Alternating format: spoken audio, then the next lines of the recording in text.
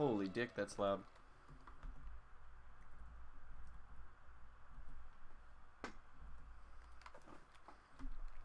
How you doing today, dude? Sorry, when I put my timer on, I literally just go and do shit for 7 minutes or however long it lasts. Doing good, I appreciate it. Appreciate you stopping by. Grillmaster, what's going on, man? How you doing as well?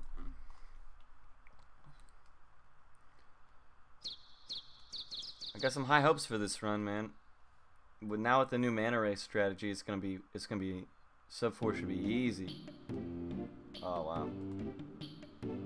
Already screwed up.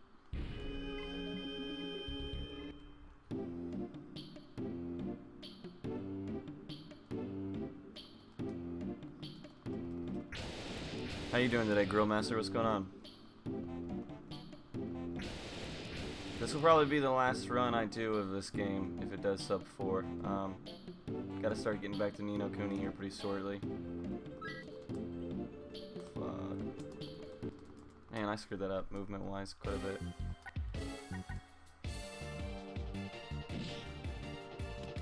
One, two.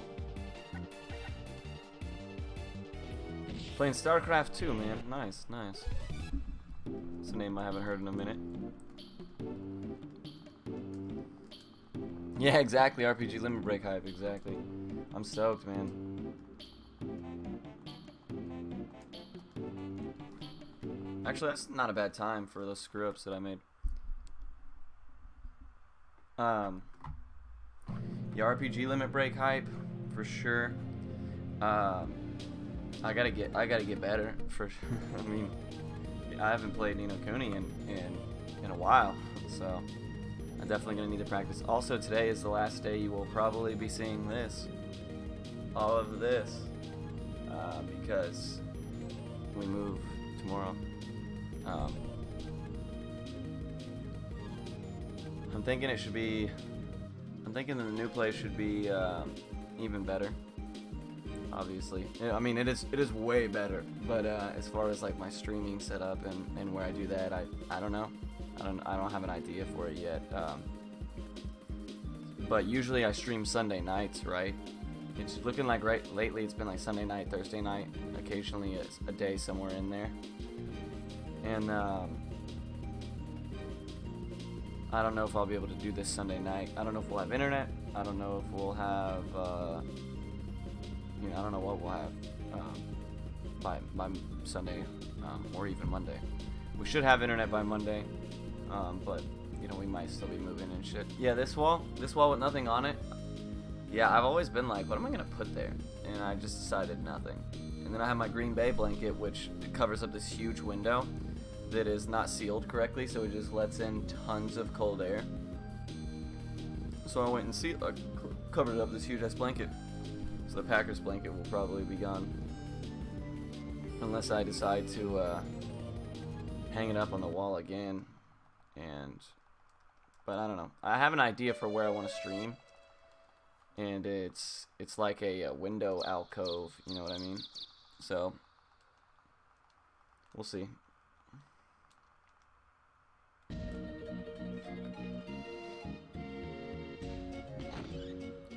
Yeah, it's gonna be interesting.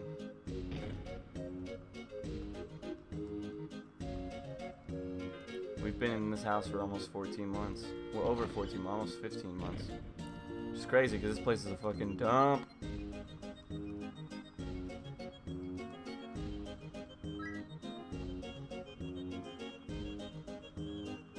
We are definitely on the upgrade for sure.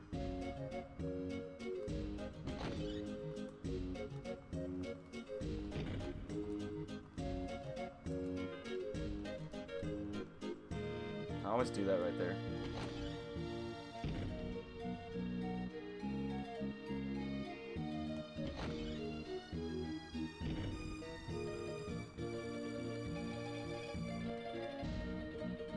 I considered, yeah, thank you.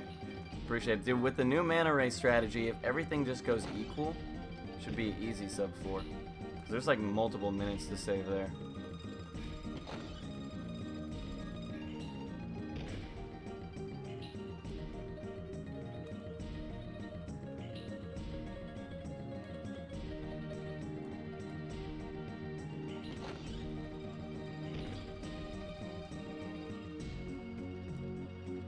Because that fight is mega inconsistent. And now it's super fast, super consistent.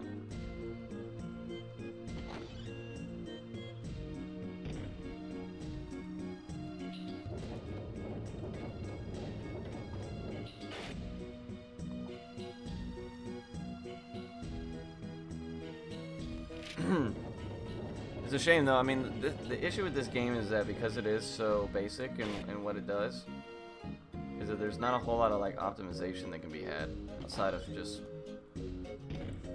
figuring out regular shit. Unless there's like stuff I'm missing because of, you know, for translation reasons.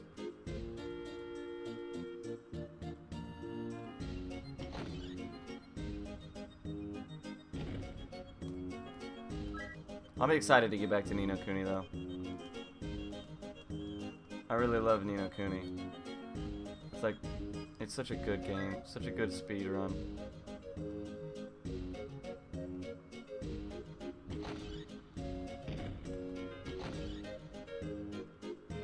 You're a vampire? Yeah, I know, I have the weirdest schedule, man. I actually didn't sleep last night. I worked Thursday or Wednesday night from about 4 till midnight or so. I got home about 1, had to drive my roommate to the airport at about 4, so by the time I had eaten and gotten like kind of chilled out, it was like 1:32. I was like, well, I can't go to sleep and then trust myself to wake up in time to get you to the airport. So I just won't sleep until I get back. Well, then I had to, by the time I got back, it was like 5 something. And I had to wake up at 7:30 to go to work, so I was like, fuck it, I'm gonna just be extra tired if I go to sleep now. So I didn't go to sleep. So I went to work today and I was like, listen guys, I'm barely keeping it together right now. I'm gonna need you to just leave me alone. Everybody's like, oh, okay. I mean, they didn't. Everybody did the same shit they always do. But when I got home, I passed out for like a solid forever. I got home at like 5. I slept till like just now.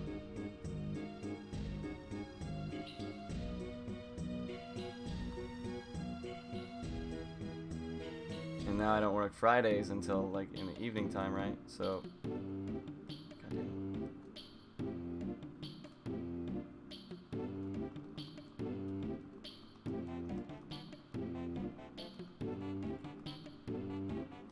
I'm happy that this game is like mostly directionally. It's very standard, right?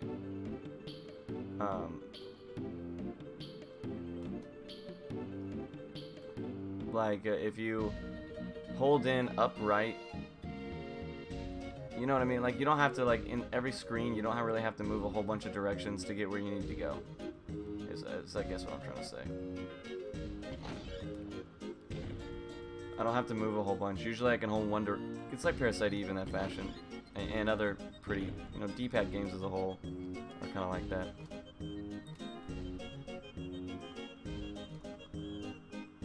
No, it is like Parasite Eve, where it's like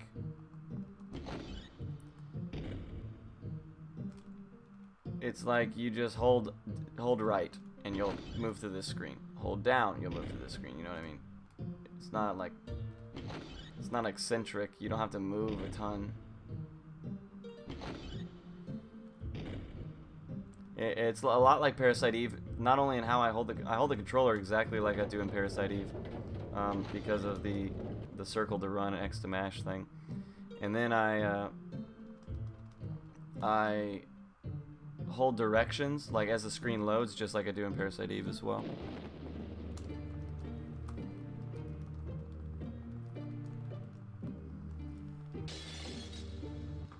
Damn it. Oh yeah. Oh no, that's super nice. Now you still get stuck on tons of stuff in this game, but it's a lot easier because like at least the stuff you get stuck on, like you can see. So it's like NPCs and crap. That's like it's not invisible stuff. Like it's reasonable stuff to get stuck on. Like, oh, I bumped into this guy. You know what I mean?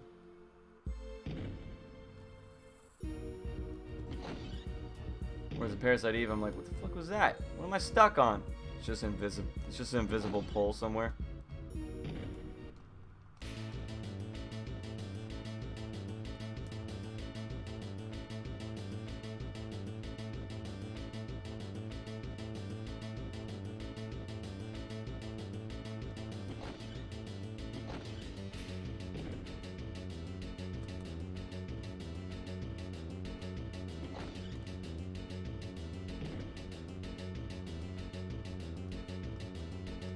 Come on, buddy, let's ride.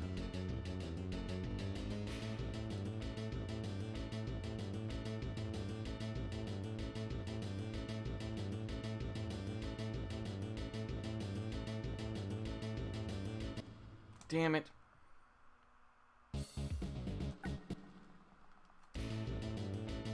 That's unfortunate.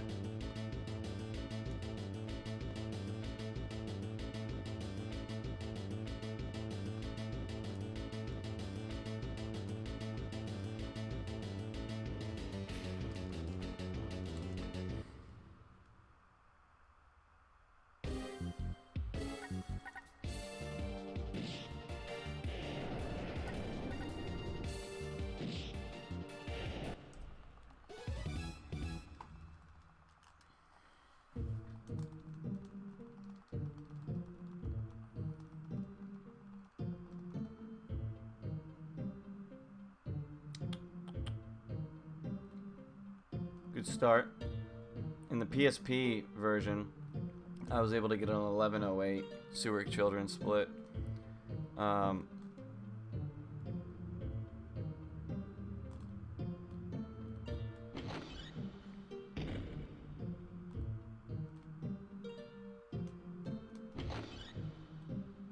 Hey, Cinder Phoenix, thank you so much, man. I appreciate you. How you doing today, boss? Did I fuck up?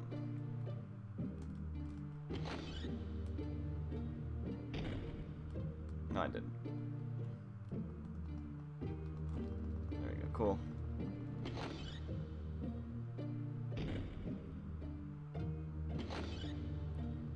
Alex Alprum, huh? Hello to everybody. Did I miss something? Did I miss a host or something? If so, I'm so sorry.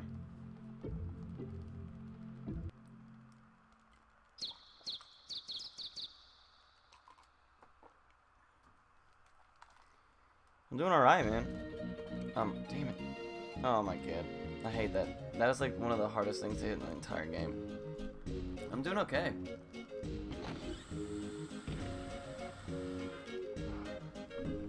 In the process of moving, so like legit everything I own is either put away in preparation to be packed or halfway packed.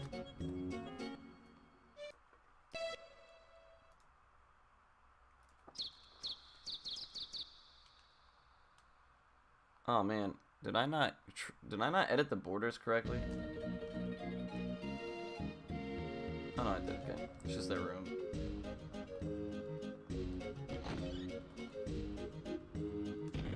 So this will definitely be the last time I stream in this spot. This will be the last time the stream looks like this, that's for sure. Because we'll be moving all weekend. Today, like the rest of today and tomorrow. Oh, what am I doing, dude? Eating time lost.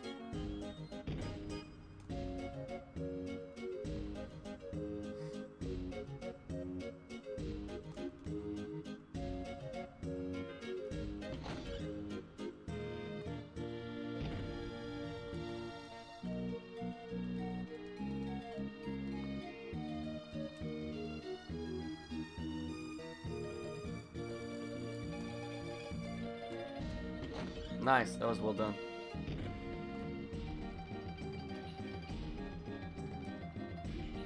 What's going on, Instagram? How you doing today?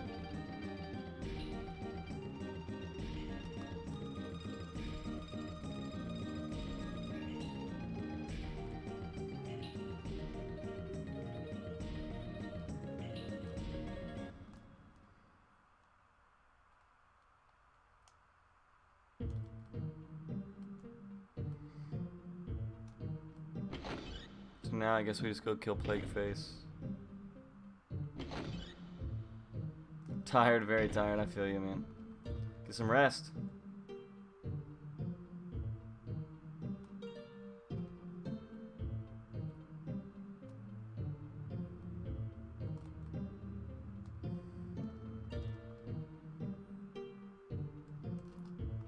It's weird that that guy has like so little to do with this game. Like, he's not hardly in the game at all.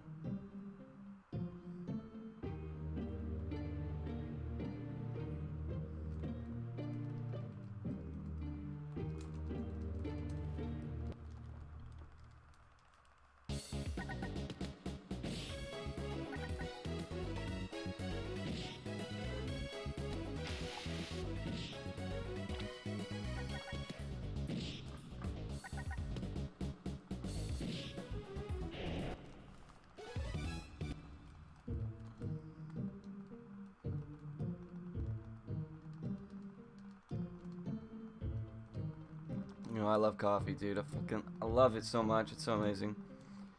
So I started reading this book called Neuromancer. It's hella dank. It's really, I'm not a book person. I mean, I love reading, right? I just, as I gotten older, just stopped.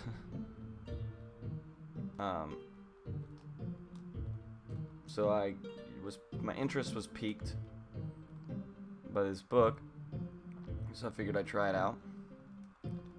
Sounds a lot like stuff I'm into, and so far it's fucking dope. I'm almost done with it already though. I started a day and a half ago.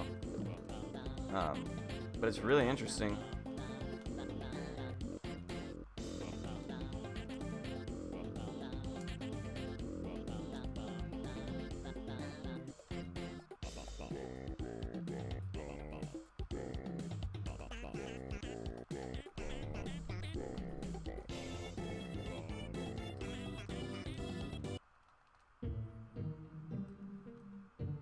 Yeah, it's pretty famous for like its category. It's kind of like a cyberpunk book.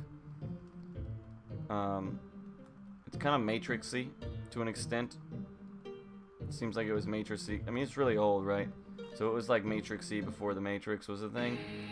But now, like, if they made like a movie or something of it now, it might not be so innovative, I guess you could say.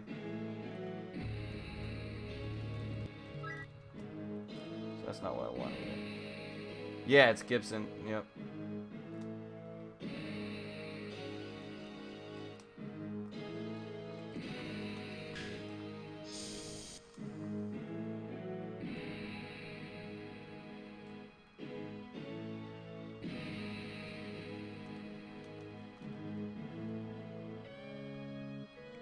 Man, I hate these tunnels.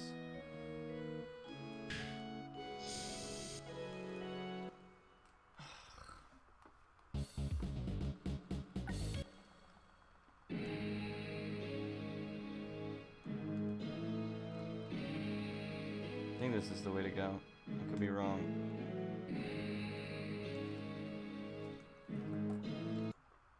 It's been a minute and I can't remember how to do it.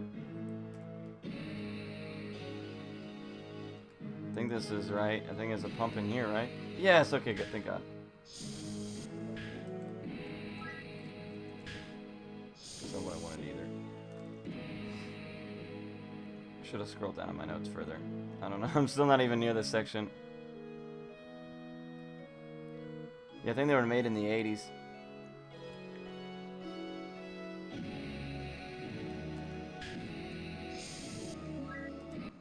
That's just a regular AoE item.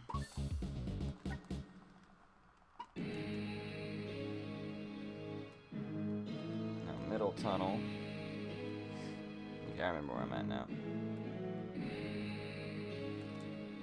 Left. Damn it! Come on, man. Why is I'm getting really bad encounter rate. Sometimes I make it through this whole area without a single one.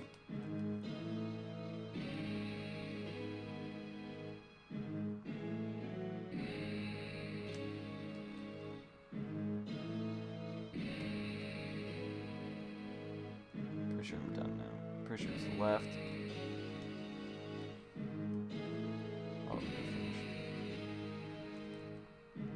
And I don't need to pick up the item here because I just picked up one. Come on, get the fuck out of my way.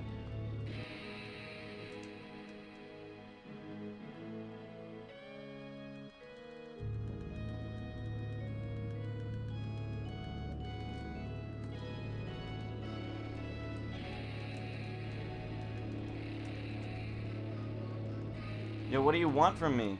There you go. I hate that part. I wish I understood what the hell she's talking about. Cool.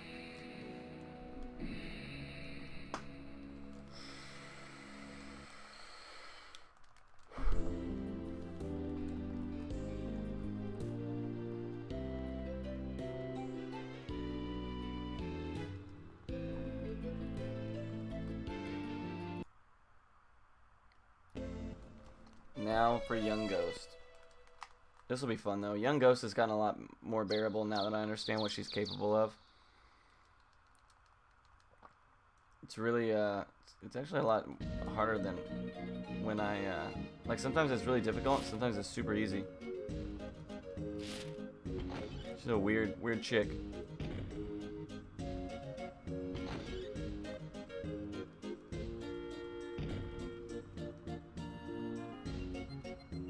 It's a shame that Buddy isn't a part of that fight. It would trivialize the shit out of it. But it's all the police scare him.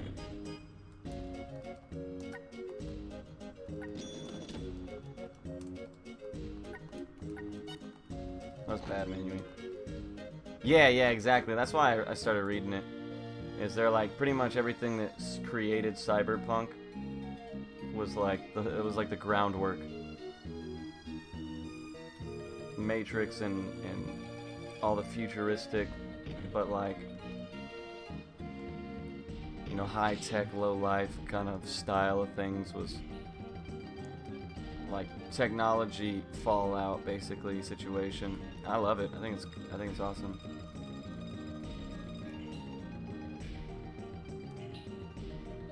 It's like my favorite thing. I have such a weak spot for that kind of stuff.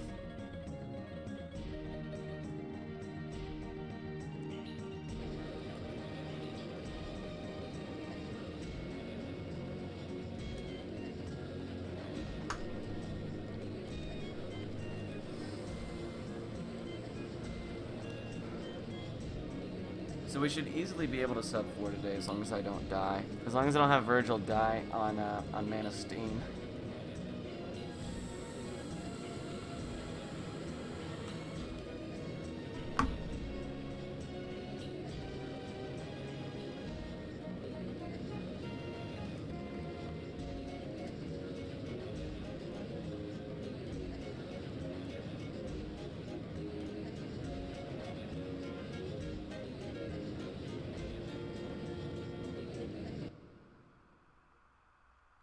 That was so feels bad. And then freaking Flashlight Eyes came to post it on Twitter. He was like, hey, he like tweeted, he's like, I'm you from the future. Make sure you pick up a revive before the last fight. I was like, God damn it. Thanks, man. Appreciate it. That so feels bad. What a shitty way to lose a run.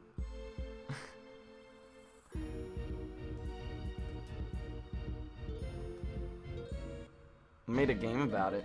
That's interesting. Wonder if it was any good.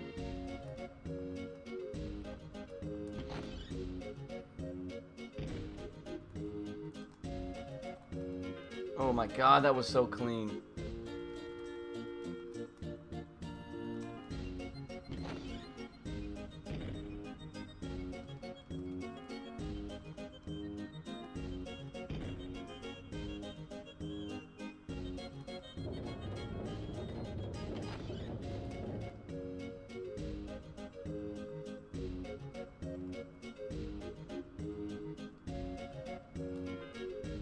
Spectre's so cool.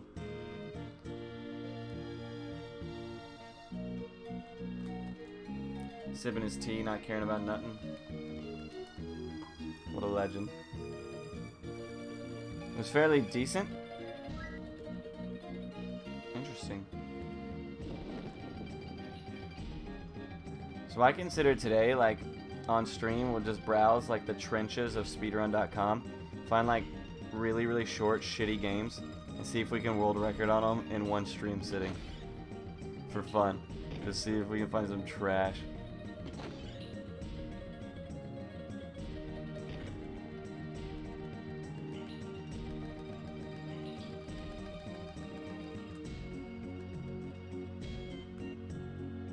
That would be fun. We'll just, like, on stream, I'll just choose a speedrun and we'll find one that looks... We'll see if we find one that looks like complete garbage, and we'll, like, it's like a couple minutes long or something, and we'll see how it goes. That does sound fun, right? If this goes to shit, we can do that instead.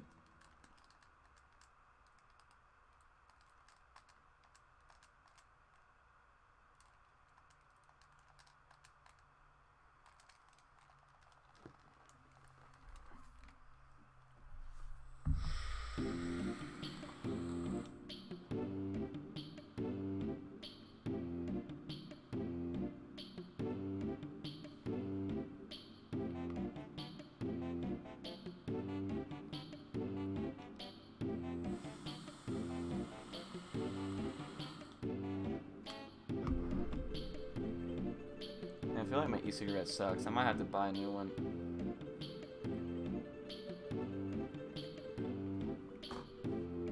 Oh shit, happy 420 everybody. Good lord. It's practically a holiday for some people. I mean, not myself, but for some people care.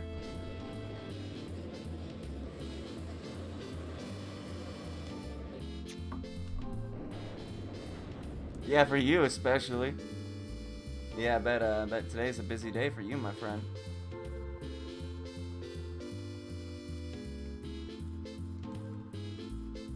Literally, all my employees took off work. I was like making the schedule, and it's like I was making a schedule, right? And like everybody requested unpaid time off on today, Friday. I was like, huh? How about that?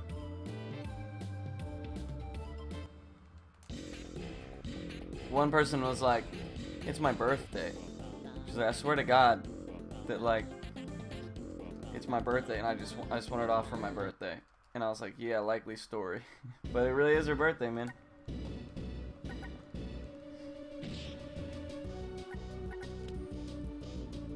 Okay, so this is what. Ooh, that was a good one.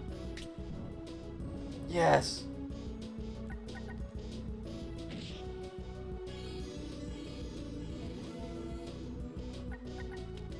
Oh man, I fucked up.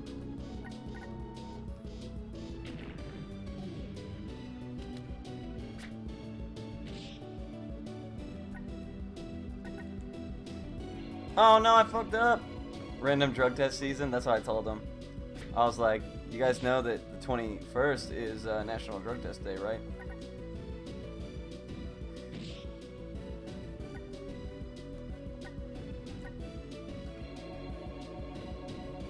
It was a good fight though still, even though I screwed it up.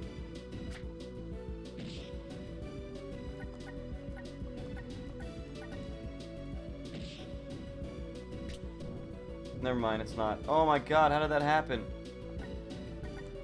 Guess we'll just wing it.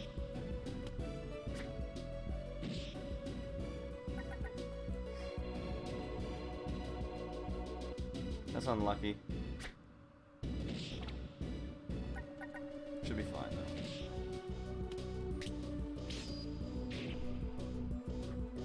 Winging it! Hey, we did it. Alright, cool. That was risky as shit right there though.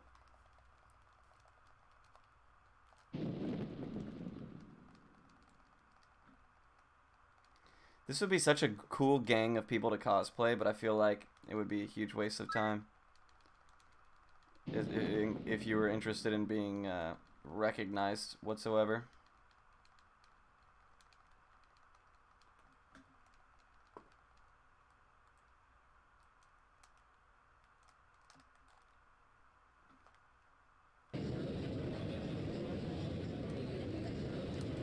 Cool. Not a terrible young ghost. I mean, not great, but not terrible. Started off well, and I missed. As soon as I input that incorrect attack, and I always do it the exact same way every single time. I input that wrong command with Ares, thinking that I'm on Jimmy, because she gets 2 turns in that one situation. And as soon as you do that, it's pretty much a free-for-all, because it abandons the pattern.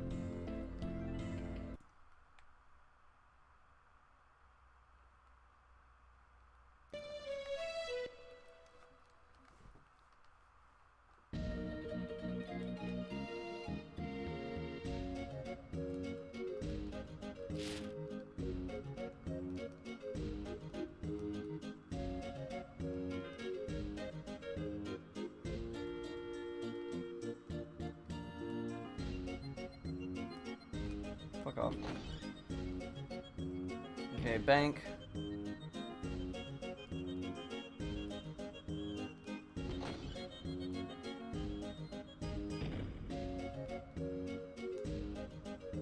Bank and then docks. Yeah, I changed some of the routes, so I'm gonna have to pay extra attention to my notes because like the way I spend my money has to be like done exactly correctly. Especially early on.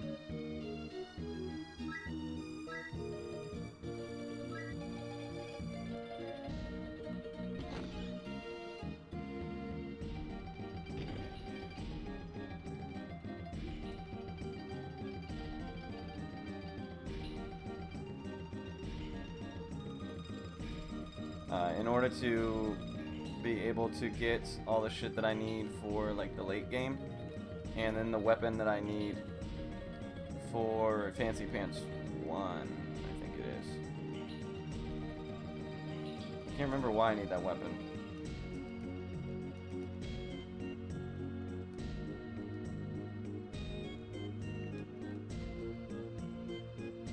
I'm trying to think.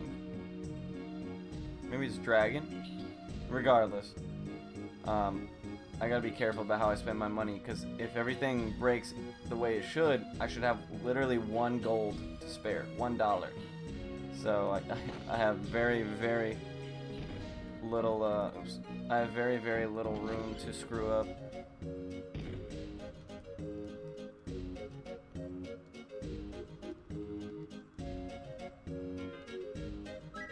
But most of the menuing happens in the next episode, episode 5. And that is when some of those adjustments have been made, so I gotta pay close attention to it.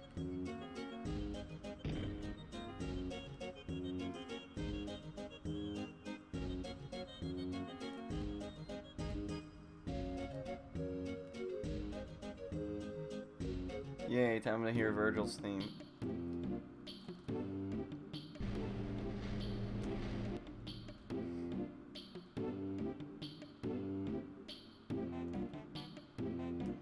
This is my jam right here.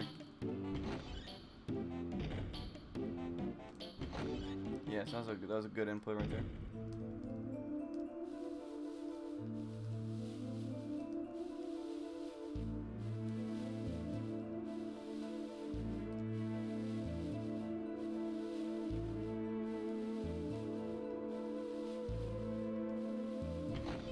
Oh, you know what?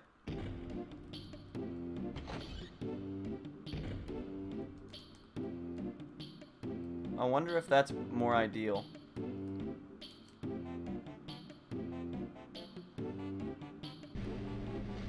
I mean, it takes a turn longer to kill the blue spirits.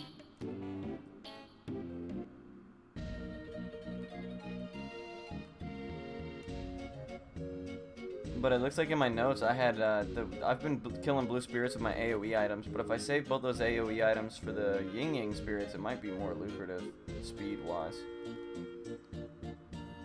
It'll cost me a single extra turn in the first fight. But will it cost me HP though? Because I don't want to have to heal afterwards. Crazy, what's going on, dog? How you doing today, man? How was the Parasite Eve running? How's it treating you?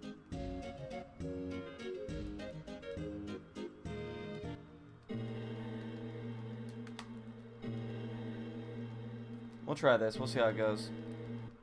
If I have to heal, I have to heal.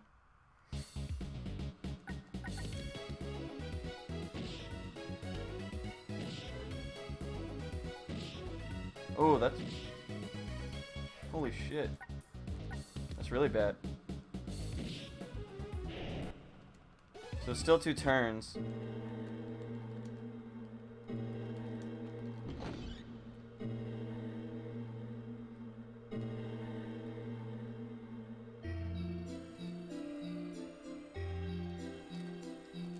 I guess I would have taken that damage regardless. The Imtin's not that bad. Loses like 20 seconds in a vacuum. All things being equal. But yeah, I'm not a fan of it either, to be quite frank.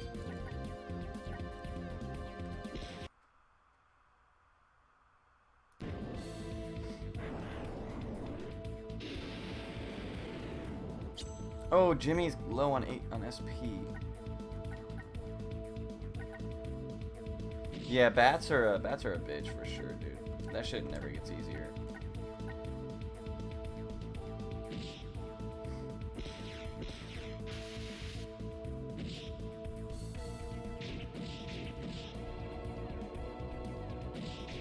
Oh man, you don't have a bunch of time saving day 6 or what? Sucks to hear though, man.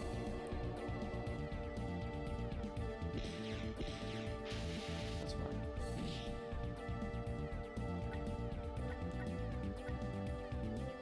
You should be dead. Close. close to it.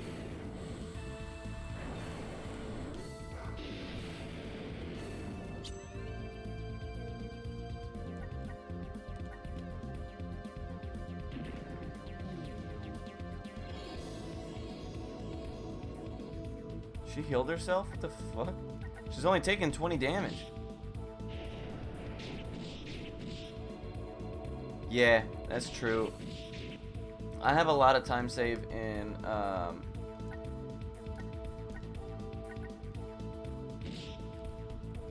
trying to think. I have a lot of time save in my Eve right before the end of day 5. Like 10 to 20 seconds probably. But outside of that, yeah, not a ton of time save left in the run. Once you get to day 6, I mean, it's all pretty much the same. You know, it's hard to. It's all pretty much the same. You know what I mean? You just like it's hard to like mega optimize that because it should go one way, no matter what.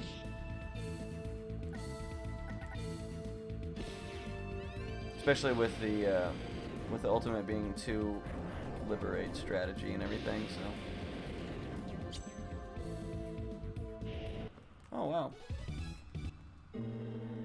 So that went really well. Everything kind of fell into place nicely right there. The fact that I needed to heal, and I was able to use an HP SP potion right there. Fuck.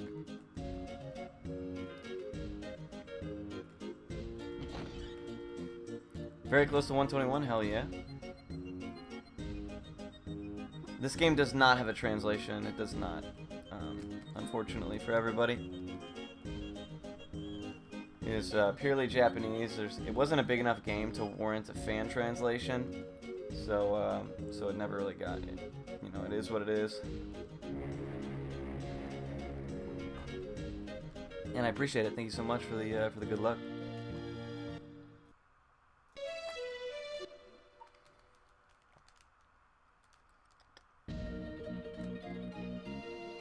Okay, so this is where I need to be careful with my menuing. We'll go to weapon shop.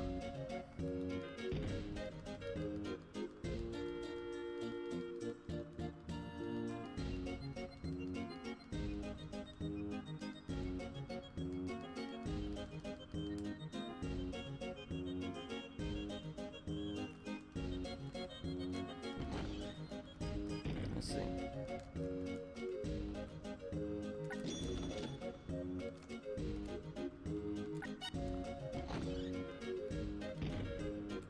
Fuck. Come on, hobo. Get out of my way, hobo. Story in my life, right? I live in Dallas, so. If I had a dime for every time I heard that. It's really close to hitting that. Okay, 11. 21.5.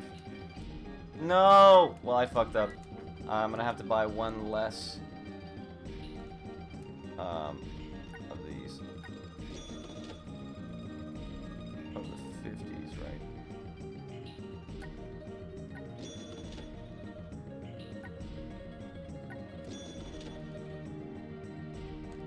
Get out of the way, Hobo Palmer. Classic. Clamor.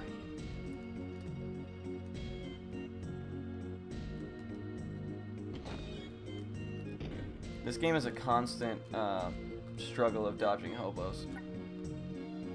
Am I doing 31? Yeah, I guess.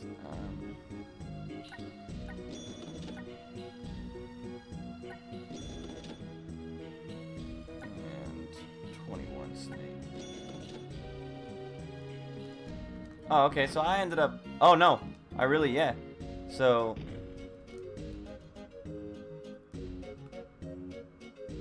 What am I doing? Oh, yeah. So had I not spent that 10 gold, yeah, so the menu that I just did right there, you know, I obviously had to... No. Obviously I had to drop an item. But, had I purchased everything how I was supposed to, I should have literally $1 left over. So had I not caught that I'd accidentally screwed that up, I would have been short when I went to buy that weapon earlier, and I would have had to go to the bank and then go buy the weapon, which would have lost me about probably 10 seconds or so, I imagine.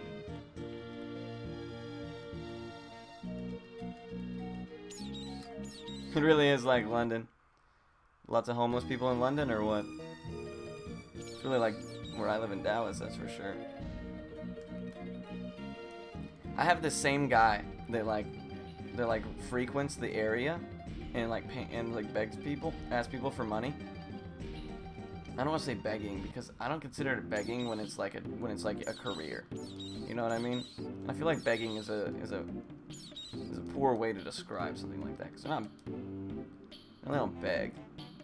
But anyways, my point is, there's this guy who comes up to me all the time at the gas station, at Ross, at McDonald's, wherever, anywhere in this like little area we have right outside where I live. And he gives me a different story every time. This dude has been like a war vet. He's been like a teacher. He's been a cop. He's had bone cancer. He got hit with an explosive. I was like, damn, dude, how much stuff have you done? Sometimes he has a daughter. Sometimes he doesn't. I'm like, dude, you got a crazy life, man. Just kidding. But yeah, he is. He's like the most impressive hobo resume ever. Yo, at least that is respectable. But this guy is like, he'll tell me shit. God damn it. He'll tell me shit. I'm like, dude, you don't remember yesterday when you asked me for money and you completely had a different story? Like, I don't believe you. Which is sad because now I feel bad about myself because, like, I don't believe someone who, you know, may genuinely need some kind of help, but, like, yesterday you had a kid and you were a teacher, and today you have bone cancer. Make up your damn mind, dude. Not to mention that Ross and McDonald's are probably the worst places to fucking panhandle for money. They're literally, like, they're not known as super high quality, high budget locations. You know what I mean?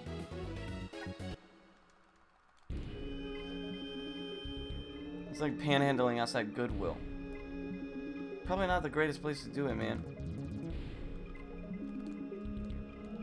But whatever. I'm sure that people will be so shocked how rude it is of me to say something like that, but this guy, man, he cracks me up. Every time I see him, I'm like, stop. No. I've given you like $300 since I've lived here over the past year and a year and a half.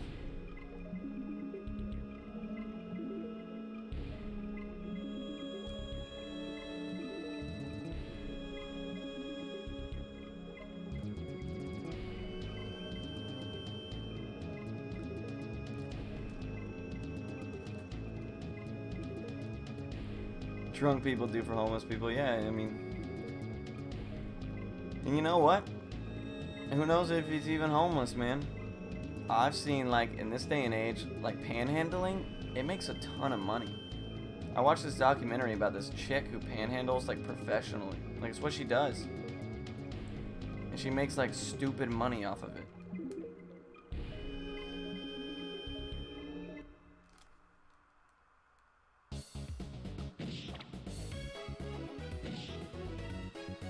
I'm gonna have to heal. Maybe not. Maybe I can just get maybe I can just be greedy.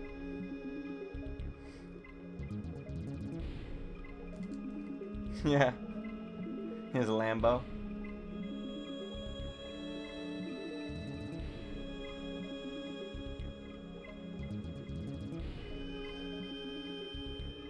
Yeah, but this. Anyways, I was watching the documentary, and this chick says she makes like, she can make. Oh fuck. She can make like over $1,000 a day easy, depending on where she's at.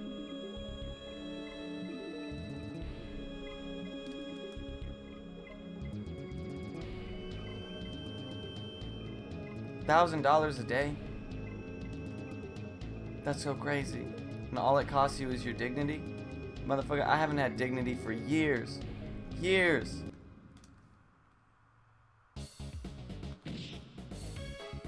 Come on.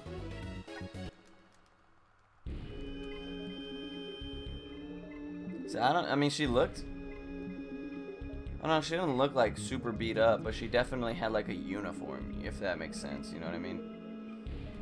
Oh, you know what? Oh, this is gonna be really risky. It is, I mean, it's technically illegal, it's technically illegal here, right? But like, and the cops will come and arrest you. The homeless people don't care because they'll go to jail and have a place to sleep and eat for free, no doubt. They're all about it.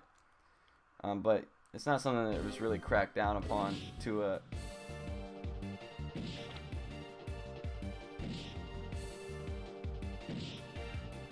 wow, that's really unlucky. So this is gonna be a slow Pied Piper. Fuck, dude, this is so bad. Yeah, same.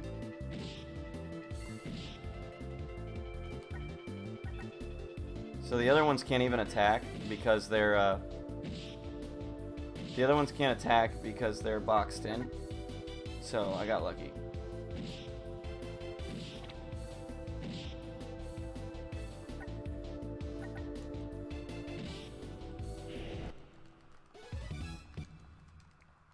Oh, begging when you're not homeless? See, I don't know if there's like specification to that degree here. But I mean, it's definitely like if they were like, hey, come on, you can't panhandle here, we're gonna have to take you in. And she was like, well, you know, like, I feel like the cops would be much less kind, forgiving.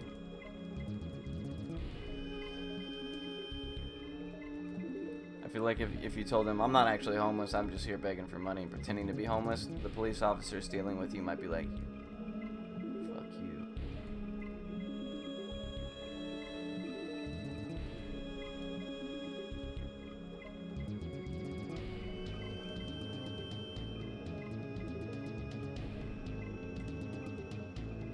I can't actually grow a beard. It comes in really ugly looking. Come on.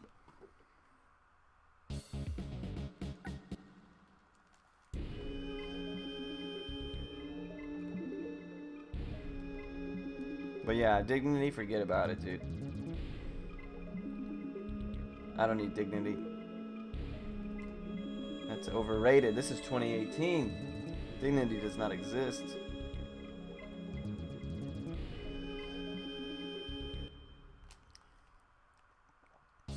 Yeah, first of all, my beard grows in the color of my hair and my eyebrows. It's like mixed. So some of it's blonde, which is really hard to see, and then some of it's dark, so it looks like I have it growing in like splotches, you know what I mean? Because it's like calico. It's really odd, man. It's really weird.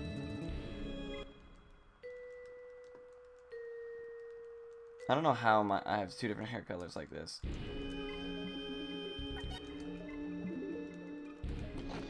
Everybody always asks me if I like color my eyebrows, and I don't. But like my mom has blonde hair and blonde eyebrows. Like she looks like she doesn't even have eyebrows.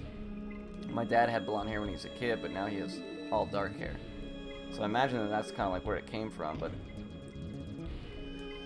to have different, multiple hairs, multiple colors of hair inside my head is so weird to me, dude. These are the things I stress about.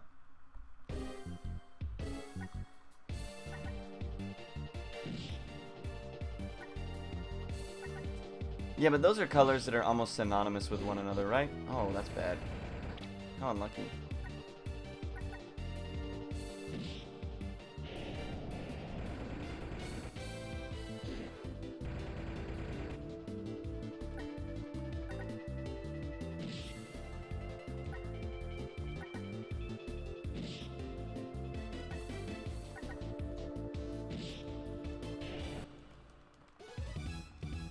Five white hairs in your beard. You're dying? That's probably... Yep, probably dead. Probably dying, man. Gonna have to pack it in, boys.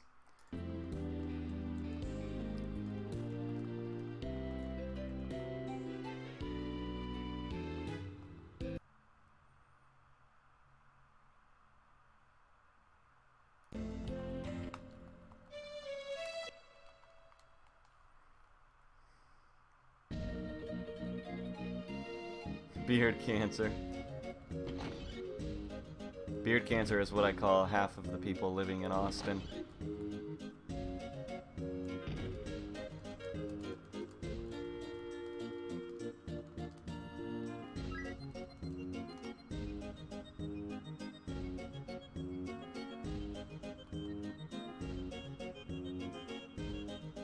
Oh, you're a piece of shit. I wasn't fast enough. That was my fault.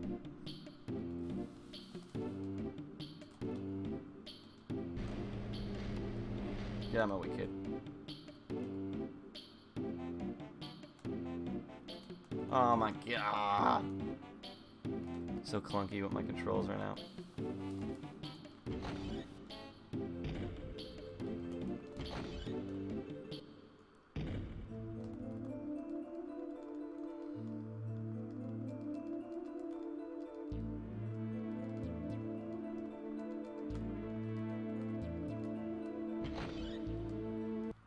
I love that song. I don't know what this is, but I'll take it. Oh.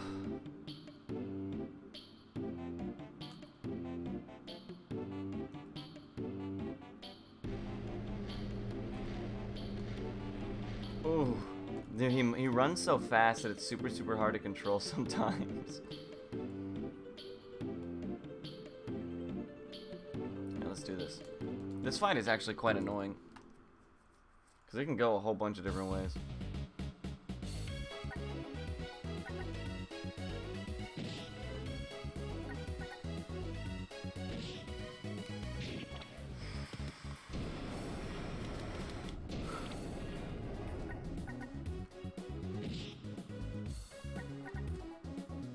I wonder if it would be faster to just try to utilize some kind of AoE ability, like Jimmy's.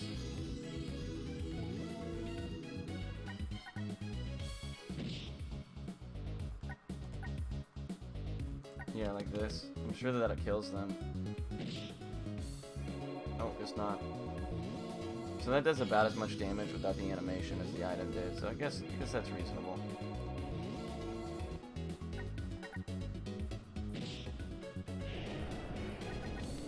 Saves me two AoE items though, so I'll take it.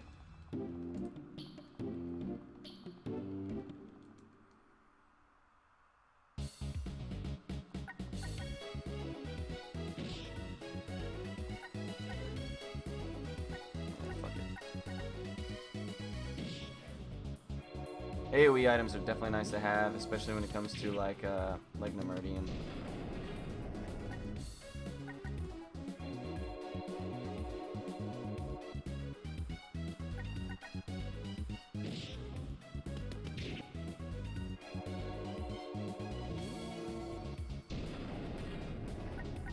Jesus Lord.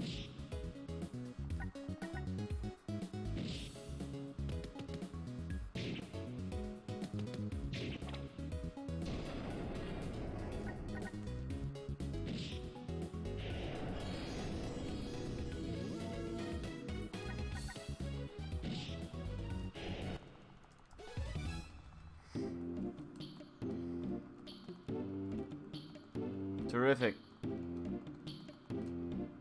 Man, these early game fights are always so close because I don't have like real strategies for them. You just pretty much just don't die.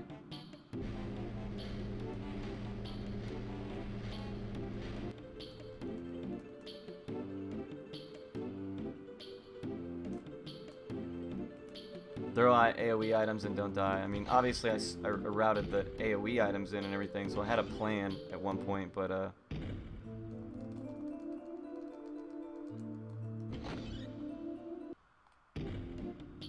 they're always so close. I mean, I guess I could obviously heal and not have to stress about it, and it wouldn't be that close, but that's slow.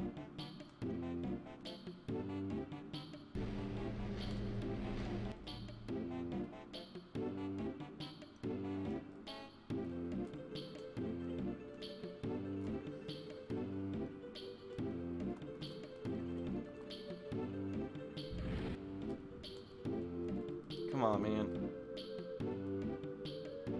It's so hard to navigate this little pathway right here. There we go.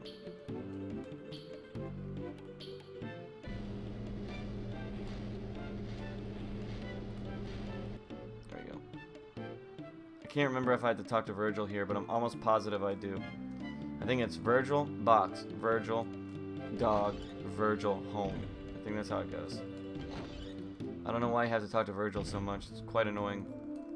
But I lost a lot of time in the past over over thinking I didn't have to talk to him, and then I had to like run. I ran all the way over to the other side of town, and then had to come over here again. And it's like the longest, like from the greenhouse to the graveyard is like probably the longest distance you can travel in the game. And that's almost there. I guess from Chinatown to the graveyard would be the farthest. So that's quite a ways you're traveling.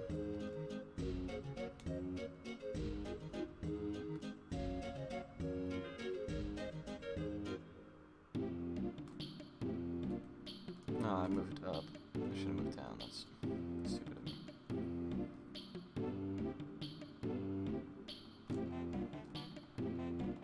Terrific.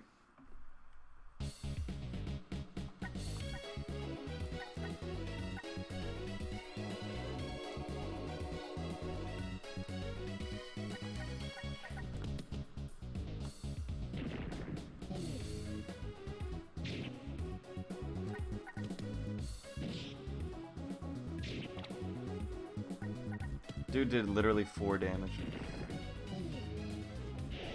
Killing me, buddy. Killing me, buddy. And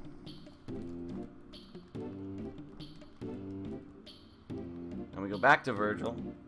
I mean, I guess I can try to stop by my house real quick and see if it... Well, no, because I don't want to zone in and lose that extra load. I know for a fact I got to go to Virgil now. The only time that I'm not 100% positive is the dog. Like, after moving the box.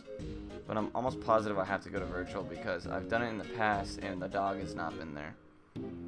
You know, maybe I should bother to translate that little section and see if maybe Virgil says something that's a little telling that I'm missing out on because I can't read Japanese.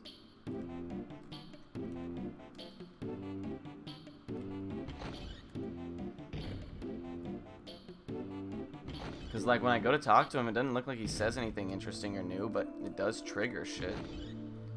So, I gotta imagine that it means something. So there's a couple screens in the game, going up those stairs right there and going up the stairs in this area that's upcoming. Like when you zone into this onto the street with your house. That guy always gets in my way.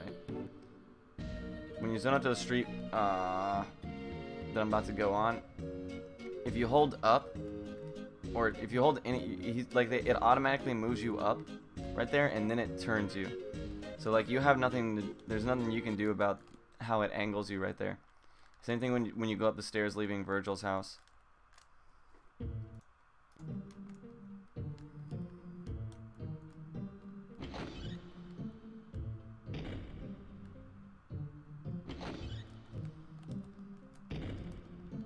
It literally it moves you in a direction until you've cleared the stairs, and then you can control. So it's weird how that works. But it's helpful for me because I can actually just start holding the next direction I need to be moving. So it saves me a couple inputs.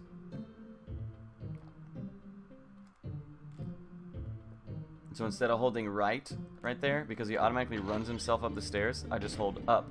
Because as soon as I clear the stairs, I'll need to be moving upwards. And I don't actually get that control until, like, it's, you know, the up is actually what I want to be holding. If that makes sense. It's weird that it does that, but I like it. It just takes some getting used to, that's for sure.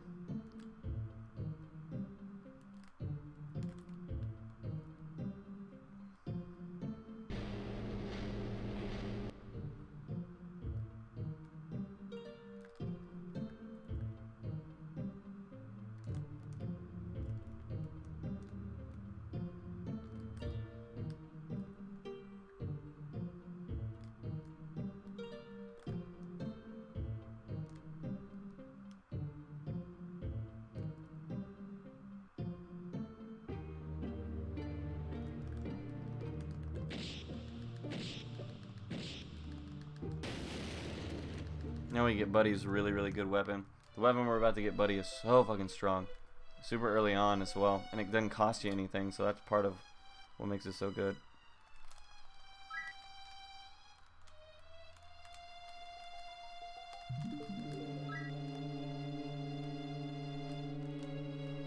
Wow, no encounters so far. That's really nice. Bummer. Bees are super easy to kill though, or super easy to run from. There you go.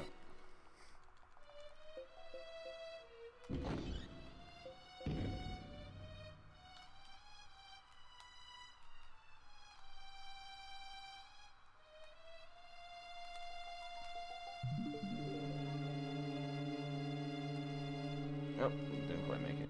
Cool. I feel like I'm gonna save a lot of time in this next split because of that.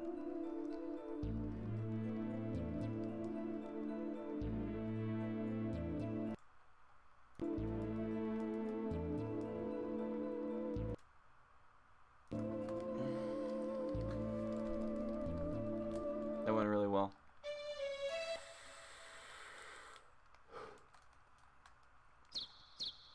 Playing this game on PSP, although it's technically it's not really fair. Man, I bet it's so nice. If I get some like component color cords for my PSP, I might consider doing that one day. Because I just like how this game is so beautiful, right? It's super, super pretty. And like the composite cables just really make it really gross looking. Like it deserves better.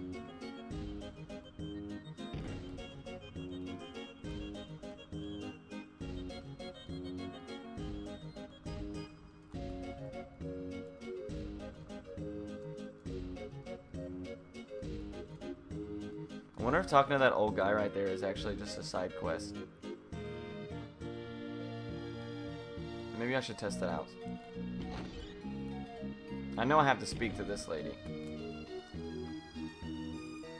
The art style reminds me of Breath of Fire 4. Yeah, I think so too. Especially with like the sprite animation and whatnot. Obviously, it borders on the slightly more cartoony. Like a little bit more innocent, childlike kind of cartoon design than Breath of Fire 4 does, but I think it's just as pretty, if not even better. Breath of Fire 4 came out later.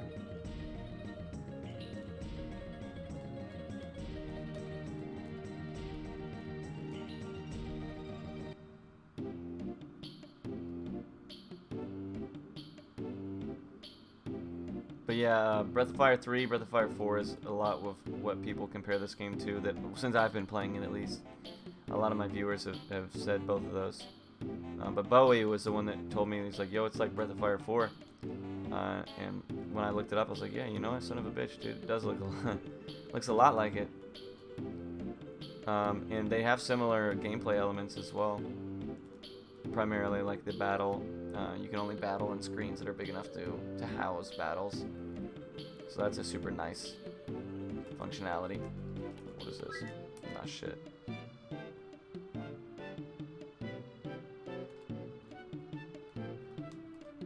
Oh, I ran the wrong way.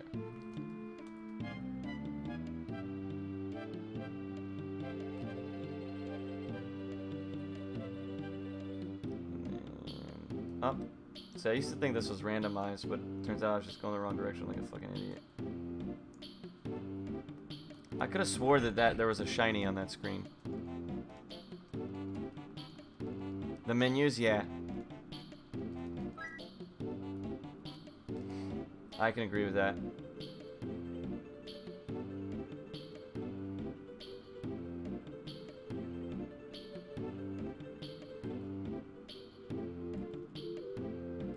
Oh, I went the wrong way. Oh well.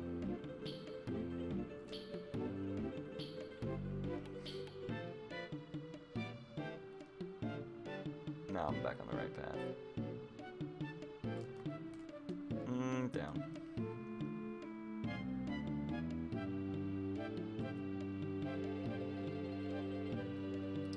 Sweet, so I remembered the path exactly this time.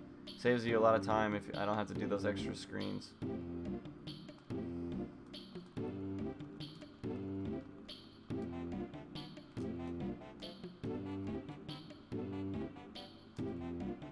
Why does it always curve me that direction? I need to input one down on that screen every single time, and I always forget to do so.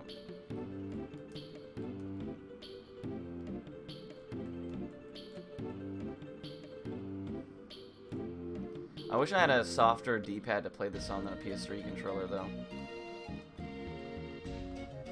That's why I think the PSP would be incredible for this. The PSP's D-pad and buttons are super, super comfortable. Maybe a SNES controller. I think the D-pad on the SNES controllers is pretty nice. But the shoulder buttons are important, and the SNES controller shoulder buttons are probably some of the most dreadful things that have ever fucking existed.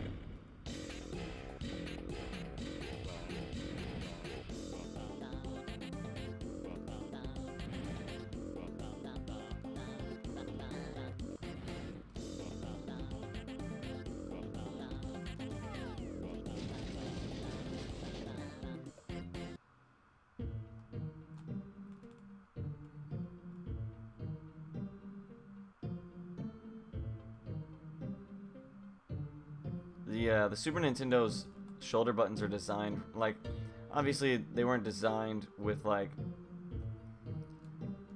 you know, heavy shoulder button usage in mind, because the way that they're designed is super not intelligent. I took it apart because I wanted to see if I could maybe modify the way the buttons work to see if I could make those shoulders work a lot better when I was running Earthbound and Mother. And I just couldn't get it to work in a way that was comfortable, because it's like the shoulder buttons are massive, right? They're like these huge long buttons, but the actual like button inside the controller that's pressed is only on one side of them. So you have to, so if you touching anywhere on those huge shoulder buttons does not actually input the shoulder command very frequently. You have to touch it over specifically where it's the button underneath the plastic actually is, which is like tiny and all the way up to the sides. I can't stand it. Which is a shame, because like they're great controllers otherwise. Those shoulder buttons just piss me off. Not that I use tons of shoulders in this game. Parasite Eve I use tons. But fortunately the PSP has 2 shoulders, so it's not a big deal. Same thing with this game. I'd be able to run it on PSP without much issue as well. But games like Mother 1 especially, and Earthbound for that matter, you use the shoulder buttons to a ton. In Mother 1 you use it to run, so it's like really important. But in Earthbound you use the left shoulder to input the correct command instead of having to choose inspect and all that stuff from the drop down menu. It'll automatically input the command that is. Damn it, I keep getting those, man. I don't know what they do. I think those are the paralysis items, which is fine. I'll take it. I mean, I have more than one, and I only need one for Demerdian, but it's whatever. But yeah, so like in Earthbound, the left shoulder, not only do you mash text with the left shoulder and X, staggering it, right? But instead of choosing inspect, talk, whatever, if you run up to an object and you hit the left shoulder, it'll automatically choose whatever the correct input is for that object. So like a person will talk, a box will inspect, and blah blah blah. So you don't have to manually choose those commands from the drop down. So it's used like crazy. And the Super Nintendo controllers are just, I don't know, maybe I'm spoiled because I'm so used to the L1 and R1 on PlayStation controllers, and that's pretty much all I've played my whole life, but man, they could definitely be made a lot better.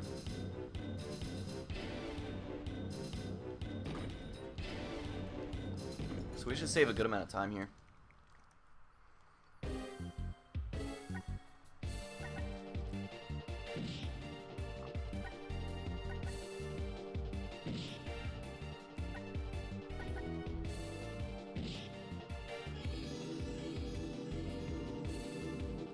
Oh, that's super nice. Hopefully I get one more attack off. That would be dope.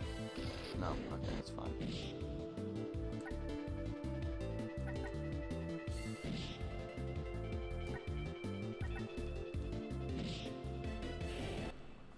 Woo-wee!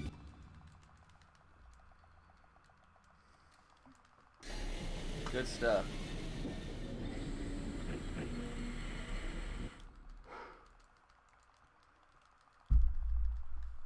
I'm excited for the new mana ray, man. That fight is like my least favorite in the entire game, and now I'm actually stoked for it because it's gonna be really consistent and fast. I don't know.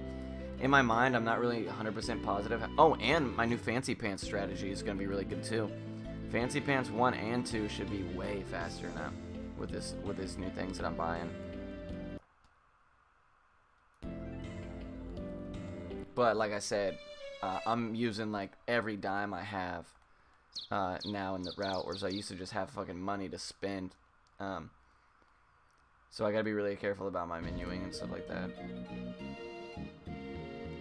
So right here, I need to go buy a $2,500 weapon. And I should have $2,501 but because I knew that I spent more money than I had earlier, I had to not buy. I ignored buying a. I ignored buying a single item to give myself the money to make up for it. So right now I should have 21 instead of just 1. But this item is like one of the strongest in the game for a long ass time. You know what? I bet it was faster to go top-wise to Main Street, but it's okay. Careful about menuing. What is that? I usually do pretty well with menus once I get them down to muscle memory, but because I change this route pretty much every time I play, it's really, really hard to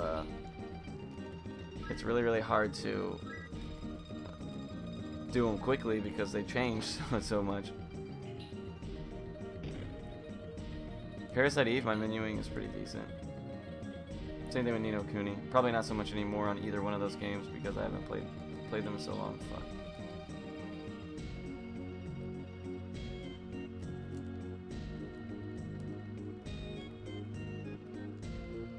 This might actually be my least favorite episode in the whole game. What is this? Nemeridian? Yeah, this shit sucks.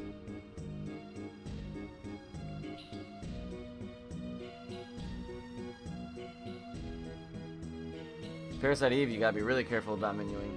If you equip the wrong gun, it's pretty much game over.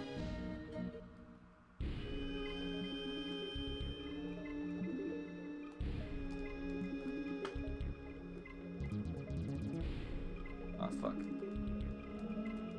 Forgot about that.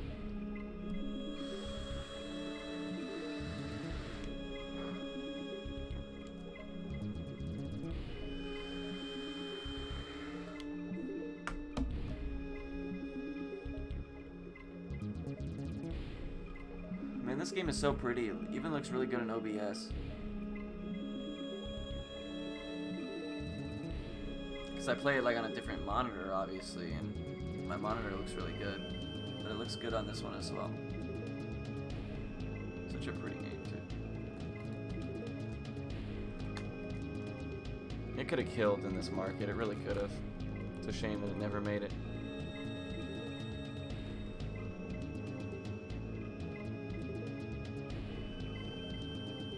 Like, look at the sprite work. Look at the shading, like, at the base of his hat. Oh, man, it's so good, dude. I love sprite work, man. I think sprites are some of the coolest looking things ever. Like, look at her hair bob when she runs. Just these tiny little details make this game, like, super great. In his coat, like, it actually splits as his legs move, you know? As if, like, the coat was folding around his legs as they move backwards. I don't know. I know I'm being like mega specific, but small little details like that really catch my eye.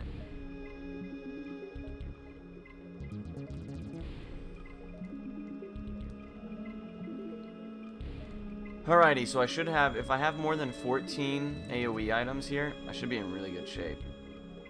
If I have 14 or less, if I have 14 or more, I should be in really good shape. If I have 13 or less, I'm gonna have to figure something out.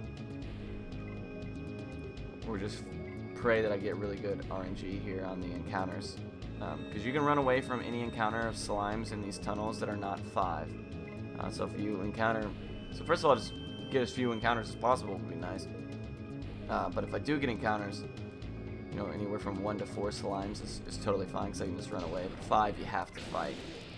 And it takes, was it 3? No, 4. It takes 4 AoE items to kill. So every time, it's just 4 more that I'm losing. Oh, I have 15. Cool. So I should be alright no matter what happens. Where did I get that extra one? Oh, from that one that I didn't use in the Street Thugs fight. Yeah, so everybody's gonna miss now. Yeah, so this is really good padding. This means I'm gonna get 2 more encounters, I'm pretty sure. Only one that I have to, or I'm gonna get 1 more encounter that I have to fight. I think I'll get 4 more total. 3 that I don't. If it is the exact same RNG that I had last time. Okay, cool.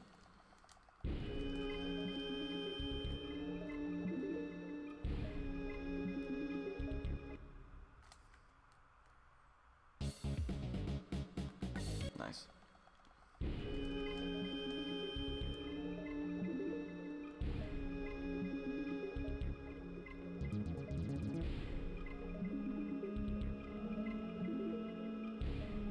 Cool.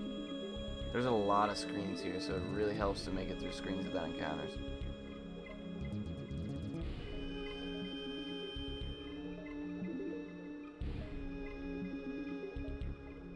Oh, by the way, somebody hit me up about Thousand Arms and asked if like what was allowed and stuff like that. And you know, I pretty much explained I don't really have any rules for the game. Yep. So this is the same RNG I got last time, which means we should be straight. I don't have to fight anymore now that I think about it.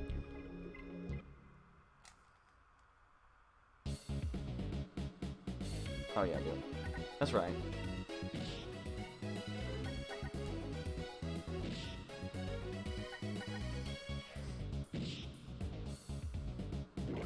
So, like, if I really cared to break this game down, there's absolutely RNG manipulation that could be utilized. Because whatever I did this time, I was able to recreate exactly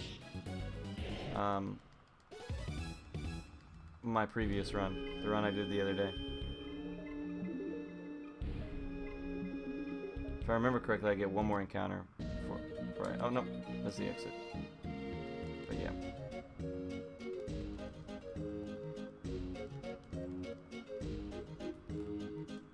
But I hate RNG manipulation in games, especially when it's like super difficult, like Chrono Trigger, Earthbound, stuff like that. That stuff's like mega advanced, and it's quite difficult to get used to. Like Mother 1, I was able to learn RNG manipulation really easily because it's not crazy difficult. I always be getting in my way.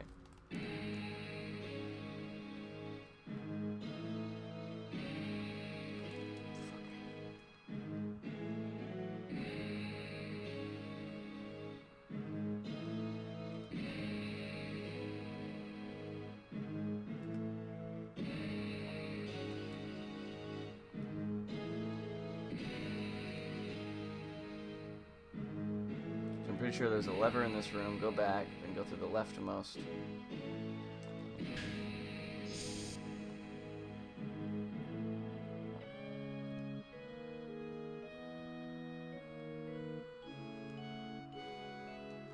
Come on, man.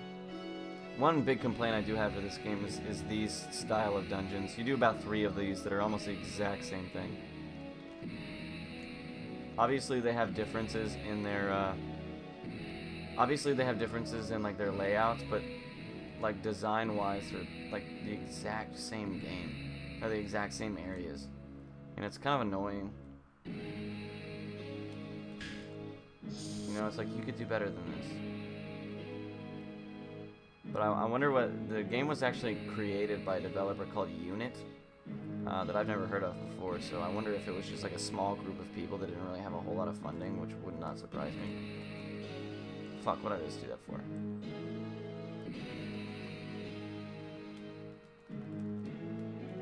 Oh my god.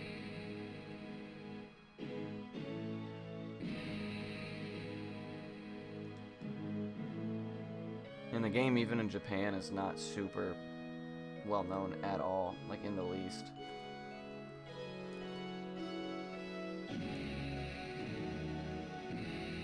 Oh, I forgot to split tunnel slimes. I always do that.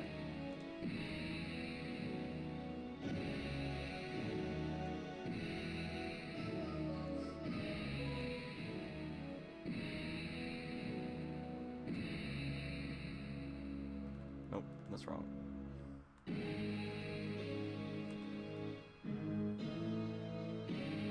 we go.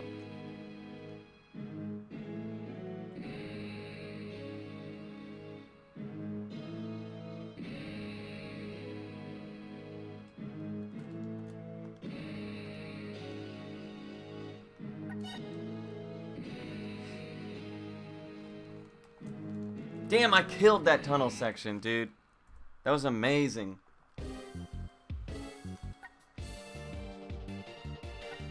Ooh, what do I do here?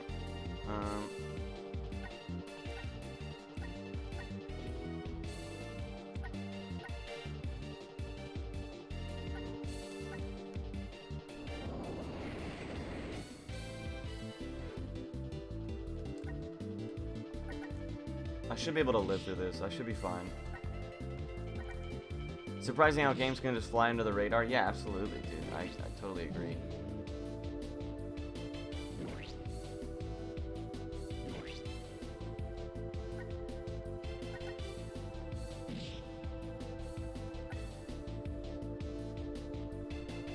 I guess it doesn't matter, because even if he dies, the fight isn't any worse off. Yeah, we're fine. Tunnel slimes rule. Yes! Odoil rules.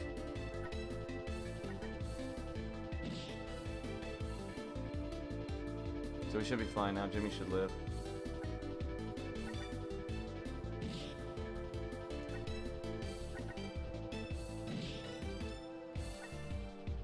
Should be it, right? Ooh, boy, that's huge. Man, I killed that tunnel section. That went so well.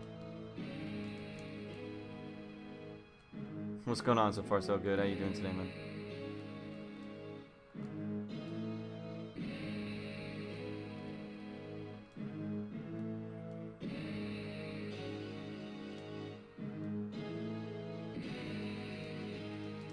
Was it this one? Yep.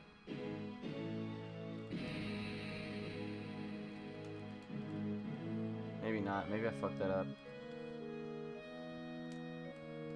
No, I didn't. So it's right here. Yep. Cool. Perfect.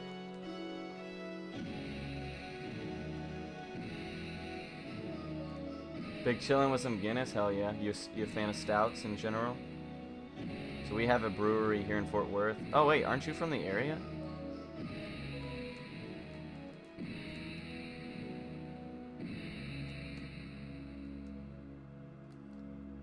I screwed that up.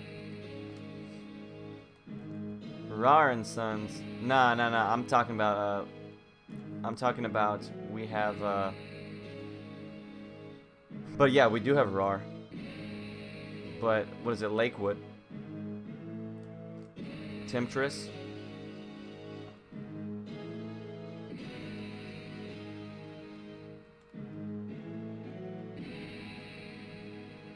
I think it's Fort Worth. Cool, so did alright. That was a good section right there. The main's coming back. I went through one incorrect room, but it still connects the same. Yeah, Temptress vanilla milk stout.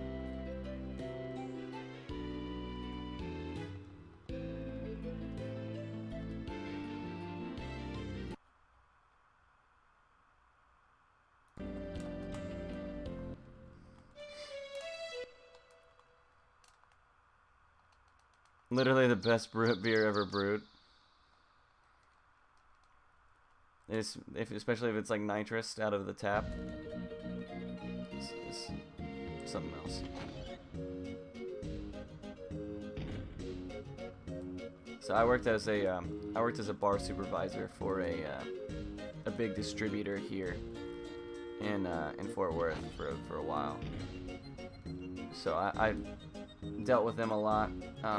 Lakewood, Revolver, RAR, even a little bit with Eastsider, Austin's company. I'm trying to think of what else.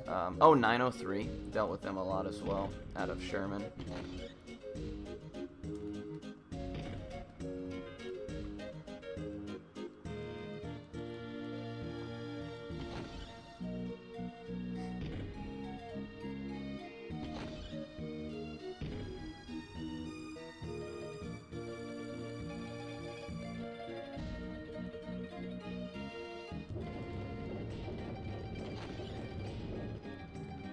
Alright, so this is like probably the shortest, probably the second shortest. You know, honestly, the DFW brewery game is strong. It really is. Oh, Deep Ellum. Deep Ellum is a huge following. The Dallas Blonde and the IPA are both really, really popular.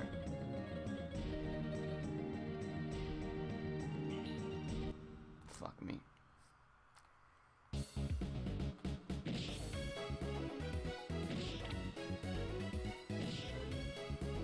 What a bad encounter, good lord.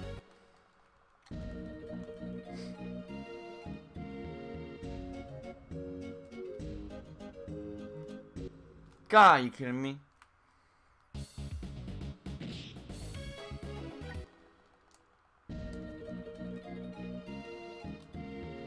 Yeah, when I was drinking stouts and coffee porters and stouts were my favorite.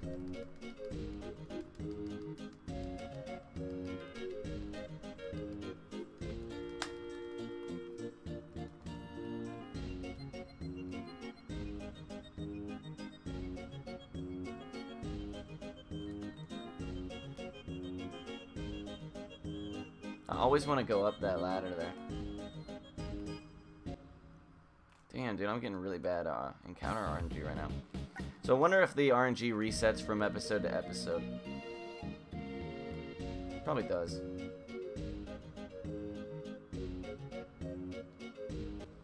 Alright, cool. So we might lose a little bit of time here based on the encounters. Maybe like a minute, 30 seconds or so. I don't know.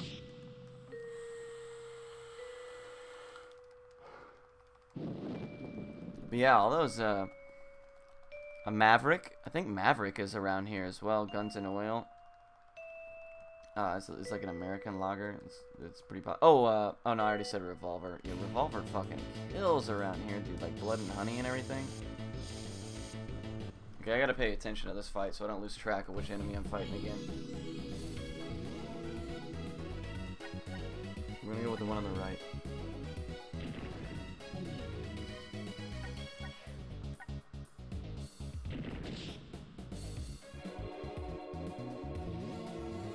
Attack buffs.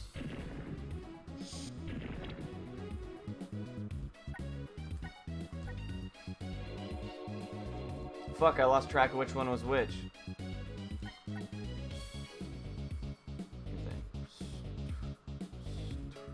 This one is the correct one, I think. Yeah, Blood and Honey is insane around here. No, you know what? I fucked up. That was not the correct one. The one that's in front of Jimmy now is the correct one. Oh well.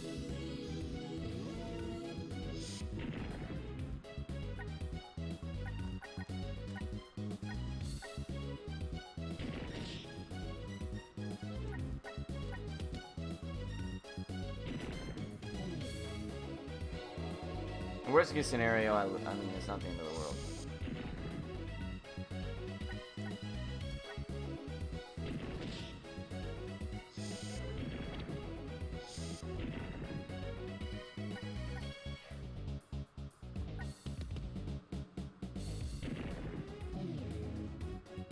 Damn.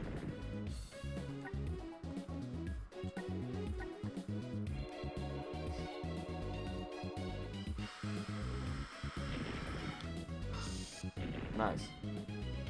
So that could have gone really poorly had they come for Jimmy right there. We should be good now.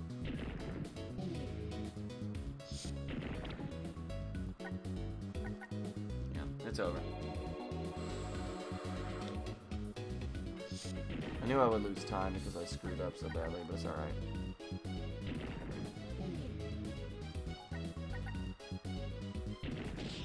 So where are you coming from, Cinder? If you don't mind my asking.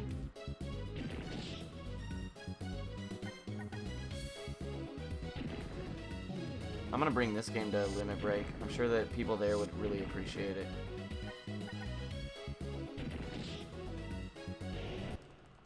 So I lost about a minute. That's okay.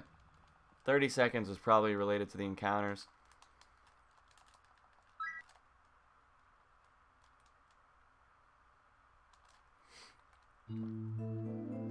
Iowa, huh? That's interesting.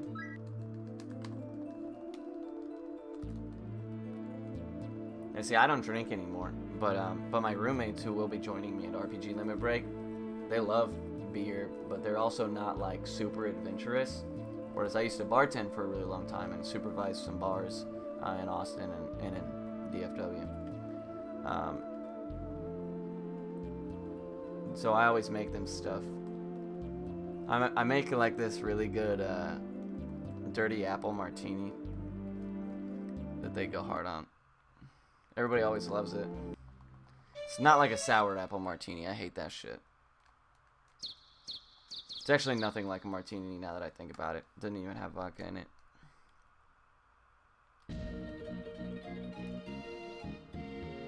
But they're huge into like, they want to try all the beers all the time. So I'm sure that they, while we're in Utah, they'll probably go hard on some local beers.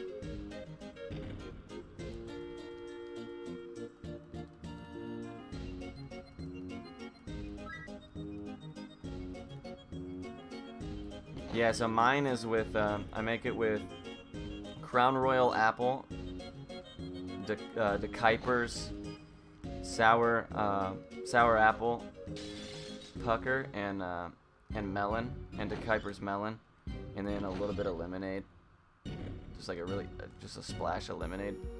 That shit comes out really good and really strong.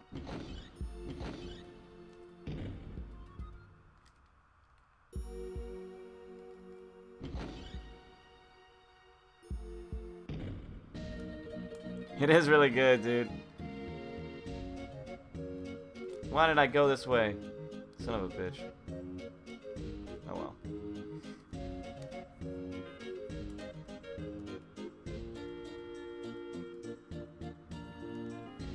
Man, and see, that's the thing, right? Beer and even liquor to an extent, especially when you're dealing with mixed drinks. I mean, you just gotta find what you like, man. And there's so much out there. It takes a minute to find something you really like. But once you find something you like, it's kind of like how I am with anime, right? Like, I have one specific type of anime that I found out that I really, really love. And this is super weeb of me to say, obviously. But now that I like it, I look for only that. And, like, I pretty much look for that specific style. And that's it now, exclusively. But I'm never disappointed. Because I always know it's going to be good because it's exactly what I'm looking for. And you can do the same thing with beer. You can, once you get used to, like, you really love stouts, you really love fucking, even like Pilsners. Shit, if you find out you really like Pilsners, no judgment from me, you know?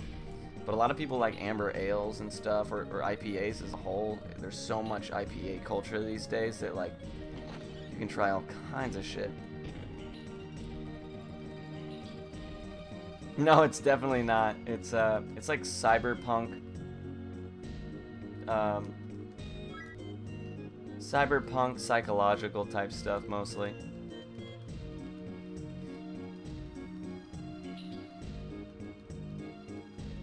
I feel like I'm getting sick. Like my throat feels scratchy. Yeah, IPA culture is so huge now, dude. But it's cool because you got like all these tiny little companies and people who are, it's kind of like e-cigs were for a while, right? When e-cigs first started happening, dude, it was everywhere, man. Paranoia Agent, yeah, I fucking love Paranoia Agent. Paranoia Agent, Serial Experiments Lane, fucking Ghost in the Shell, even. Ungo was one of my favorites ever. Erased, Monster, Darker Than Black, all those kinds of things. Psychopaths, fucking love Psychopaths. But yeah, IPAs are huge, right? And there's like You got this IPA and that IPA and like mega high IBUs and like really low IBUs. Oh, so that's why part of the reason I loved 903 so much. So they made this German wheat beer that was like mega high alcohol content, super low IBUs, and it was a toasted coconut IPA. Dude, it was really mind-boggling. It was fucking amazing though. But it's not good out of the can because like that coconut would settle. So you had to get it out of the tap, and not a whole lot of people carried it. What am I doing? I gotta go to the bank. But just like obscure weird shit like that, dude, there's so much of it out there that it'll take a while to find something you really like. But when you do, I mean, you can just look for that specific type, and you know for a fact that you're gonna like that shit everywhere you go. Yeah, man, you'd be surprised. Sometimes I go to places and they're like, we got beers on tap, and it's like Bud Light, Miller Lite, Michelob Ultra, Blue Moon, and Stella. And I'm like, okay, so you don't have beer. You don't have beers on tap. You have alcohol mixed with water.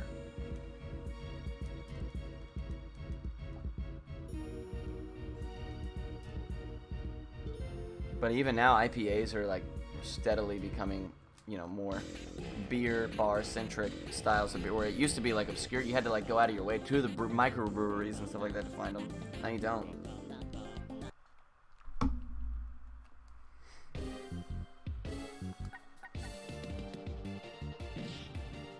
Oh man, you fucking me bad.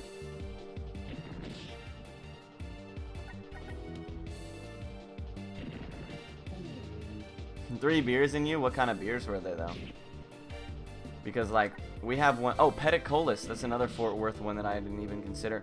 So we have one in the area called Peticolas, and they make a beer called Velvet Hammer that's like 10, oh my bad guys, holy fuck, that scared the life out of me. It's like really high alcohol content. It's like 10.5% or something like that, if I remember correctly. Damn, Jimmy, buddy, you're fucking me bad. Wow.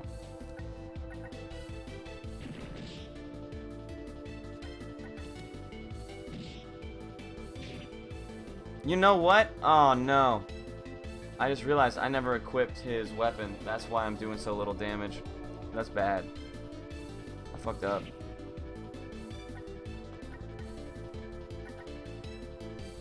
I'm gonna have to use this. So I'm gonna lose time on the split, I imagine. Hope I get lucky with RNG rolls.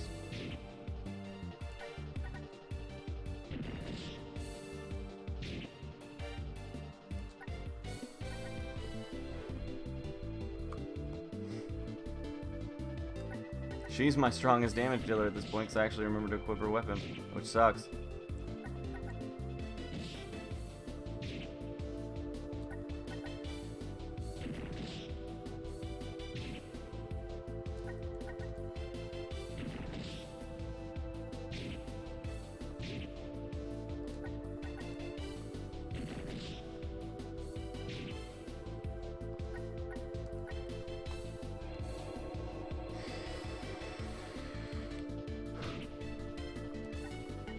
Yeah, it's different to have 3 Bud Lights or 3 fucking, like, mega stouts.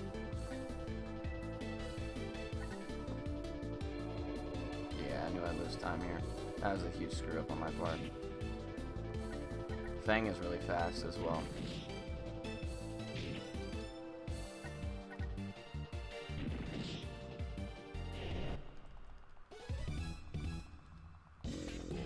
Definitely could have made more out of that. That was my mistake. I need to make sure that I equip Buddy though, with his better weapon. When's the next time I have an opportunity to? I guess before Dragon.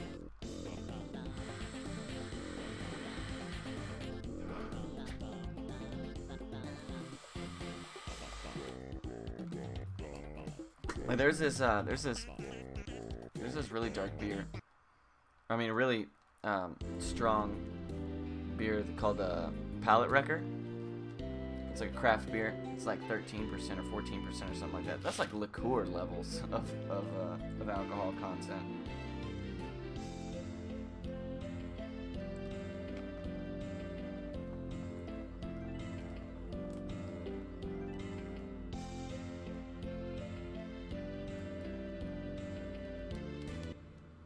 It's definitely a getting used to it kind of thing, though. Like, it's just like anything else. Your body gets acclimated the more frequently you do it, for sure.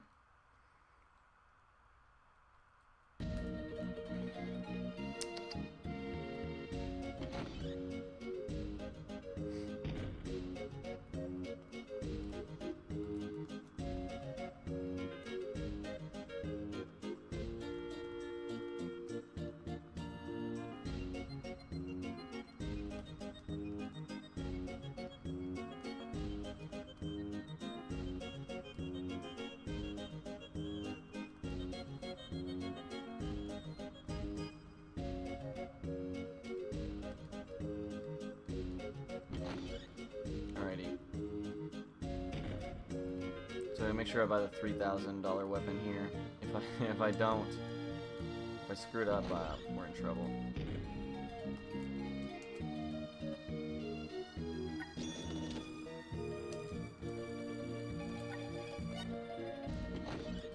Cool. Now we go to the museum. Like, I used to drink, like, back in my heyday, I was, like, addicted to 151. That was, like, all I drank.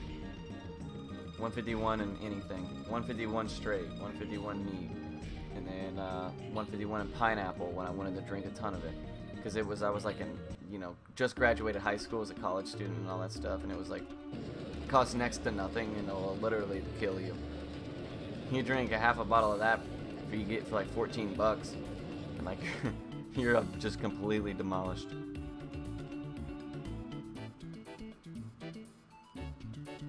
on, old dude. Heating up pizza, but I forgot it and left it in the microwave for like 30 minutes. Dude, I've done that. Hell yeah. I still eat it. Yo, and cold pizza is one of those things that's like... It ain't bad. Whiskeys? Yeah, and that's the thing, right? There's a lot of really good whiskeys out there that are like reasonably priced and stuff. I was a rum person primarily.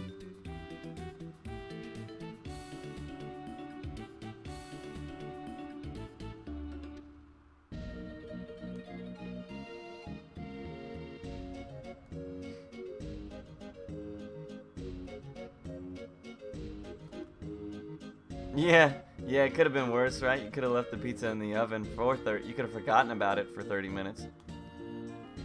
Then you can't even. Then there's no chance to eat it.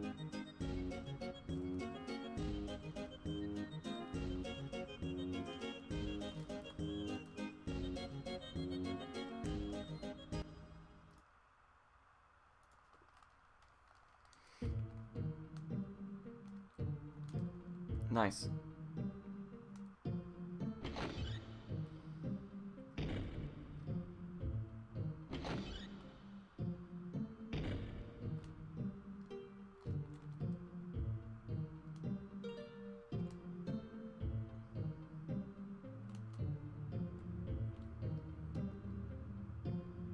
Pizza-shaped lump of charcoal.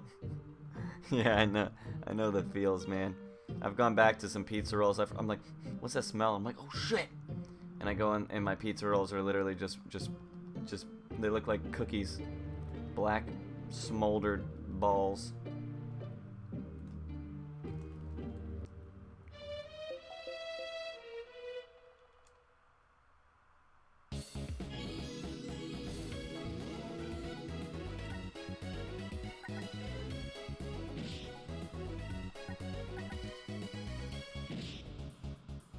This one run went really, really well with the amount of AoE items I ended up using, or not using, I guess, is more important.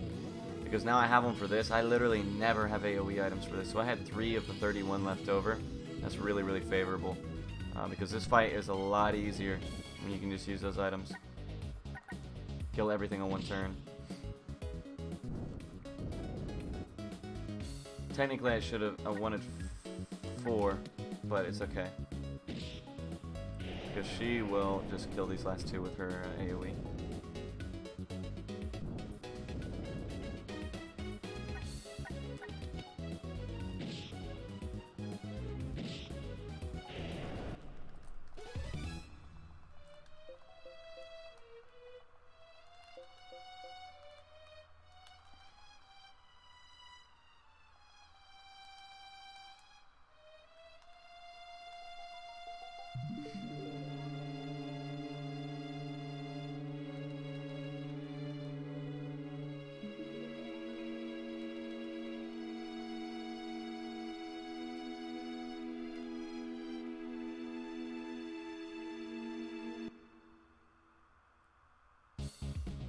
Wow, that's unlucky. Oh, hopefully I can run for this. Oh, dude, I know. You can buy like the whiskey is crazy, right? With the amount of availability it has, really, really good brands, like respectable, really solid brands that are not that are completely inexpensive. And there's so much variety in it. Rye whiskey is definitely my favorite. I love like Knob Creek.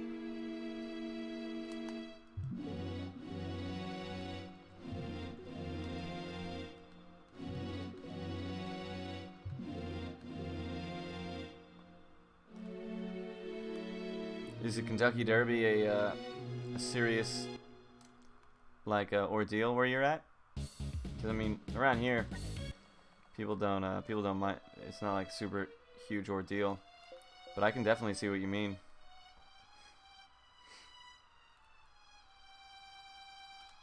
Do you work at like an actual?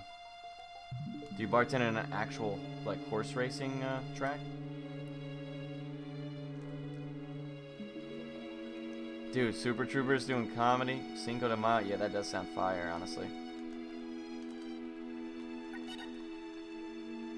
Casino? Okay, yeah, I was about to say. That's a little different. Because where I'm from in San Antonio, we had a horse race track that was really respectable. And the bartender there is a friend of mine who owns his own bar now. And dude, he killed, man. He killed making money. It was nuts.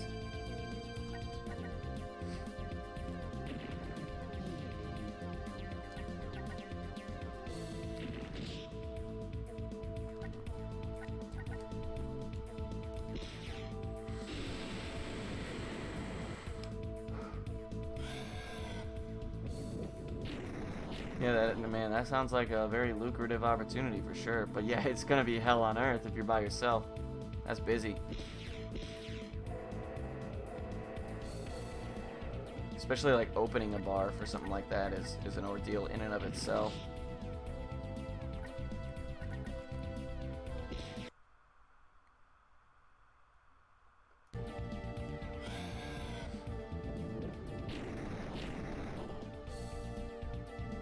Damn, that's the second missed turn from Jimmy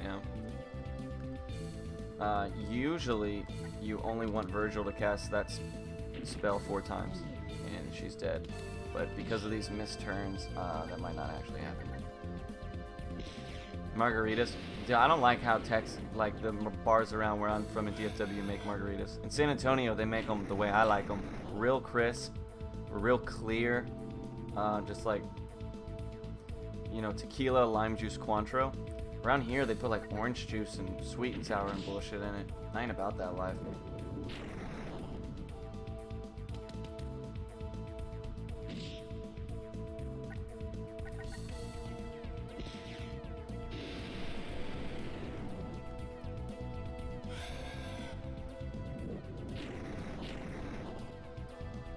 Nice. So it was really close to a gold split. Okay, need to absolutely make sure. Otherwise, this next fight's gonna be ugly. Need to absolutely make sure I equip Buddy real quick.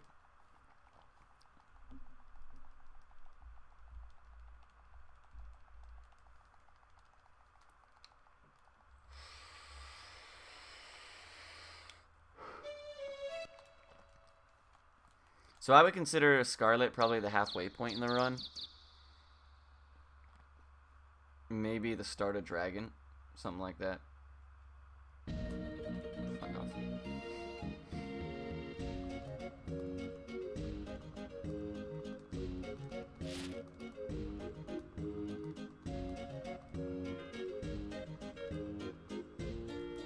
So bar, museum, Everett, exit, back to Everett. Run home for nighttime. I think that's how it went.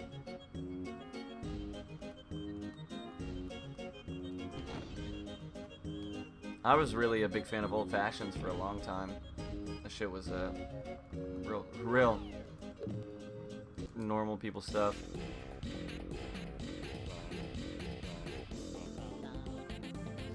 Special drink for Cinco de Mayo to get rid of tequila. Why you guys like order something you don't inventory? They used to happen to us all the time. We end up with like Palma liqueur, and I'd be like, what the fuck is this? There we go. Now I gotta figure out a drink that uses this. That's not absolute dog shit, but tequila you can come up with. There's tons of stuff. It's a little different.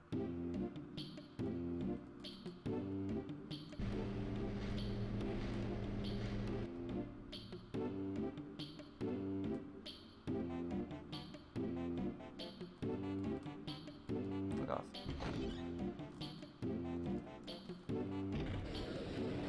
I'm trying to think of what we use around this area, or what I used to use tequila outside of regular margaritas. I guess gimlets.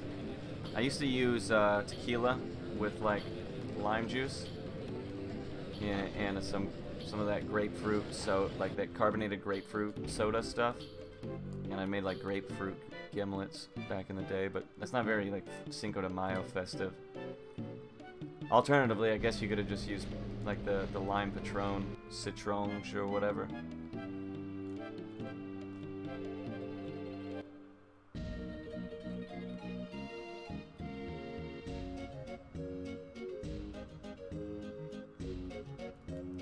Citron. I don't know how to pronounce that word. It's got a G in it. Citron. I don't fucking know. Citronage. Citronage. That's probably right.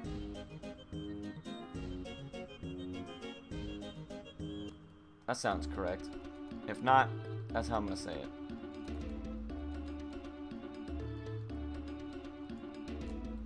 Anyways, yeah. Tequila has a lot of options. We live in Texas, so tequila's in fucking everything. Shit, half the people here put tequila in their Long Islands.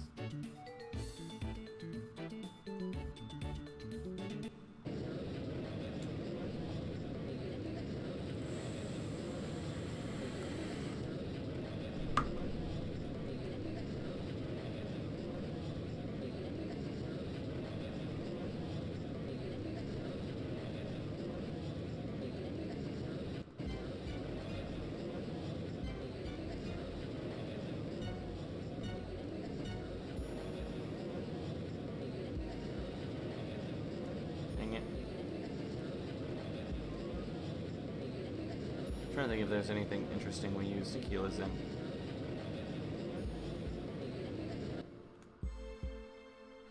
Not off the top of my head.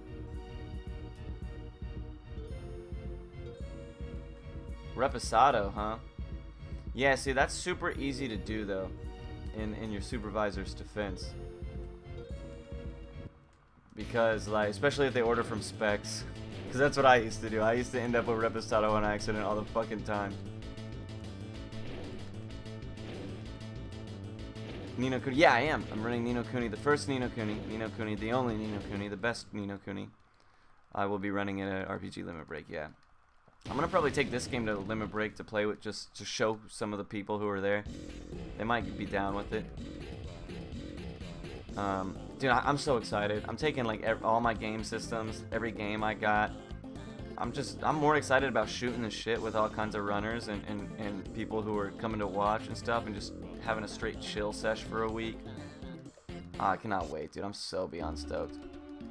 Yeah, if you do the !RPGLB, it tells you the date. I actually, for the life of me, can't remember. I think it's the 19th that I go. I believe so. Hey, Cataclysm, what's going on, dog? How you doing today, man? And thank you so much.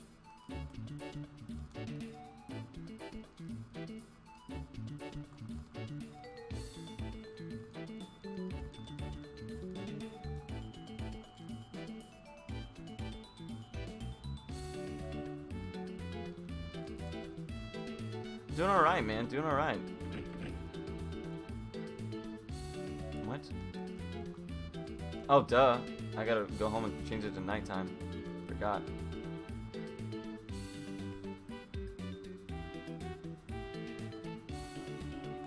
Yeah, I'm just hoping this can be the last run I do of this. This should be sub 4 with the new strategies I have. It should be super easy sub 4.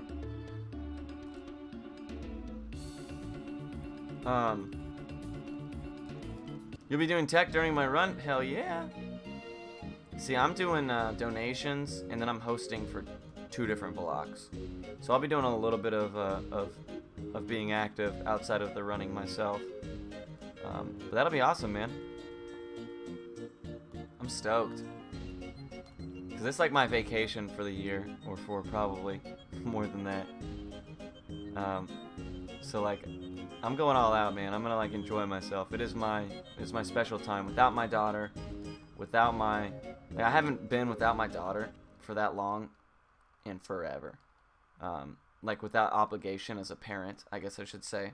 I'm not like sad that I'm not gonna be with my kid. It just usually I got responsibilities, and this is the 1 week I won't. And I told people about it half a year ago, so like I'm good. I'm so stoked.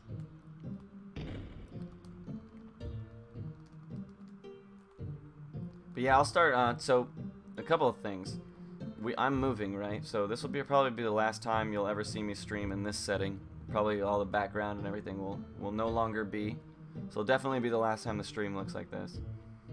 As far as like my room. I don't know if I'll be able to stream Sunday night. Usually I stream Sunday nights every weekend. And then I usually stream Thursday nights. This Sunday night I might have to skip, because I don't know what the situation will be at our new house, whether or not we have everything set up, or like even if I have the time to stream. But then the following week everything should be back to normal as far as that's concerned.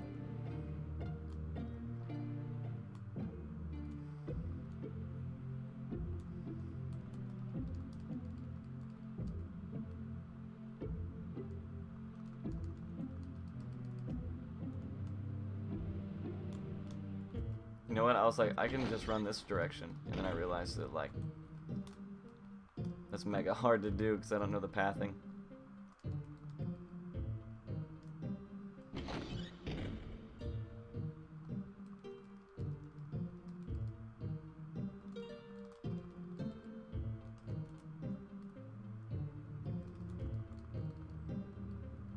So yeah, got a lot going on this week. Like all my stuff is like in the corner of my room. Anything that's not packed up is like in a position to be packed as soon as I have the opportunity to do so. And then we'll be moving crap. We get the keys tomorrow, or today even, to the new house. I'll be living in Lewisville, Texas now, as opposed to Fort Worth. So I'm really got a lot of shit going on these next couple weeks. Moving this week. I have a big work thing the following week, and then a week after that I'm Utah bound, baby.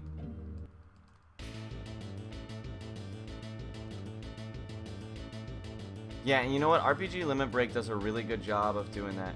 And that's part of why I love it so much, right? Is completely contradictory to what AGDQ does. Where it's like, we're going to do the games we know are, do well. So it's like the same games every single year with like some extras. RPG Limit Break is reversed. It's like a couple of the same games every year. And then like tons of new stuff. So, I'm really excited. That's really bad, buddy. You fucking me. I'm gonna have to use the fish, I guess. Nice. I made a schedule for... Dude, I'm just gonna wing it, man. I'm just gonna wing it. I don't know what I'm gonna do. I think I'm going by myself for the first few days, and then my roommates are gonna kind of fly up later on, probably.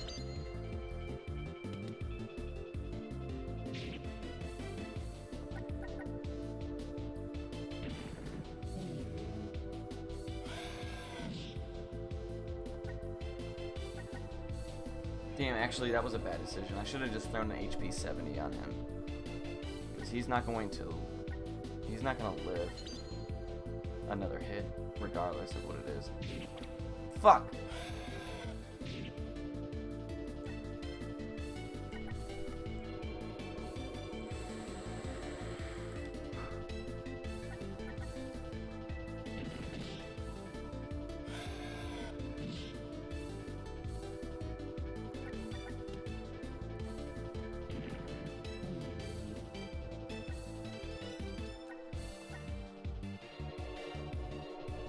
Yeah, I love RPG speedruns as a whole. They're so much fun to watch. They're so interesting. There's a lot that goes on. They're very reaction heavy, which is, as I've said in the past, by far my favorite thing about RPG speedruns. Is how, like, you can't just always expect it to go one exact way as long as your inputs are the same. Damn it, that's how it's going to turn out, kind of thing. That's going to slow me down a little bit. Oh, yikes. So it's so much like knowing your game really well, knowing what's going on really well. You have to be super, super good and know stuff about what you're doing. And that's what I love about it.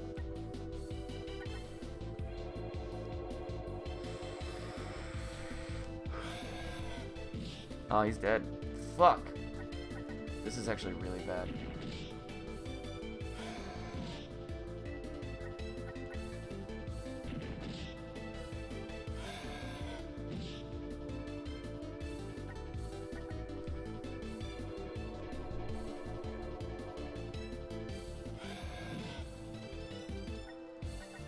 Yeah, exactly. There's so much, like, strategy involved, and like, do this here, and this will be the outcome. And there's like interesting ways to get around the fact that you're not adequately leveled and all that kind of stuff. Holy dick. You got 2 turns off. That sucks. Hopefully I get 2 turns now. Nice.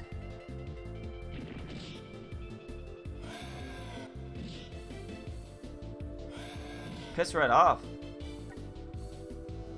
I can't risk that he gets a second turn again, man. It's okay. Probably losing time here, but hopefully not a ton.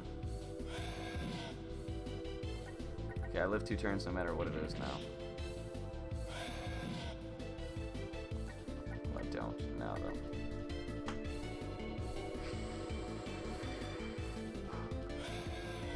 That's especially true in games like Final Fantasy and stuff. Where it's like, you just equip this bird killer with this gear, and you're gonna reduce this and that, and you were able to beat bosses at level 5 and shit. Okay, cool. So there's definitely a lot of time to save there as well. Man, Ares has carried the last couple fights.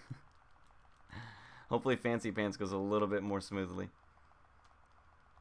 Because that fight is not as simple to make it through by just utilizing items and stuff. Although I have murdered a lot of items. But I'm about to do a lot of shopping, so it should be okay.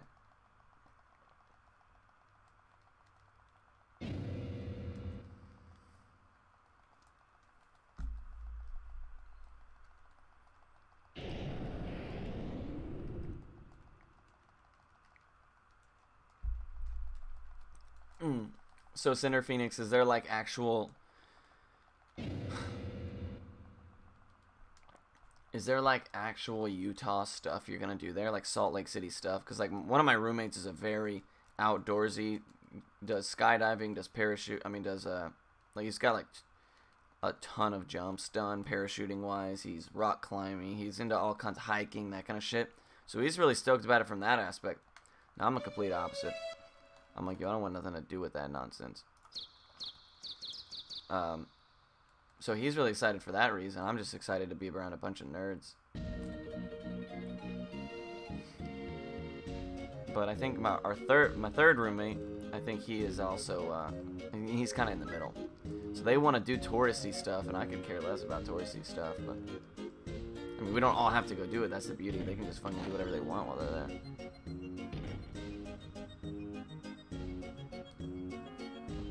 Are you staying the entire week?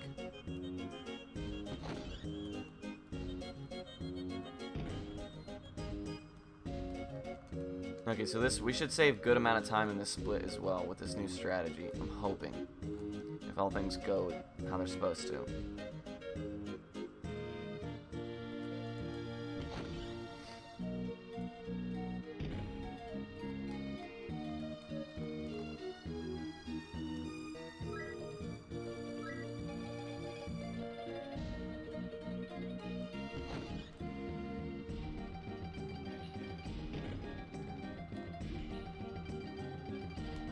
Everybody's always in my way. Okay, I gotta be careful about this.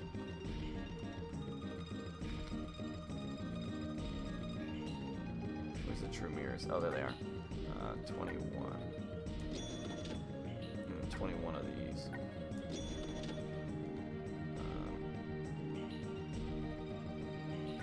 11. Demonic Impulse, what's going on, man? Yeah, I'm gonna be there that same amount of time, Cinder, so cool. We can kick it then for sure, dude. 2,000 and 1,500 per camp. 2,000, 2,500 for her. 1,000, 2,500 for her.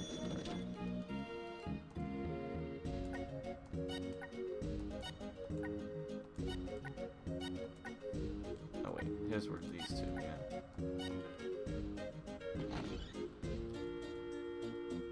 Yeah, dude, Taco Night. I've been told about that too. Damn, dude, this is gonna be like a Project X situation. He's telling too many people, bro. We're gonna shut the bitch down.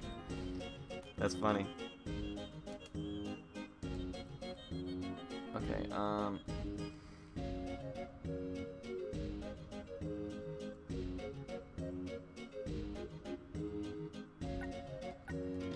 11. I think I need to probably do it in this order. I'm looking at my notes and that doesn't seem right. Because if I do it like this, I can buy as many as I can get. Cool. I think we're good.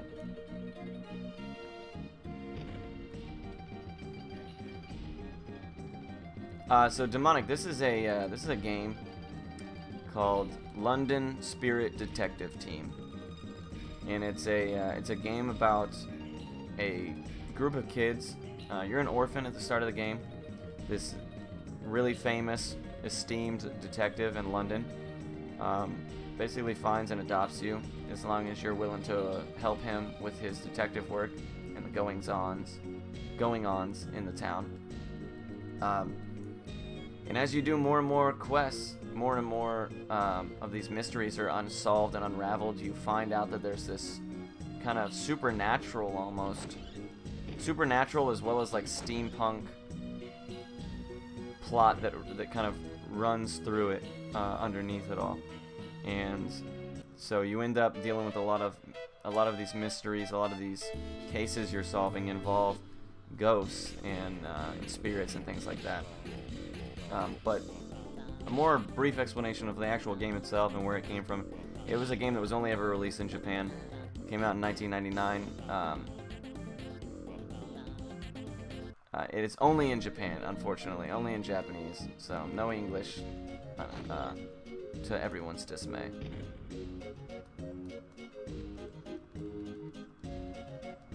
But and it's just it's considered, in my opinion, it's the best RPG I've ever played that's Japanese only. Well, at least for the PS1. Because I consider Mother 3 a Japanese only release since that was fan translated, and I consider that a really good fucking game. The titty lady is she's only in there that brief section. She's not hardly in the game. Because she's just an extra character. She's actually an American detective. But there's tons more to the plot than what I cover in the speedrun. Obviously, you know, pretty speedrun-esque.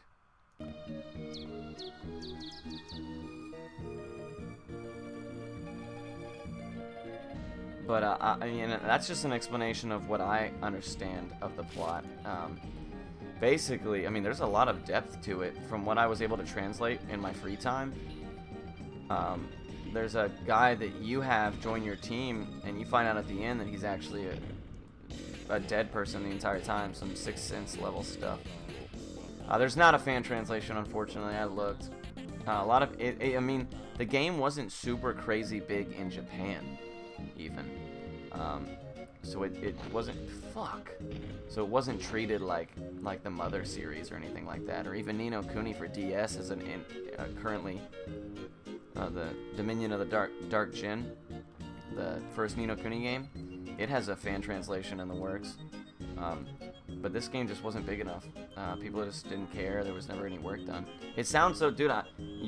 You are coming to the realization that literally, since I started running this, a lot of us have been just like, wow, the plot is really interesting.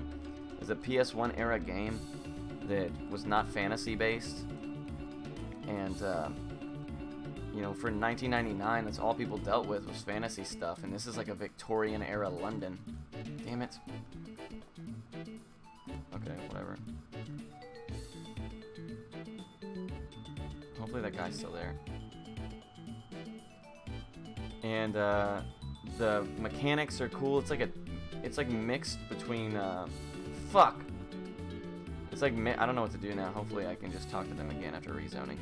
It's like a mix between tactics and turn-based style battle, which is interesting. Yeah, there we go. Cool. The sprite, I mean, look at it. It's obviously beautiful. The game itself is gorgeous for a sprite animation style game. It's amazing looking. It's incredible. The music is above average. There's especially a couple songs that are really good tracks. Oh, there he is. Okay, cool. You know what? He might have been there. I might even not need to go talk to those cops. Oh, no, I do. I don't know. I know that I had to talk to the cops, but I might be able to tell them no. But yeah, so Bandai Namco published it. They didn't develop it. The developers are actually a company called Unit. Which is a company I've never heard of, so I imagine that they were just really small time.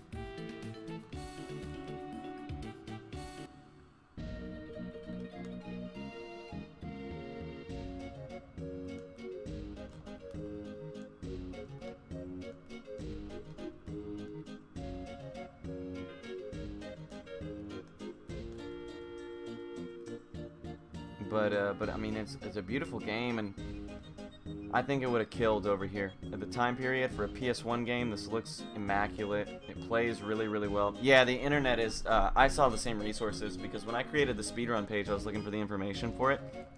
And I was like, I guess Bandai developed it, right? Well, then when I actually started the game, it'll pop up, it's like Bandai, and then the very next screen, it'll show you, like, Unit pops up. Like when you actually turn the game on itself, you know? And that's how I found out. So I looked into Unit, and they were just some company that this is all they ever made, apparently. But there's a lot of cool, creative stuff. There's a ton of side quests you could do that I don't obviously do, but... So you can make the game last a while and have a good amount of fun with it. The encounters are... you can run away from encounters, just like you just saw me do. There's no RNG involved whatsoever. You just choose run away and boom, you're gone. No bullshit. So it's really conducive to speedrunning. I mean, it's got so many interesting aspects, so... You know, it really is a shame that more didn't come of it, but... You know, I'm trying to make it at least something I can understand, because I would love to run this in a marathon. I just would need to know more about the storyline, and I don't know enough right now to justify being able to submit it.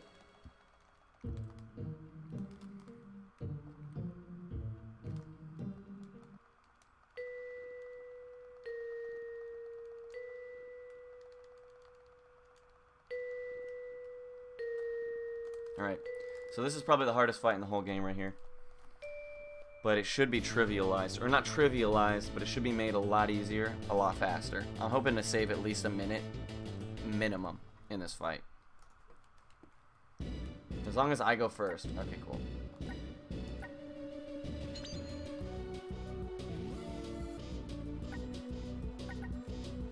Because I bought these new attack buff items that I've been experimenting with, and they seem to do a lot. So it cost me 3 turns of damage, but they make up a ton.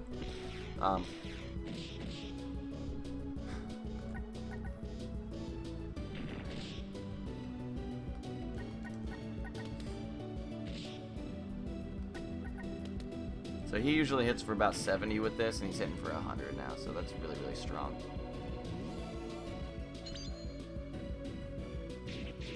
Yeah, well, I actually have a couple of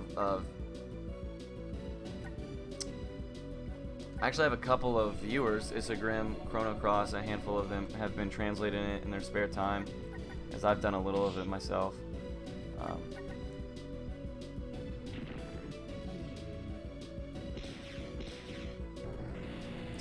perfect.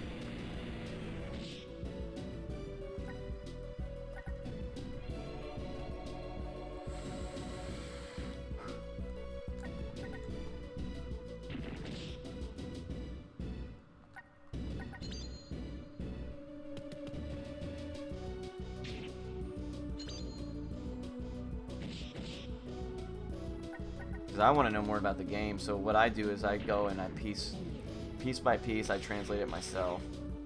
Nice, thank God. So I skipped to some of the more key plot-based moments, just based on the things that I've seen in gameplay, and translated those, and was able to find out some quite interesting stuff. Yeah, there's no sprites, man, or there's no GIFs or anything like that. There's hardly any images for this game online. I couldn't find a single video of this game played entirely on YouTube. I had to go to Nico to help me route it, and even there it was like not super easy to find.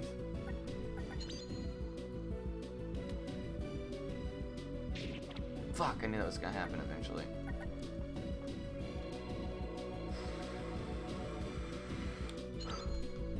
I can make a GIF of the manta ray for you. I can do that tonight. Cause I want to make an emote of him as well as of Buddy.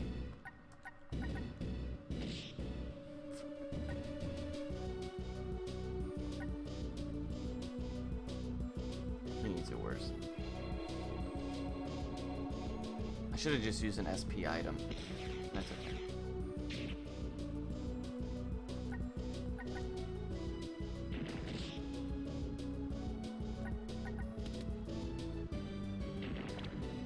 Come on.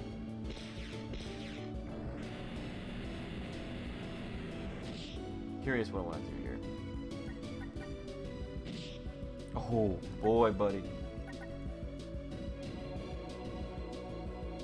Probably just stick to that then.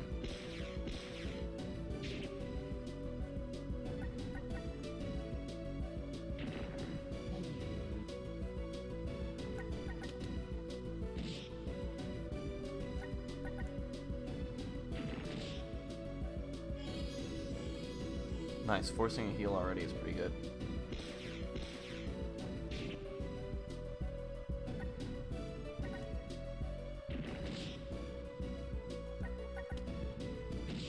Yes! I'm rolling really, really well with Buddy. So that little tiny kid who's doing a ton of damage right now, he is, his abilities can do 1 damage or like just a shit ton. He's like a complete RNG maniac, and right now he's killing it, dude.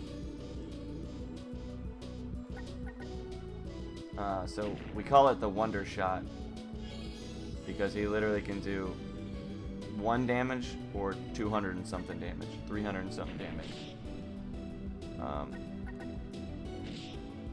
so like that, not so good. Damn it, he's stuck in a heal loop. I hate when this happens.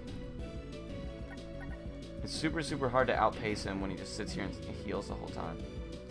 So what I'm going to do is, I should have an SP80, there we go.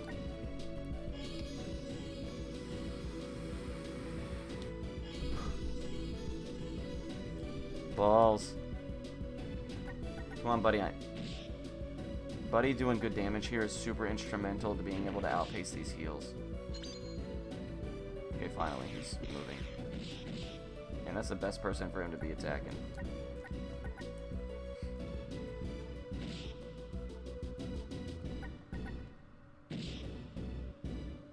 We like to see.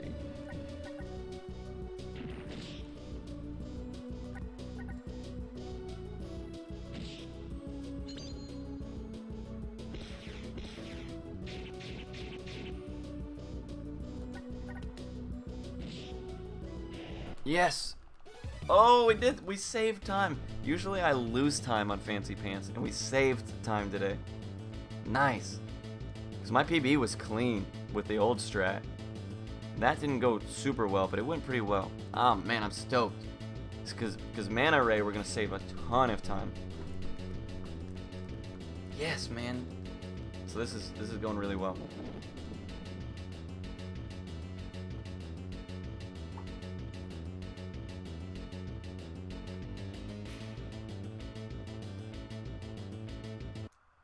Oh, we'll definitely sub 4. There's tons of time to save in the latter half of this game.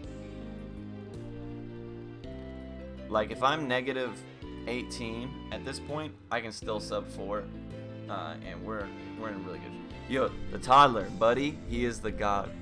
He's the carry of this game.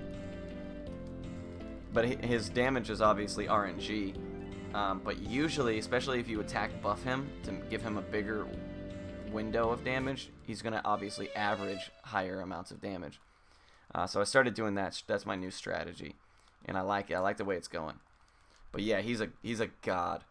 But the reason he is so good is because this game, so like from one episode to the next, your party changes, right? So you'll always have this kid.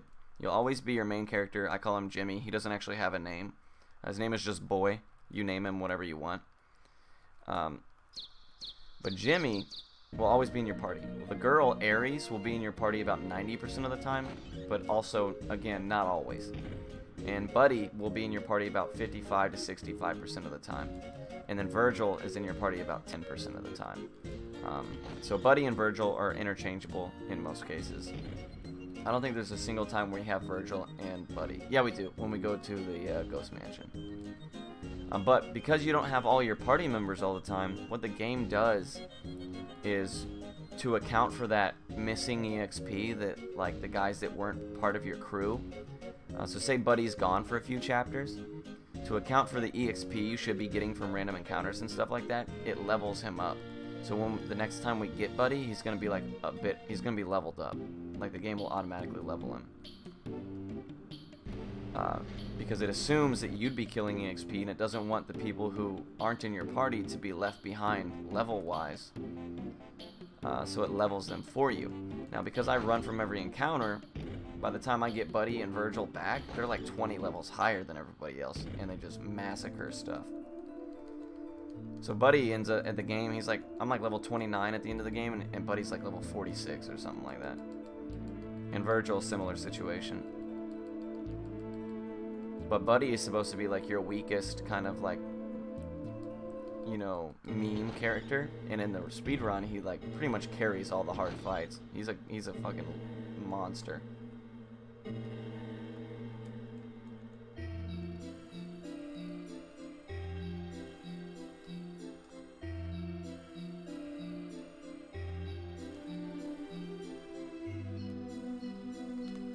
Damn it.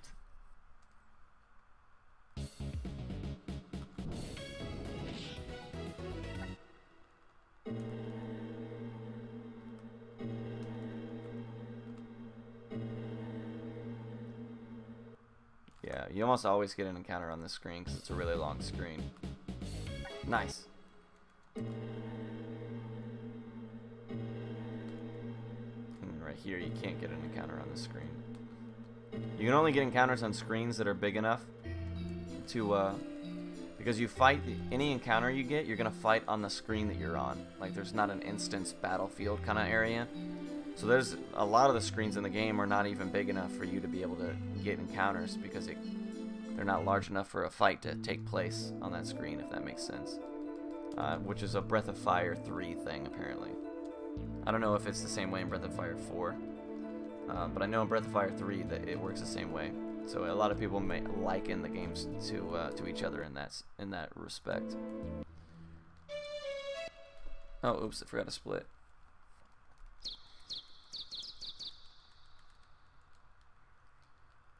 Okay, so now it's time for the manta ray.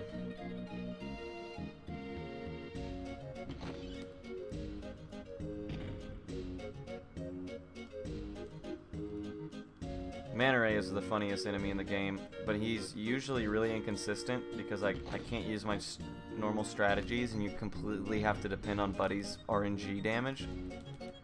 But now I have a new strategy for him that makes the fight really consistent, really fast, really safe. So I'm excited to see the time difference in that.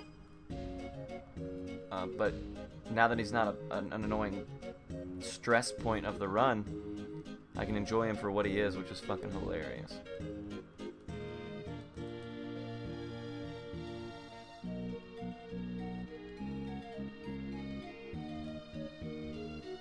But Buddy has he has two abilities, right?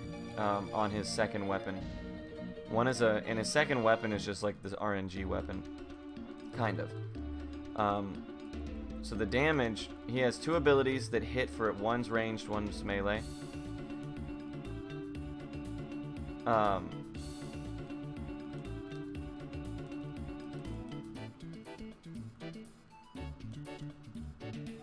This is where we speak to Spectre. Sorry. So he has two abilities, one ranged, one, you know, like melee or whatever up front, close hand to hand. And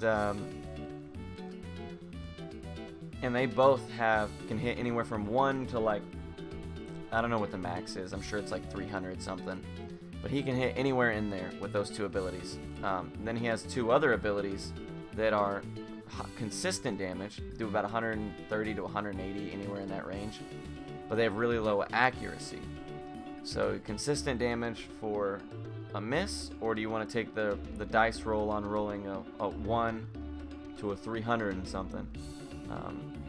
Now anything above 100 is, I would consider, pretty good damage, which is why I tend to favor those abilities, because, you know, it's 33% of what you do is going to be a bad roll, but everything else is going to be good. So just statistically, it makes more sense to do that. Also, missing sucks so bad that, you know, might as well do 5 damage as opposed to miss.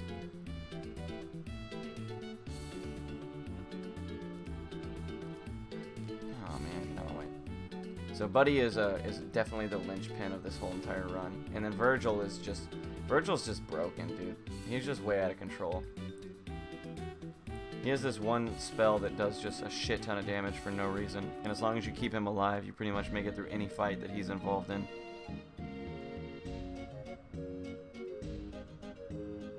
If you miss, 1 damage is still better. Exactly. Yeah, exactly.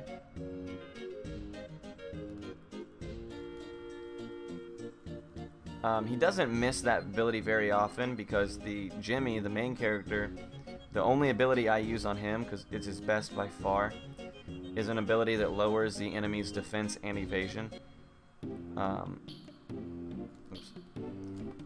So by using that, it really, really does help Buddy to not miss very frequently. Maybe once out of every 5 tries, he'll miss. So there's a couple of fights where I will lean, especially if I'm like rolling low non-stop with Buddy on his wonder shot. I'll just be like, screw it, I'll go for consistent damage and just do the other ability instead. And it doesn't miss a ton, but you know, it misses enough for it to definitely not be the better of the two in every situation. And then Virgil replaces Buddy in a few fights, and he is just batshit insane. He has an ability that just does like 400 every time you use it.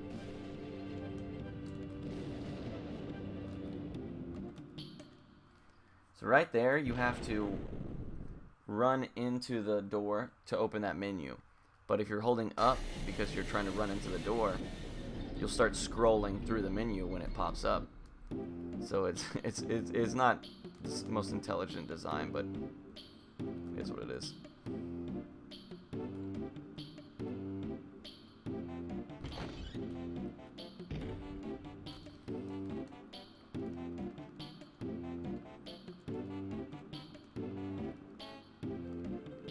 You hold circle, or I have my controller reconfigured.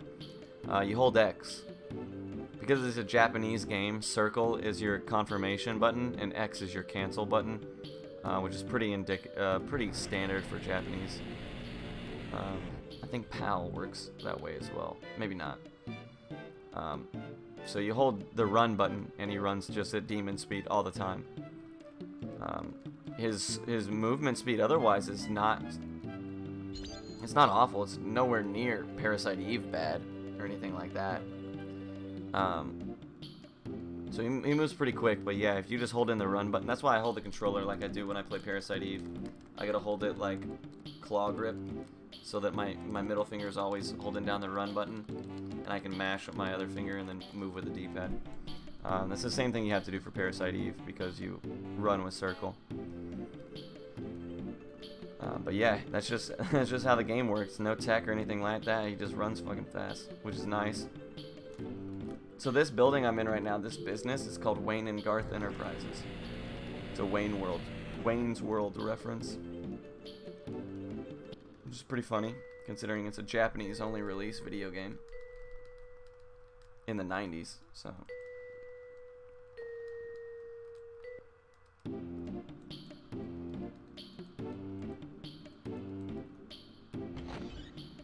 But the movement is really clean.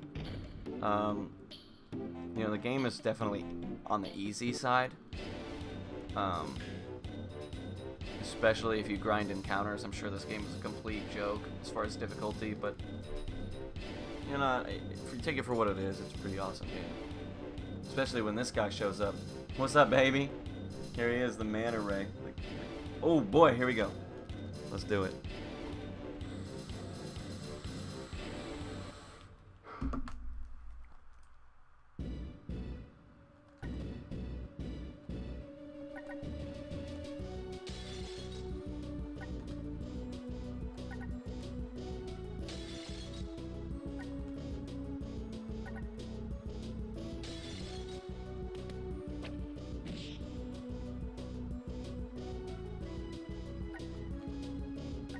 Ooh, fuck. Don't want to use that. I need those for Snapdragon. So this guy drains you of all your SP, right? So I can't use Jimmy's really good ability. So I used to just have to depend solely on Buddy's RNG damage to carry us through this fight, and it would take varying amounts of length. Sometimes it'd be mega fast, sometimes it would just be dreadfully slow. But now that I have these items, this fight's gonna end really fucking quick.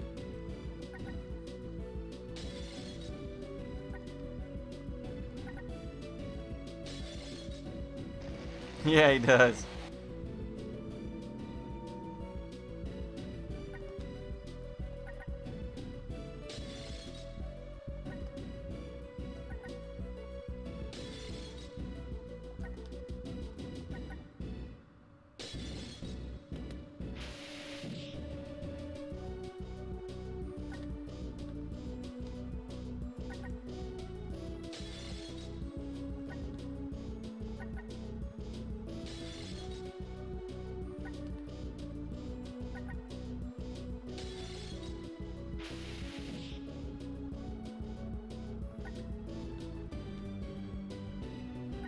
That's what stung Steve Irwin. Yikes. I need these items to not miss.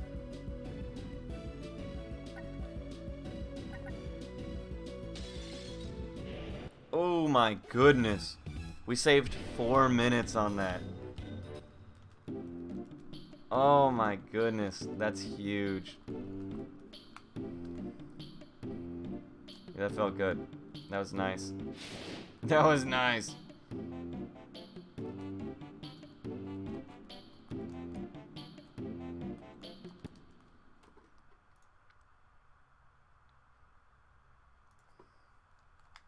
Now I gotta go fight one more boss. And this next boss, until I started using items, was like impossible.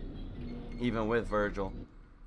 I mean, we made it through, but it cost me like tons of time and healing potions because of how difficult he was. Now it doesn't cost me shit. Now it's really easy. The items in this game, like, I don't know why they put damage items in this game. That each boss, you know, in most cases, has like a specific item they're weak to. But they sell those items for like 10 gold. Wait, why did I have to... Why did I tell myself... I must have not taken... I should have taken that out of my notes. Because that was before I changed my menuing. So, that's okay. I'll adjust that in the future.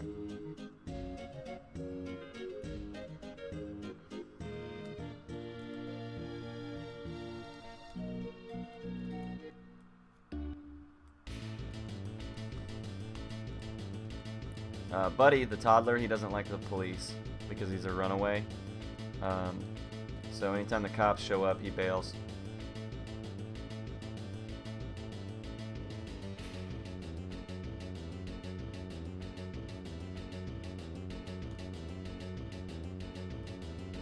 But we get Virgil now, who's a god. Easily the best character in the game. Really, really broken. Damn it.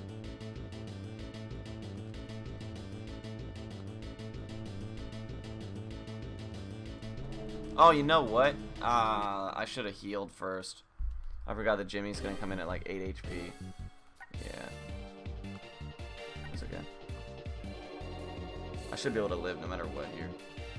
At least for a single turn. Yeah, I'll throw it on him. It's okay. I lose 2 turns, but it's not the end of the world.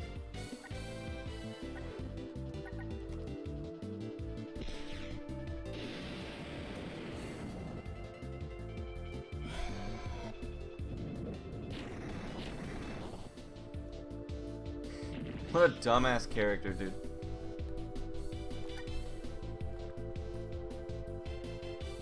Yeah, this is it. The other one's snakes. Snake killer. Speed. Each character has a speed stat. Oh, I don't ever want to lose a turn with Virgil. I should get one more turn with Ares if she doesn't get paralyzed out. But yeah, each character has a speed stat that can be adjusted with gear, and obviously when you level, it goes up a little bit each time as well. Damn, it did paralyze her out. That sucks.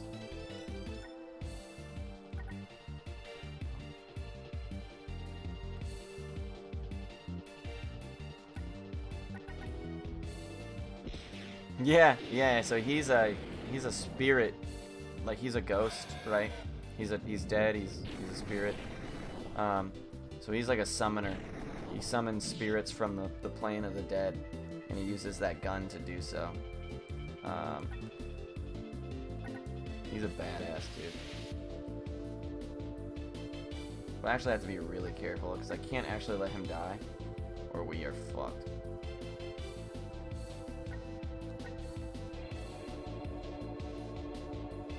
Not really. I mean, I guess we could make it to the fight without him, but it would take a lot longer because he does incredible amounts of damage.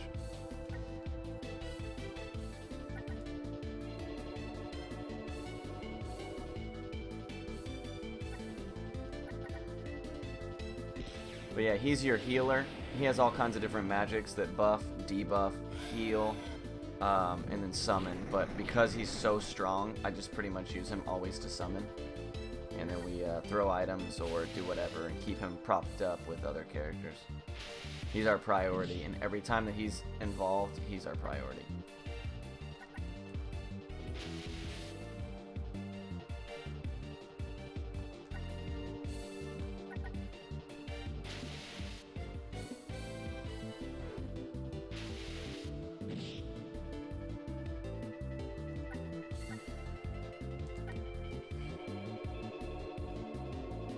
This is kind of slow because of all the healing I have. Damn, I keep getting paralyzed out. This sucks. Okay. Cool. So now that he's healing, we really need Virgil to be stop getting paralyzed. When you have the paralyzed effect, you got skipped again. It's like when it's your turn, it'll dice roll whether or not it blocks your turn or you can act. So. Damn it, dude. I gotta be fucking careful here. I might die.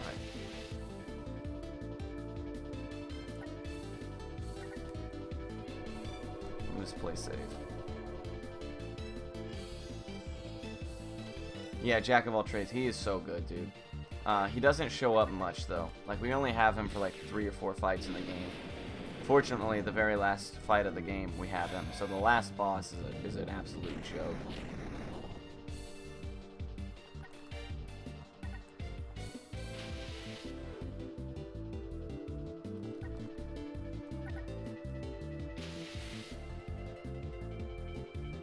Nice.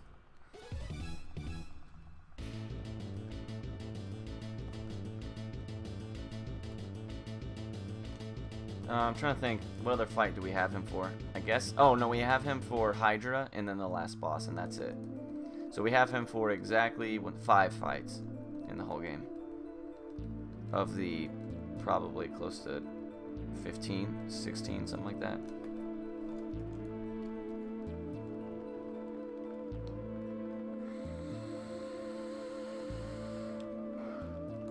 One day I'm going to translate all his abilities, and I'm going to see if maybe there's some merit to using something other than that summon. But you saw how much damage that summon does. It's ridiculous. He gets another summon. Then the next time we get him, he'll have a 25 cost summon, and it does less damage than the 20 cost. So I don't know why it works like that. It just does less. I don't know. Maybe it has like a status ailment effect to it or something like that that justifies its lower damage output, but I don't know.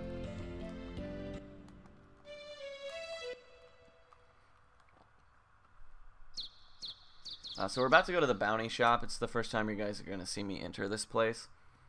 The bounty shop, what happens, so in this game, when you do quests, like storyline quests, side quests, any of that stuff, you don't get money from the encounters, right? Like you would typically. Like the boss doesn't drop money, things like that.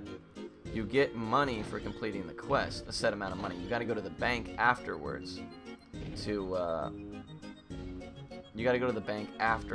to pick up the money. So at any point, that's why you see me run to the bank certain points and get like multiple money withdrawals.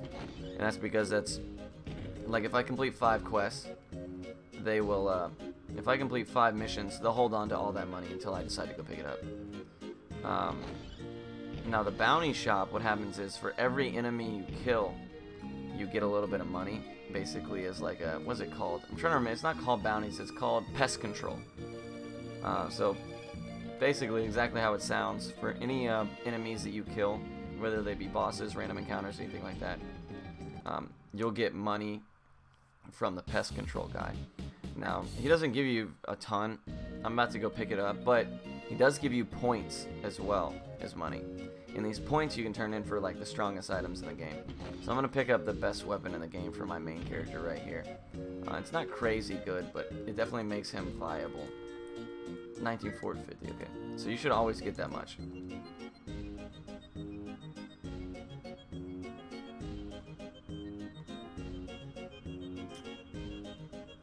Do I want to pick up the other weapon as well while I'm here?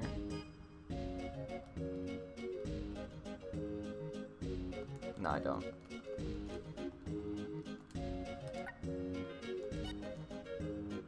Super, super good weapon. There's not an element mechanic in this game. There is, to an kind of, right? But it doesn't work in the same way. It's not like fire, wind, and stuff like that. It's like every enemy has a type. And that's why these items that I'm using do really well. Now there's spells that we also have that, you know, like a plant. Did I really just get an encounter there? That's trash.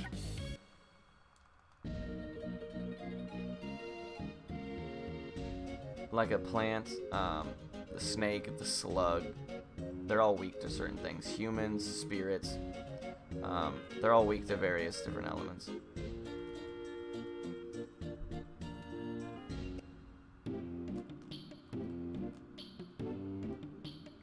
And Virgil has a couple of those, but they don't do more by utilizing weaknesses than his summon just does by itself, you know, every single time.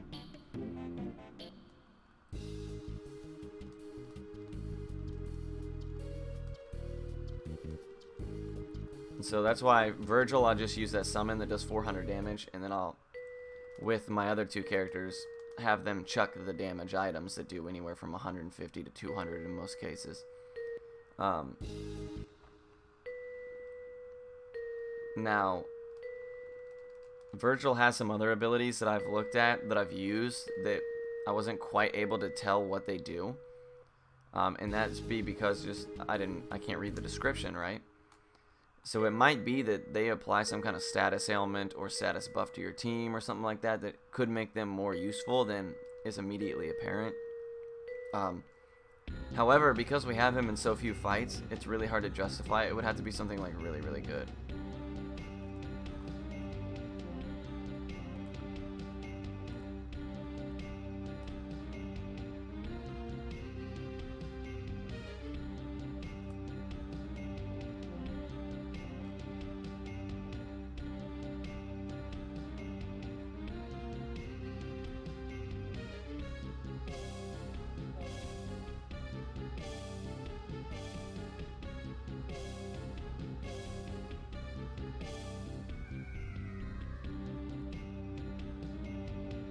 I finally routed this out, so this should be, I should like save a ton of time here, because I usually just wing it in this maze.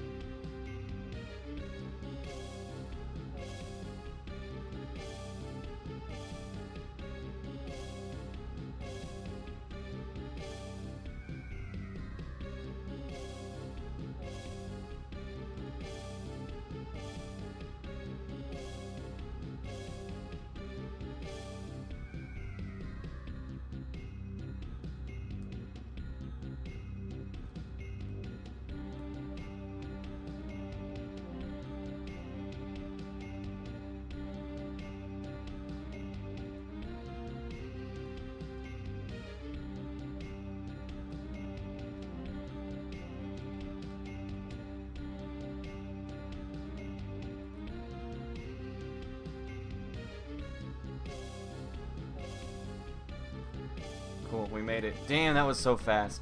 Yeah, I'm glad I went and did that.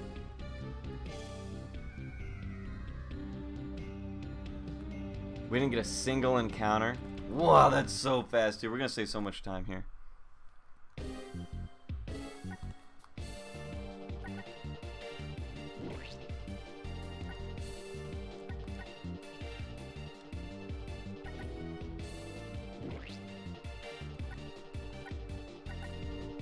So now you see that Virgil has his 25 cost summon, but I'm still going to use this same one because it just does so much more damage for some reason.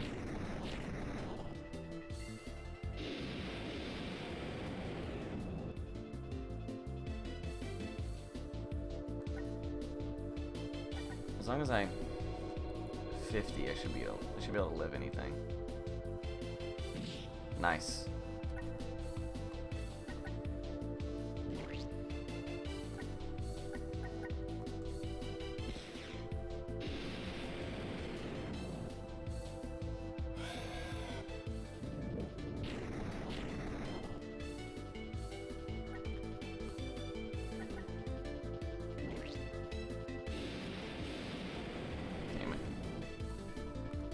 I have to use 100 now.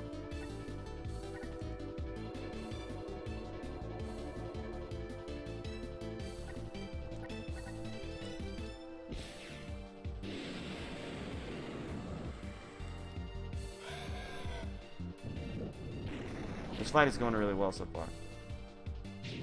Nice.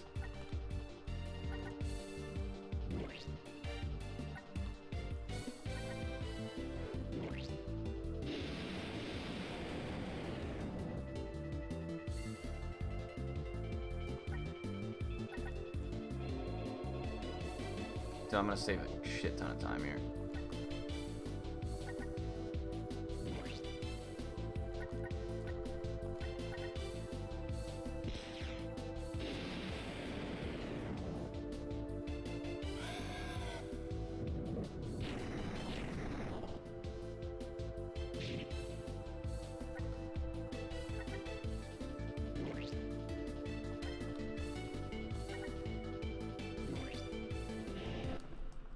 Oh my goodness, boys. We're 30 minutes ahead already. That is what I like to see. But Virgil has the coolest plotline, in my opinion. He's like dead, and he's... So, I'll explain the plot of what I understand up until this point. Basically, Everett, the guy who adopts you, is this god-level detective. Really, really well-respected. Everybody knows who he is.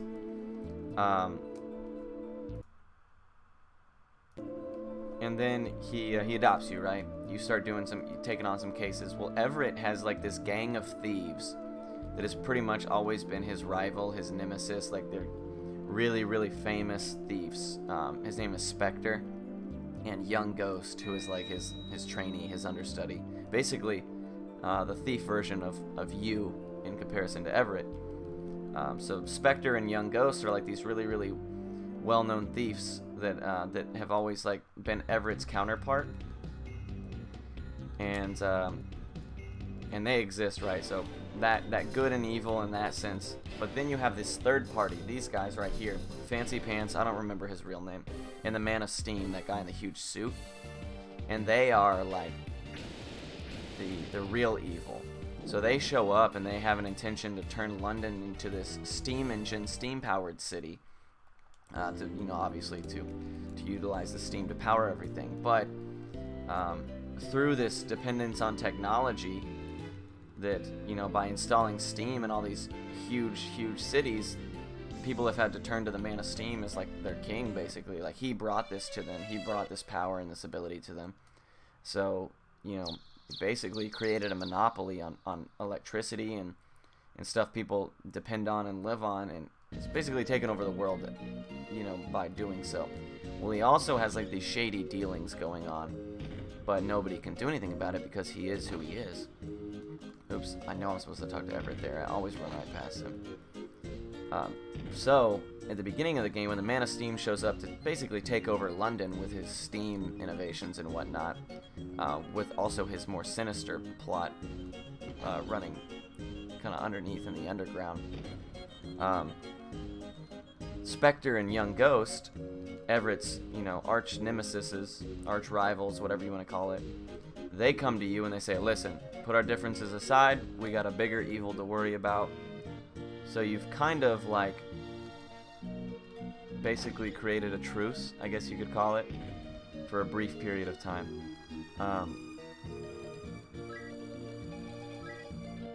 You know what? I just realized that I don't need to route it the way I did.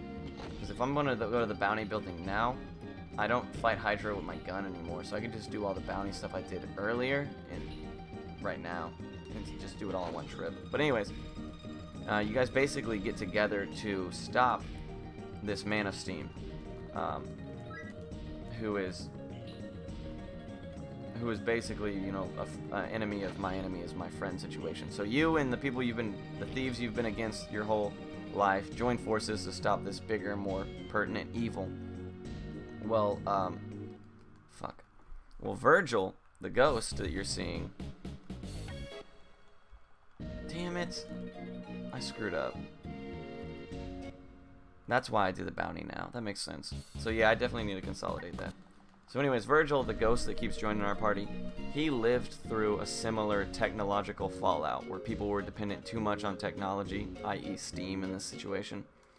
And when he was alive, they had something like that take place and wipe out a lot of humanity.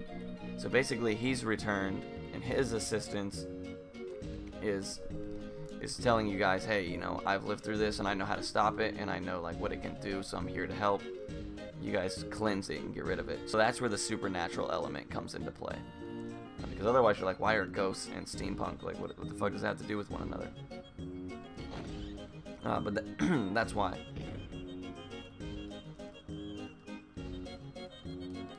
So it's interesting that it combines all those elements.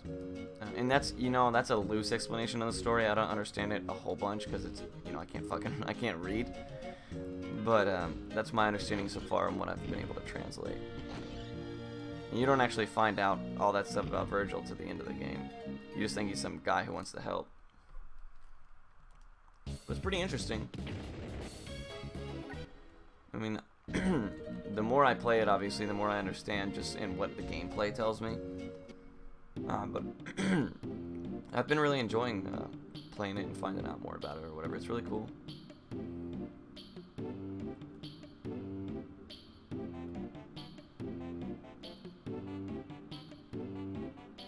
That lady always gets in my way, dude.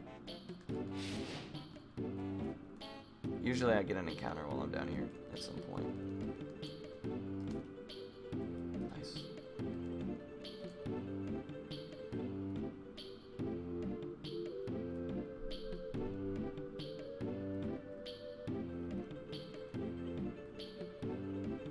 That dumb kid always gets in my way.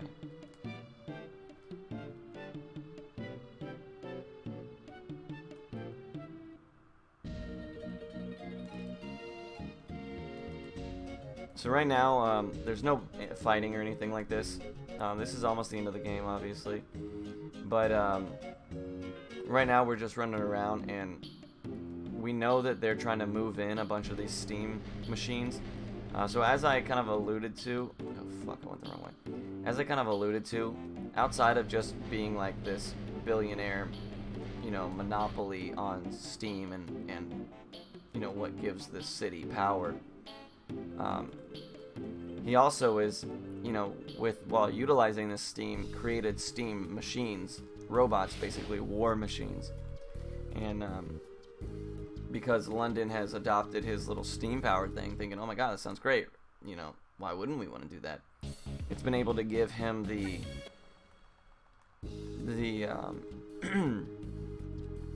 funds, as well as like the space and the resources to be able to make these war machines on the DL.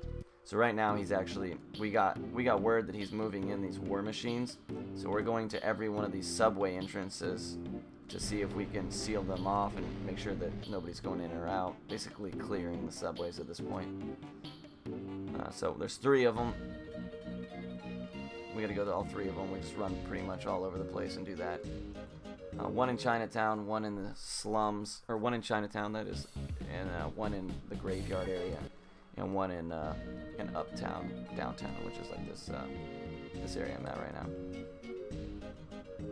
You don't have to do them in any order, but it makes most sense to do them this way because I need to go to the tailor right after this to buy some gear. But we're about to do the last shopping of the game, and then we pretty much just ride the game out from that point.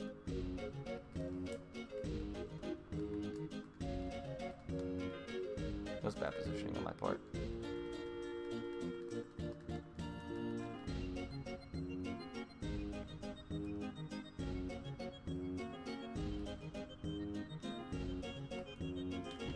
But at the end of the game, everybody's evacuated the town, so you can, if you don't shop now, you can't. Damn it. That's the wrong item.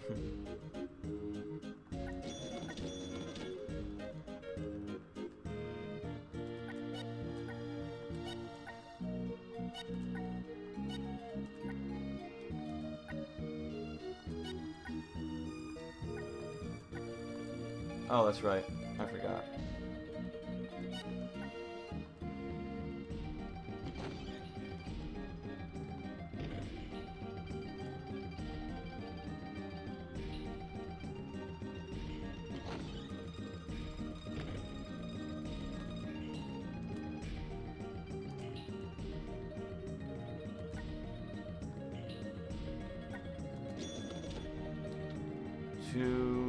Fuck, do I want to buy more of those? Not really.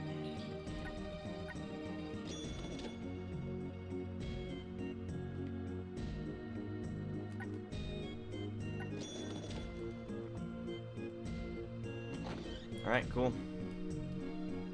So we should be good on that then. Yeah, well, I actually have way more. I guess it's because I didn't buy those 200. Usually I buy 21 of the 200 heals there. But the past couple runs I've done, I've ended up making it through with like, you know, 13 or 14 of those left. So I don't want to buy that many. Because that's extra money I can spend on AoE healing items, which are just obviously significantly better. Maybe I should have bought a couple of the 200 HP healing items. But I guess it's negligible. I mean, they're expensive, so I don't know if I get the same amount of use out of them as I do of the ones that I know for a fact, you know, I can get way better value out of.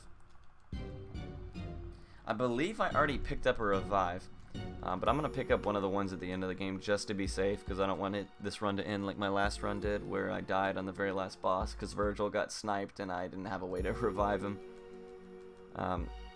It's probably the only fight in the game that if Virgil dies, or at least that Virgil's involved in. So this is Young Ghost, who I mentioned earlier. But the last boss in the game is probably the only boss you can't win unless Virgil is alive. At least not at the level I'm at now. So here she comes. She gives you a couple items to help you out. Pretty much you guys are putting aside your differences. The Master Thieves and the Master Detectives put aside their differences to stop this more significant common evil, which is cool. It's a super cool plot line, man. Just wish there was a fan translation would be sick, but unfortunately I can't do it because I don't know Japanese. Maybe I can find some Japanese person, a friend of mine, and we can just sit and play this game one day for a bunch of hours. And we can,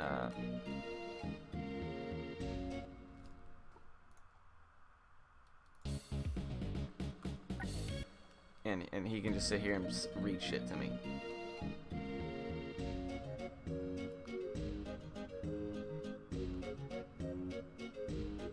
I feel like this has been a really slow episode 17. My god, my encounter rate has not been pleasant this whole episode.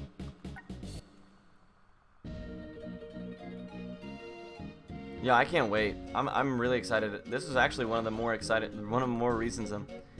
more interesting things about RPGLB is I can't wait to take this game and show it to people because I feel like nobody knows about it.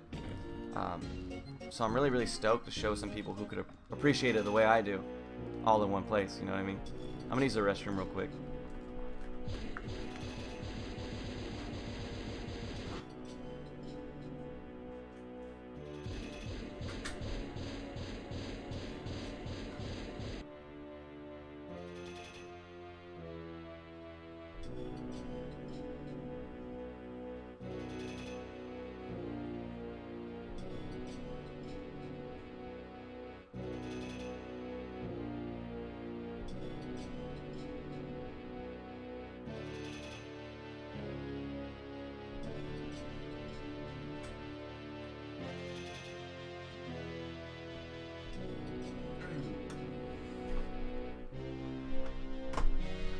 See, I've never owned the N64. Doraemon, isn't that like a Pokemon or Digimon kind of esque situation?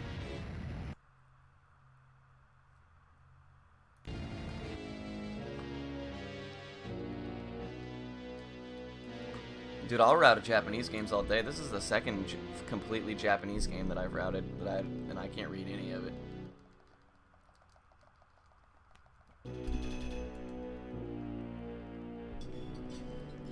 Yo, what's going on, Sim? How you doing, man? Thank you so much. Yeah, dude.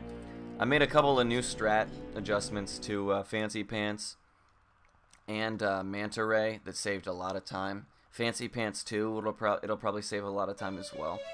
So this is it. I've over prepared on items as well because of how far I am ahead. So we should be in really, really good shape coming into the game. It's like a mascot cat. He's round and blue. Huh, I've never heard of it. Maybe I'll look into it and see if I can route it myself. Is it like an RPG or something? But if it's a platformer, then maybe not. I don't know how to route platformers. I don't play them.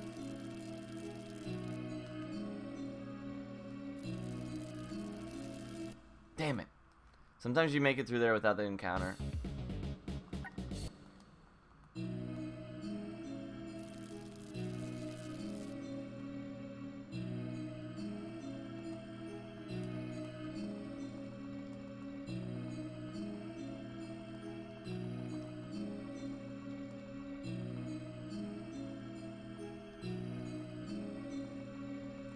If Spectre kills me turn 1, that would be so sick. It's super unlikely, but usually it takes anywhere from 3 to 4 turns, or 3 to 5 turns rather, for Spectre to kill you. So we'll see. We'll see if he one-shots me. He can kill you turn 1 just right off the bat. If he goes first and uses his AoE, you die really fucking fast. It's awesome. Be careful about my mashing. There we go.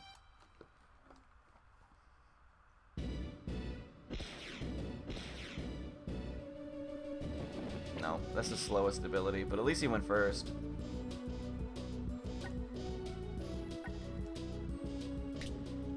Nice! That was actually a pretty fast Spectre.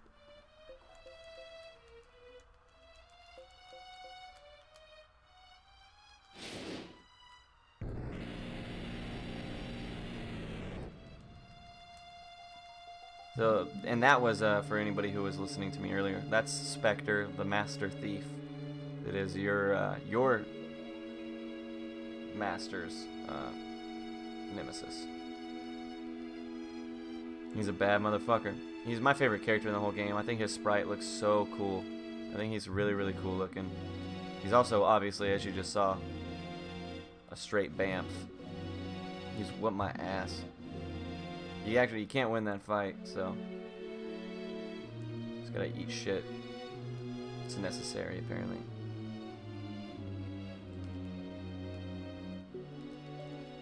And this next fight is super free. It's really easy. Oh, I forgot to split again. That's okay.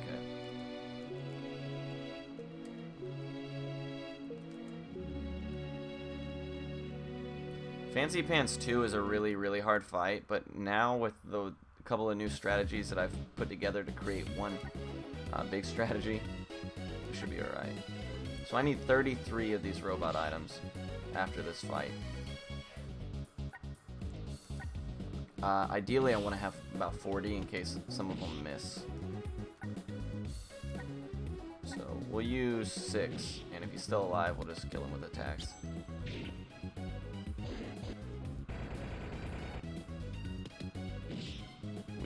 We don't want to see the woman charm anybody. That's when we really get fucked.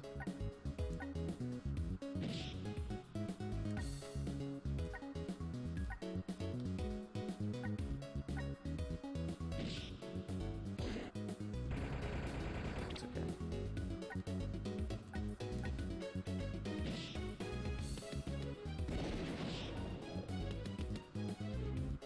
No! You witch. Very cool.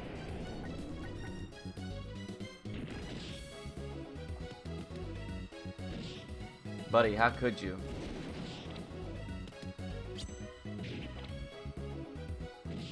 Buddy!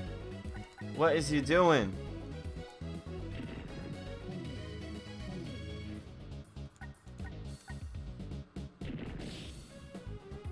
But similar to paralysis earlier, charm, it works the same way.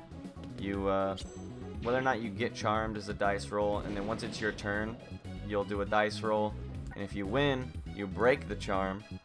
If you lose, you attack one of your teammates. Usually it doesn't last this long. This is kind of unlucky. There we go. He's the worst person to get charmed though because he's a monster. He has by far the strongest damage output. He's capable of the highest amount of damage for sure. Monster. He's a monster, dude. Buddy the God.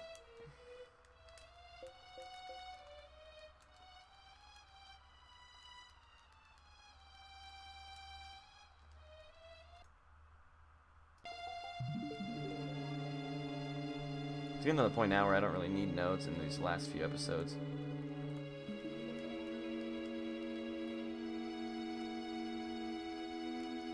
Just need to make sure that I heal before we get to Fancy Pants. I don't want to heal now in case we take damage from some of the random encounters.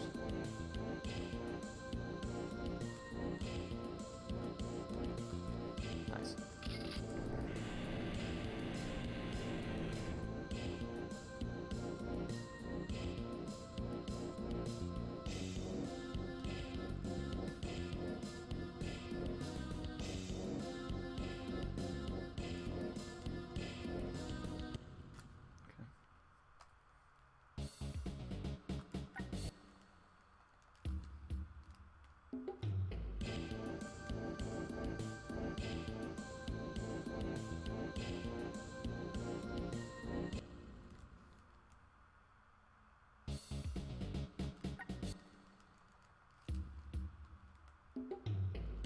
I really like this song though.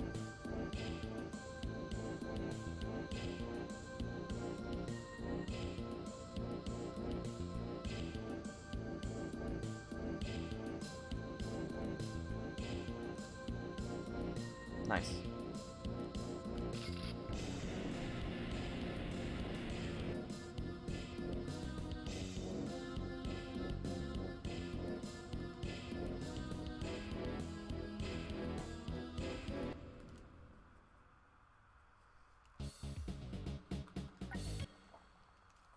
God bless the runaway mechanic in this game. It's so conducive to speedrunning, dude. It's so fucking nice. Damn it. Definitely my favorite encounter dodging system. My favorite flee system by far. None of the you lose money and it's RNG, you can't get away. Nah, no bullshit. You want to run, you're gone. Okay, after this I need to heal up anyways.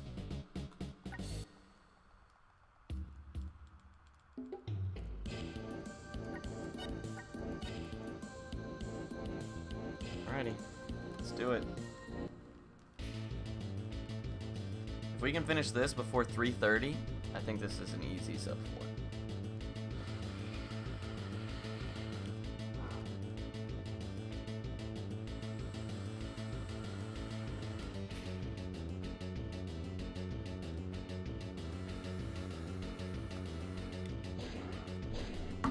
I have a ton of healing items too, dude. Holy shit.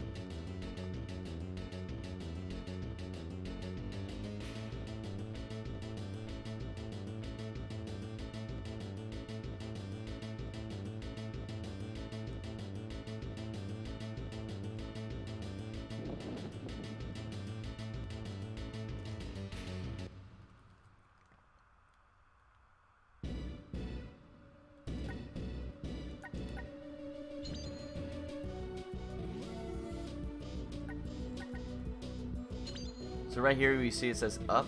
Each up is 10%.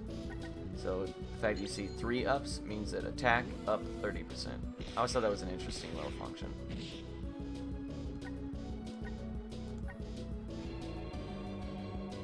I'm curious if attack up increases your items damages as well, but I doubt it. I mean, I gotta use them there anyways. No, it doesn't. So basically in this fight, we used 33 of these robot items on her. It's the fastest way to kill her, believe it or not.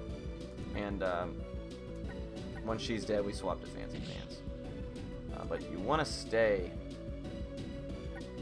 I should have bought some 70s maybe.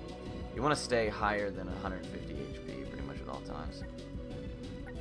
Because the two of them, at least until you kill her, because the two of them together have they're snipers. If they both use their AoEs, they'll fuck you up.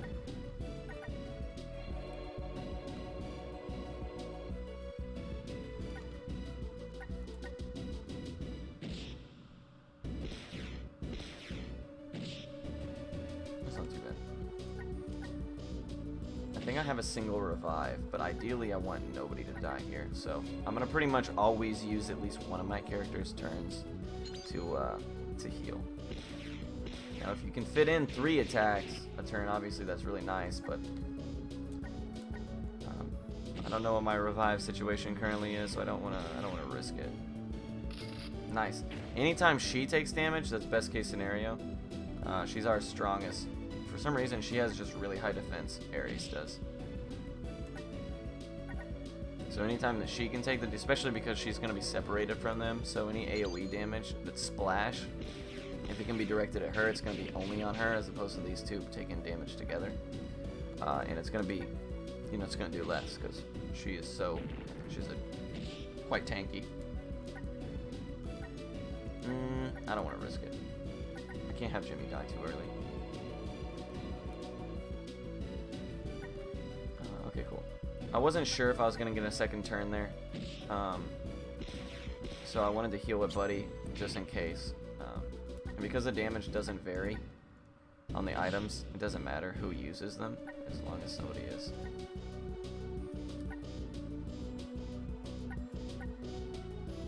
Yeah, they are awesome, man. I think everybody's sprites in this game are super terrific. I think this game is... Ooh, shit, that's close. I think this game is beautiful. Their animations are cool. Each ability has its own little animation. It's a treasure, dude. This game is fucking awesome. There's not a whole lot of replayability as far as like the speedrun is concerned because of how, you can only do... Unless I can find out some better strats than using items in some of these fights, which I highly, highly doubt.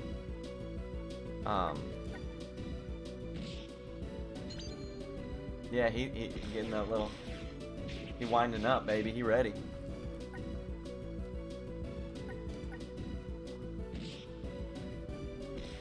Oh no.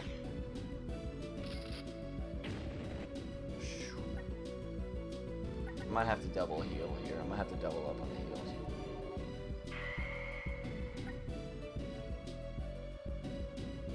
Yeah, I will. Why does that keep going off? Good decision.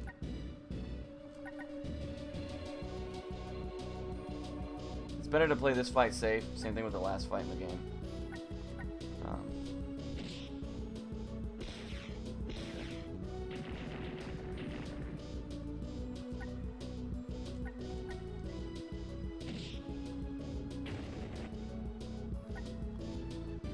Just because we are using items to do damage, obviously it makes a much bigger impact having 3 characters alive as opposed to 2.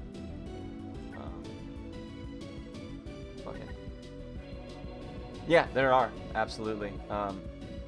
Like, they're basically cases, so they don't affect the storyline. They don't have a whole lot of storyline to them individually. They're basically, just imagine like small cases, like my son is gone, or I can't find him, or we lost our dog, things like that. They're basically little silly side quests. Some of them are a bit more advanced, and some of them involve the more paranormal side of the game. You deal with a lot more of Virgil's stuff side quest wise, which is cool because I think he's the coolest character in the game storyline wise.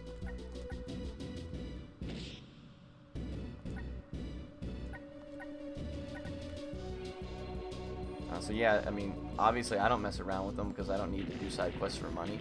I routed out a couple side quests that were really fast just in case I needed the extra money, and I ended up not.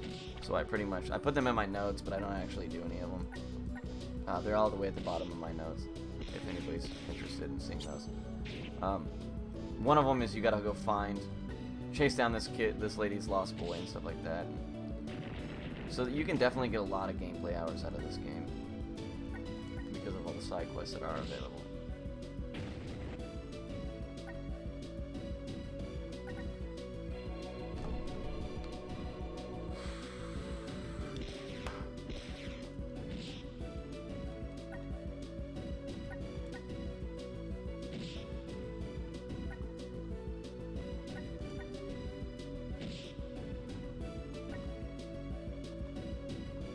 I'm gonna be safe here.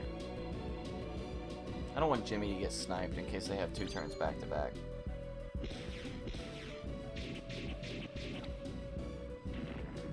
And they did. And he would have gotten sniped. Oh, learning my lesson for sure. Optional bosses? Not as far as I know. I mean, a lot of the side quests require you go kill certain stuff, but they're not like boss level difficulty. I would consider them maybe like mini bosses. But that's about it. So she's almost dead, fortunately enough.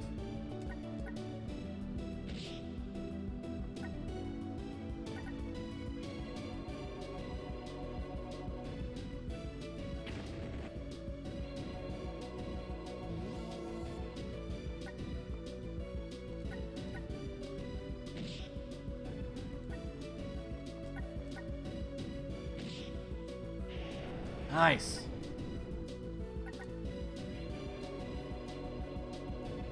We should definitely be able to sub 330 fancy pants. Now it's time to fuck him up. Now the real fight begins. Oh my god, that damage increase is enormous. Holy shit, this fight's gonna go so much faster now. Oh my god. Oh my god, those damage items are huge. Looks like they don't affect her, so her ability must be fixed.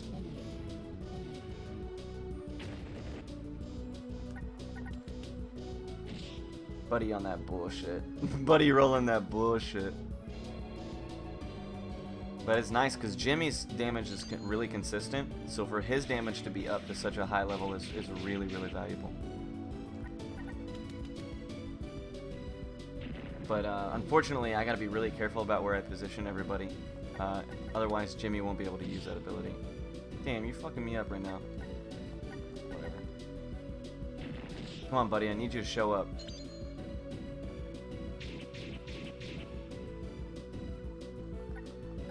This is where we're gonna try. I need to give him some space too, so he doesn't lock himself. Of course.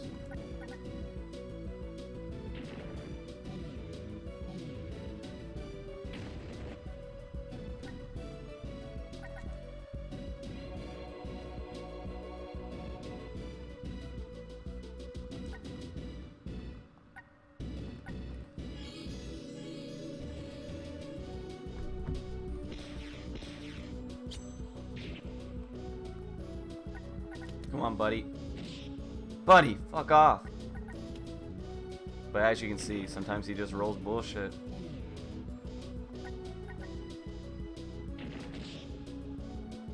I wonder if her regular attack would do more here.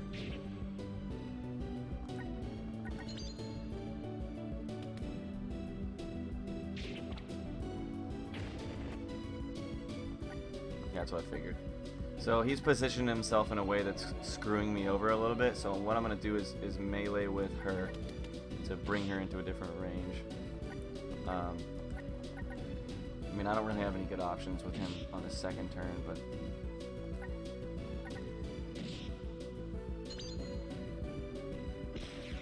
So it looks like her regular attack and her ranged attack are doing about the same now. Come on, buddy. Please quit fucking missing. That's not bad. But now that he's moved, I can use my, oh no, I can't because Buddy's in the way. So now I need to kick with Buddy to be able to use Jimmy. Oh my god, there we go.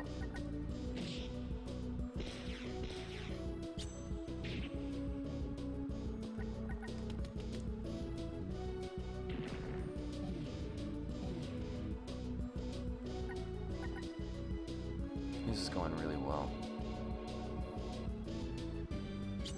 If Buddy was rolling higher, we would be in, we'd be done already.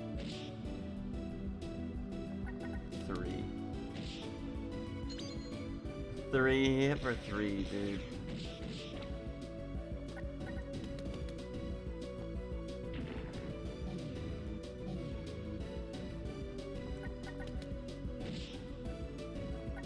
Come on, Buddy.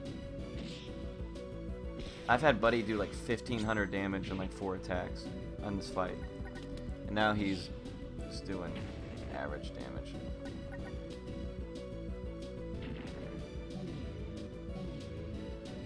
Yeah, those make a huge difference, dude. My goodness. My goodness, that's amazing. Sweet.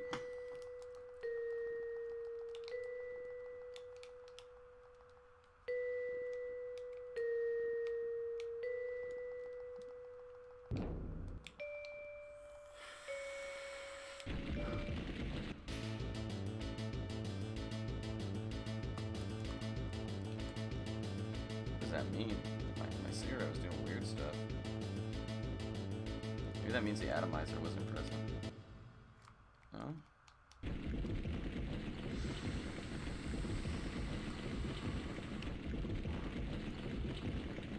Oh, it's dead. That's why.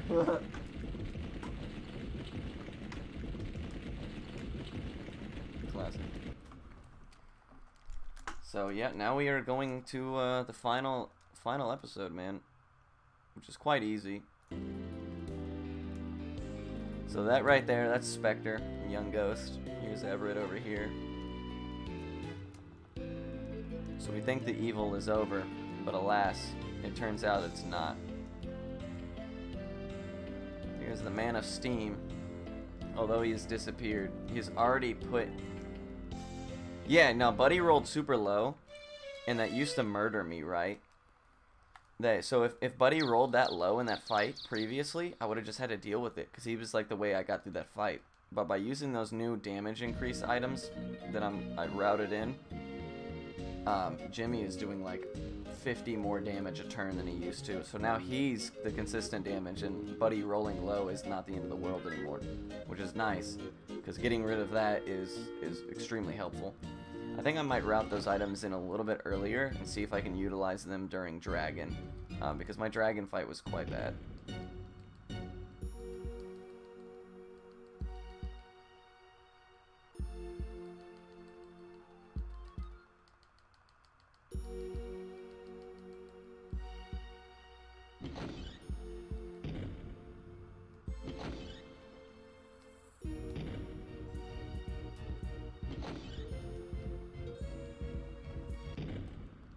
But yeah, sometimes Buddy rolls so just stupid high that fights are just over in the blink of an eye.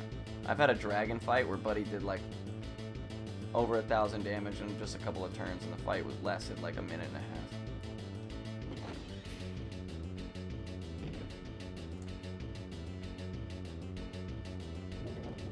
So right here we got to read this book about the Man of Steam. Learn about what his plan is, his history, blah blah blah. His name is actually like Dante Rossetti or something like that, which sounds like a pasta company. But every one of the main characters in this game is named after famous painters from the Victorian era. So John Everett, whatever his name is, and William Blake is the Spectre.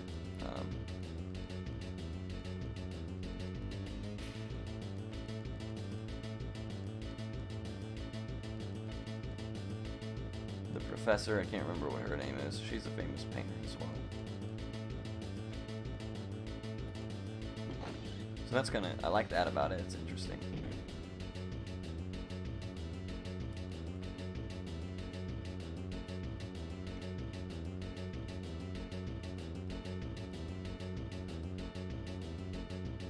So now this bar where I buy all my items, and the tailor and the weapon shop, everybody's closed now, right? Like they're not in these stores. So if you didn't do your shopping earlier, you actually can't do it now.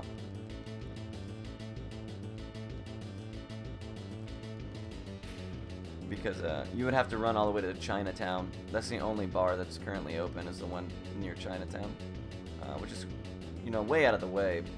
But because I buy so many items so early on now, I don't need them anymore.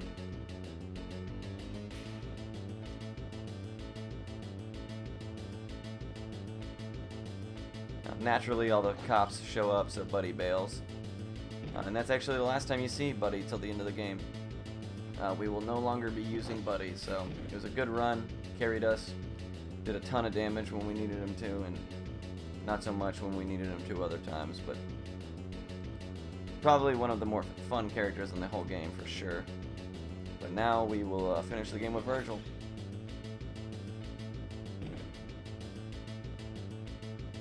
Nice. Sometimes you get an encounter there.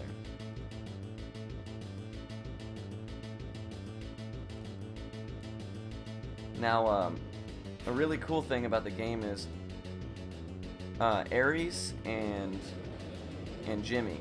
Knowing that you're only gonna have those two at the end of the game, that's why I buy so little armor from the tailor. Because when we once we kill Fancy Pants 2, Everett gives you the best gear in the game for Jimmy, detective gear.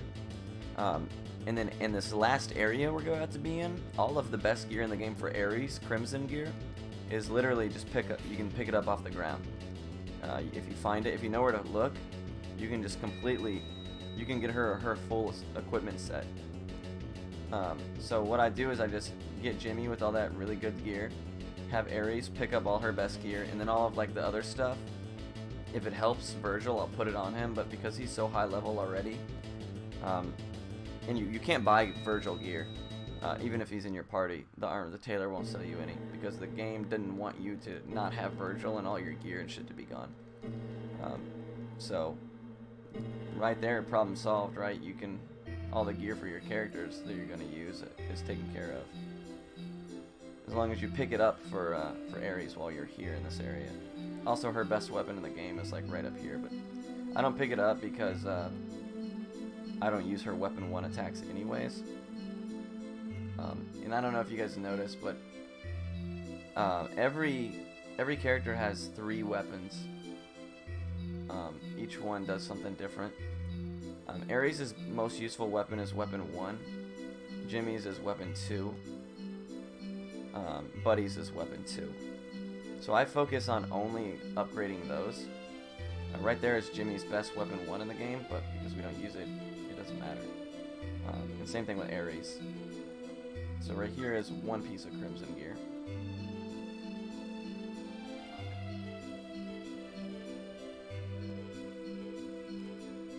These screens empty out. There's a revive, so we should be good this time. You'll notice that when I zone out of these screens, I'm in different spots.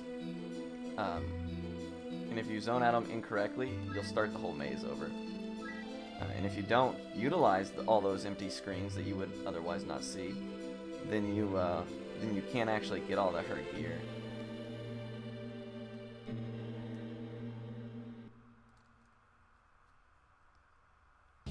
So it's quite useful. This whole area is just filled with treasures. They really hype you up that it's gonna be like a scrap, and then it really isn't. The last boss in the game is like not that difficult. So what I'm picking up now, those are called human souls, and those are the items that pick up the other revive. Those are the items that the boss is weak to. I don't really use them, but occasionally I get a free turn and they're worth throwing.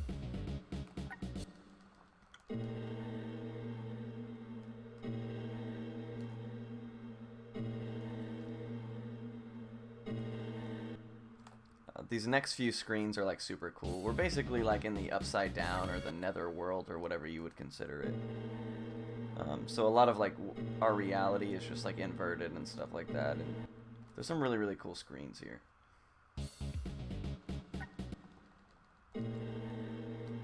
I think this next one is probably my favorite. Or not this one, rather. The garden one. Yeah, this one. Looks really cool.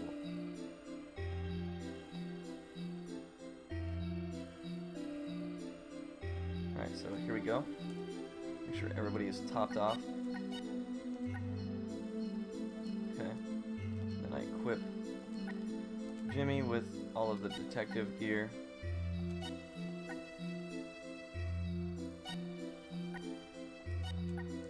Her with all the crimson gear. And then Virgil with anything that's better. And we are ready to rock. Alright, last boss, let's do it.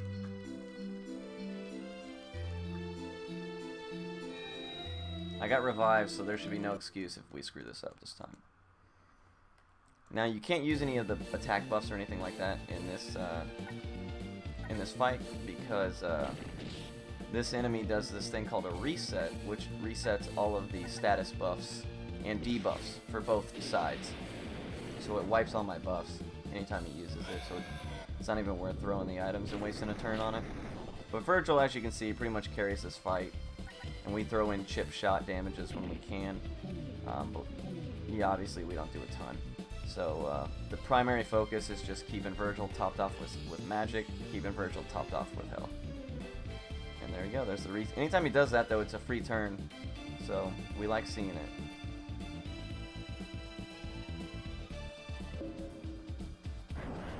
That's his only single target damage attack, and it hurts.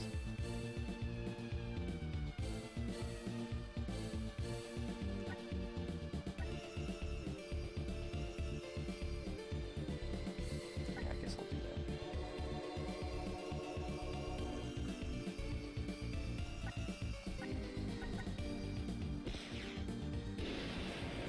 Priority level in this fight is Virgil. Needs to get damage out every single time he can. But if he has to lose a turn to keep himself alive, that's necessary. Second priority is if Jimmy can squeeze in an attack, cool. Otherwise, he needs to be utilizing, he needs to be throwing SP if somebody needs SP, or health if the potions that Ares uses isn't enough to heal us all. Yeah, exactly. It's that's exactly what it is, which is kind of discouraging, considering how easy this fight is as well. I'm gonna have to sacrifice this heal here which just sucked, but it's okay.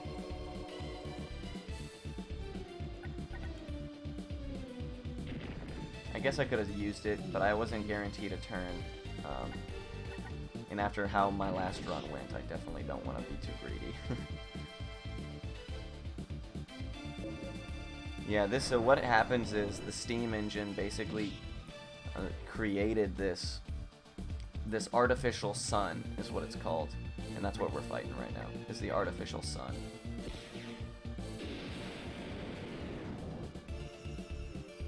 It's like basically a byproduct of all of the emissions of all this steam technology and crap. Yikes. So we're gonna have to revive. Oh no, single target though.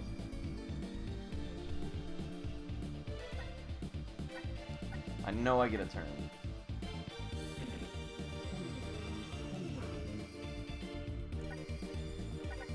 As long as you stay above like 150 health, ideally you want to be like as close to topped off as possible, but like 174 I should be totally fine.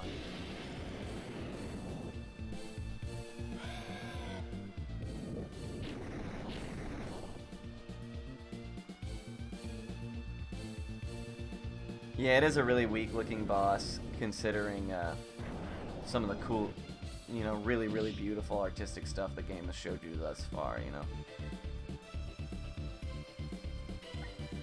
So here in this situation, I'm going to throw an HP item with her, and I'm going to throw an SP item with Jimmy, so that Virgil is able to utilize, anytime Virgil gets a turn, I want him throwing his summon. I don't ever want him having to throw any kind of restorative items on himself.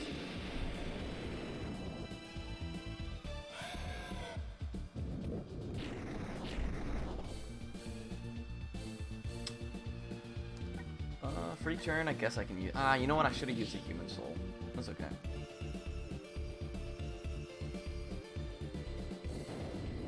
This ability hurts. Ooh, sometimes it does half the amount of damage it does. Sometimes it does 150, sometimes it does around 75. I don't know why. So I gotta heal here with him. Because, if it's going Ares, Jimmy, Virgil. Oh, sweet.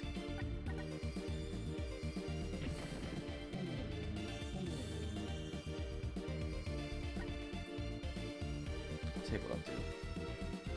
I'll use a human soul. It's fine.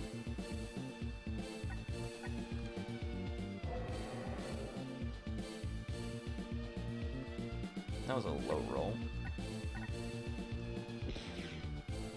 Yeah, and not only is the boss not cool looking, but it's mega easy.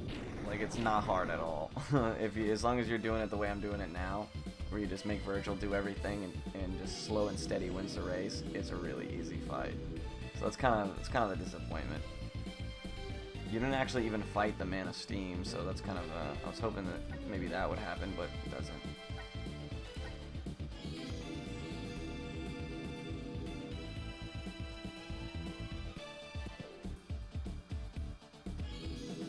Another reason.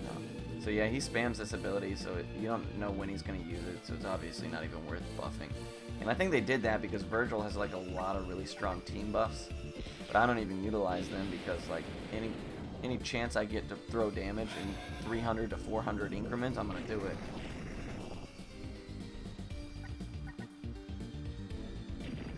Now if you get Jimmy to like level 40, I think, he gets a really fucking strong ability.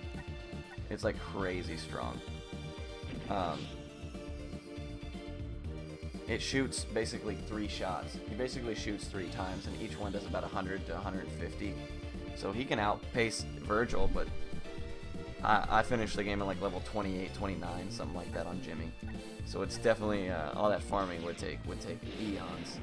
So definitely not worth it. But just if you decide to play the game casually, look out for that. If you get that ultimate weapon 1 that I bypassed just a little bit ago, and then you use that level 40 ability, you do mad work.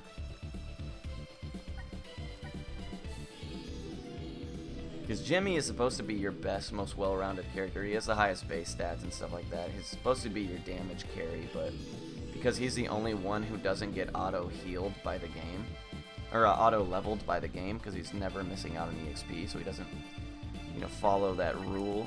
The game will level your team for you. He ends up falling behind pretty fast. Like, I think everybody else is like 3 or 4 levels ahead of him pretty much from the get-go.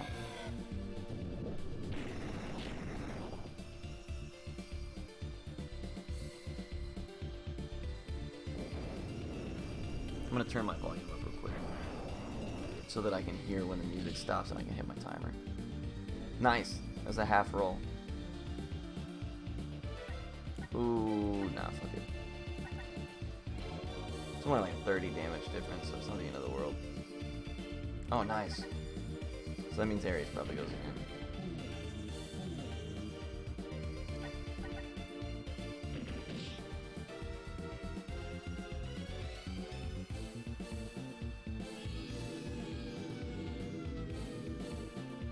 Now obviously him healing himself is not super advantageous, but in comparison to like the speed at which Fancy Pants heals and the amount that and Snapdragon and the amount that they heal for, like him healing in this fight means nothing because Virgil does more than that just with his regular ass attacks.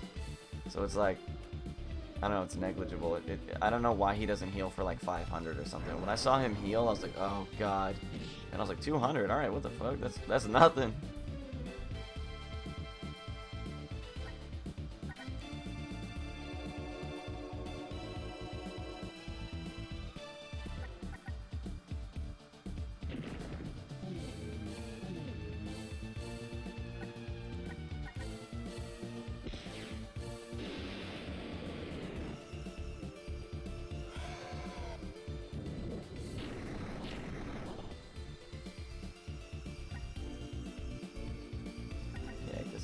I should do here.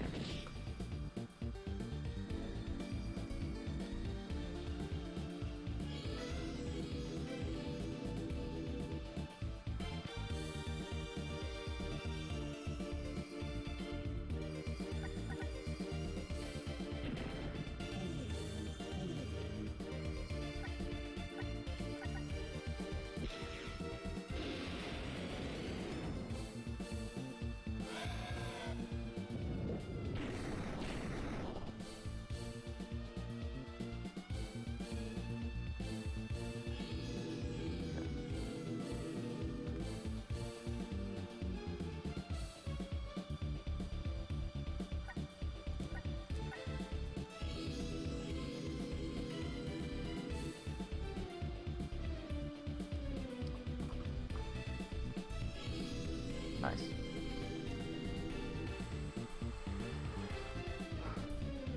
One of the most annoying things about this fight is, as you can see, Artificial Sun has really, really bad lag on his animations. So after he uses an ability, it's like a good few seconds before the menus even pop right back up again.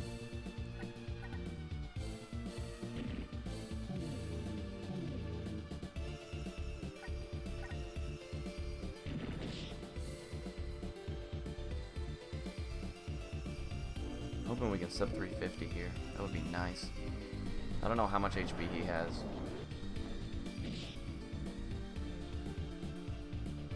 If it's Virgil, I'm breeding it. No.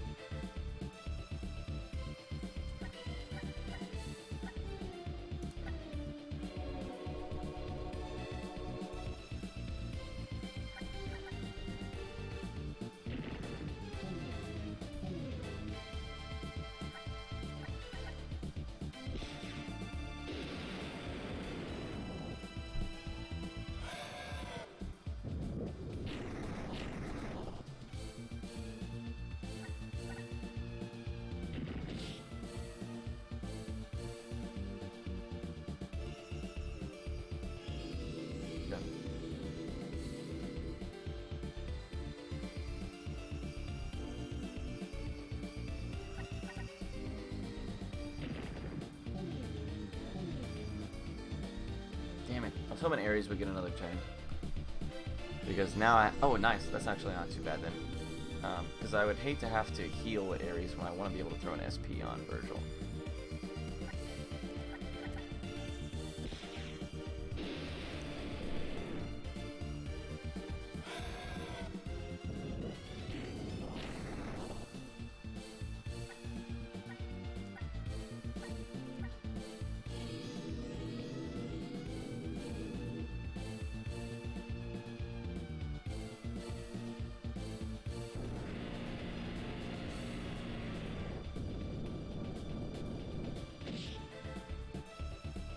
That one hurts.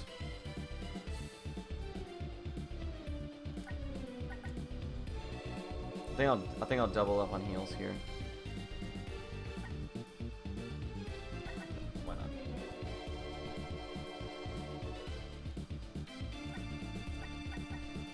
We should be. I shouldn't have to SP. It should be dead before I have to throw another SP potion on Virgil.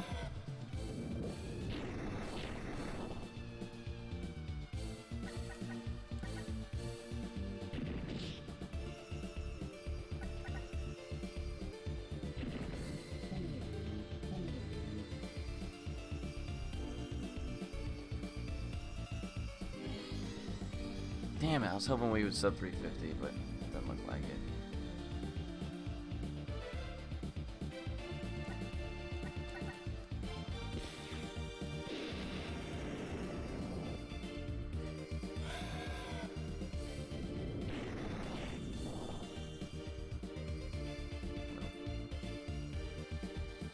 Bummer.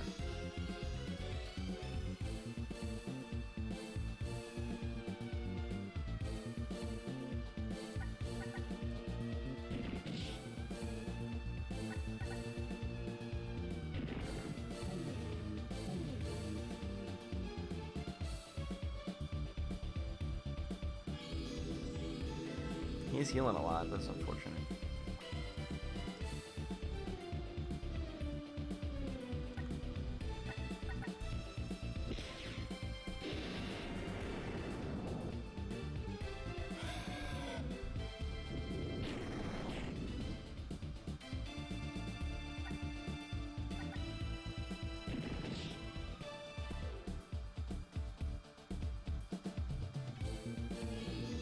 Come on, man, you're killing me.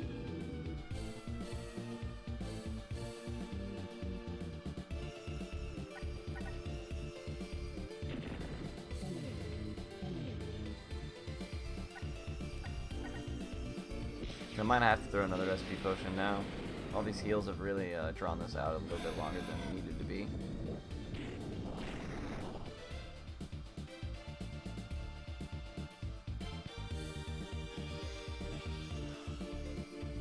Wow.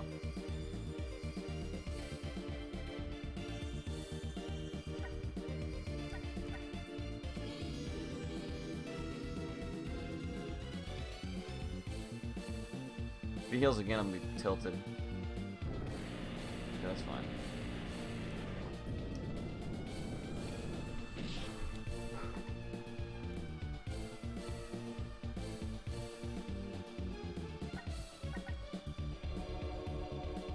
No, we're losing time. Feels bad.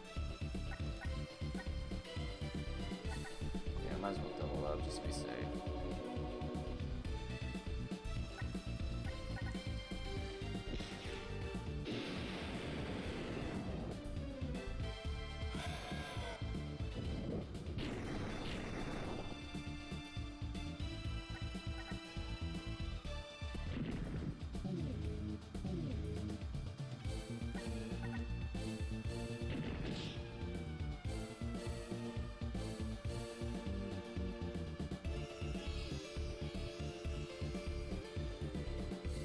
I mean, I can do this all day. I got items for days. It's just annoying.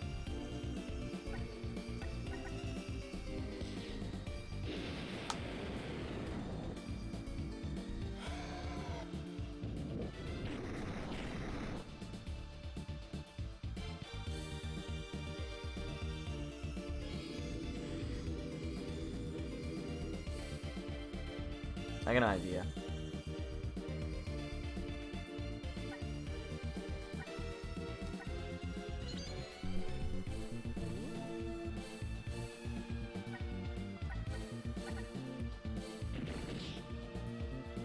Let's see if it forces him to use reset. No. Okay.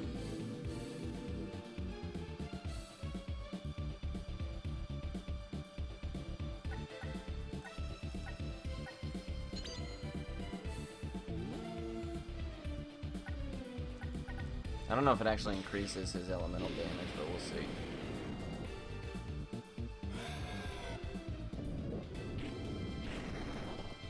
It does.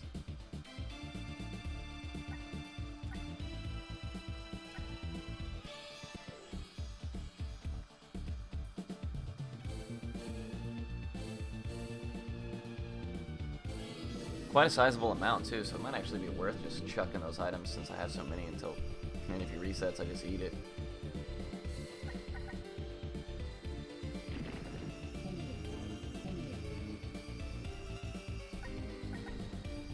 I should have SP80'd there, that's bad. Come on, man, we're losing so much time. Making me nervous.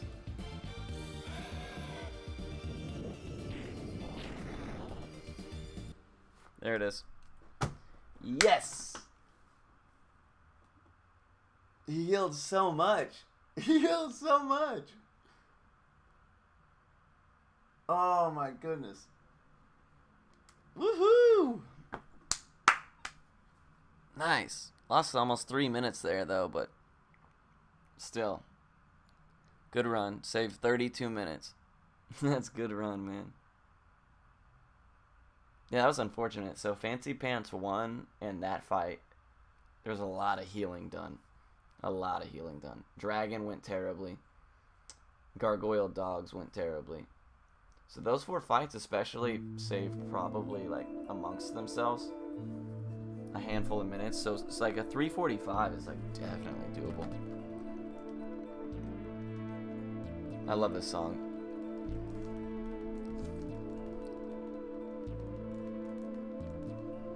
So this is where we find out that Virgil's actually been dead the whole time, and that the ghosts that you've seen are his parents.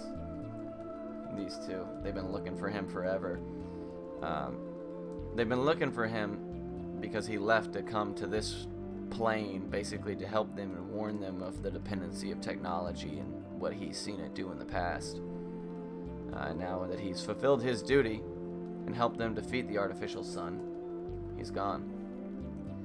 Now, when Everett shows up right here, he's like, "What's up, guys?" And they're like, "What happened to Virgil?" And he's like, "Who's Virgil?" And they're like, "What do you mean, who's Virgil?" And he's like, I've never heard of Virgil." And you're like, "Oh, what? No way." But one thing I mentioned in my last PB, I'll mention again, is that we literally had to be warped here by a phantom. He had to cast phantom magic to bring us here. And Everett and Buddy, what did they just do? They just fucking walked? How does that happen?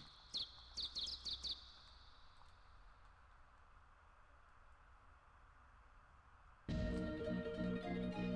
I'm not buying it. So I don't time any of this because, like, you can't lose.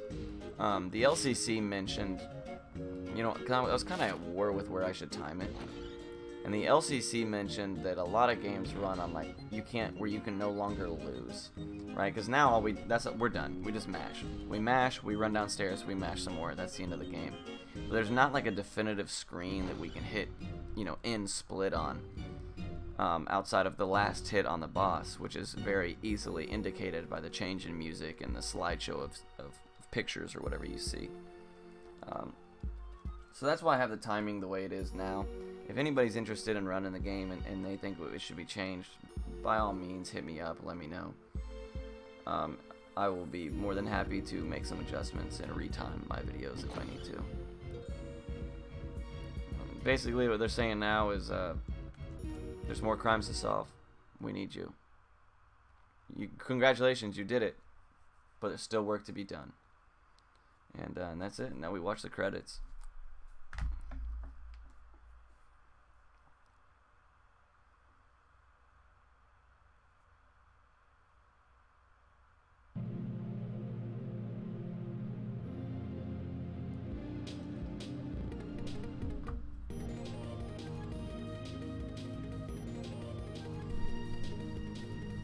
Yeah, playing on Japanese, it depends. I mean, this game's only in Japanese. In Japanese, not only do they do the last split then, but you start the timer on console on.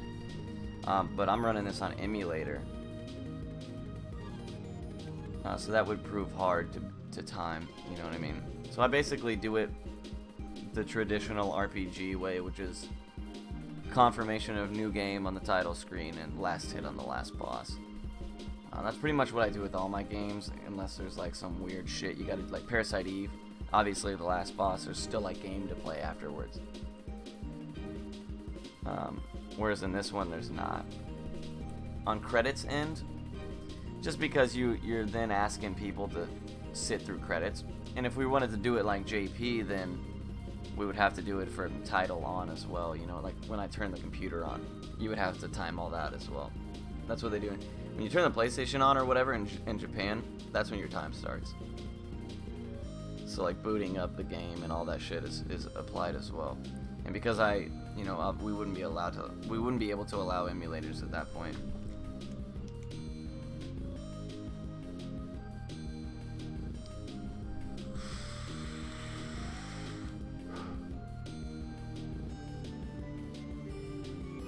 But yeah, I mean, it's up in the air. If anybody's interested in running it, let me know, and I'm always down to retime it.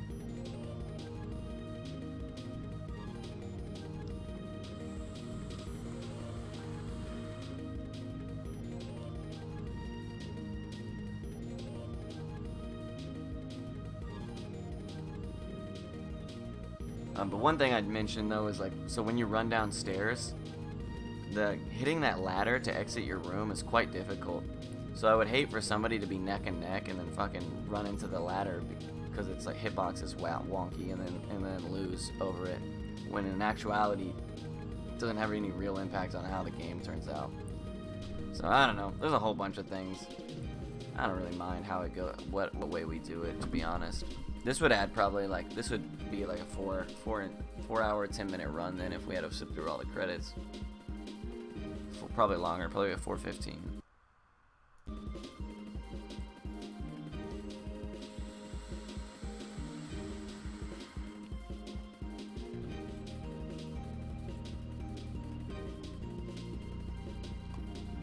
But I think I'm happy with all the strategies, and there it is. So that would be the end. So I guess you could listen to when the music is over and boom, hit it then, right?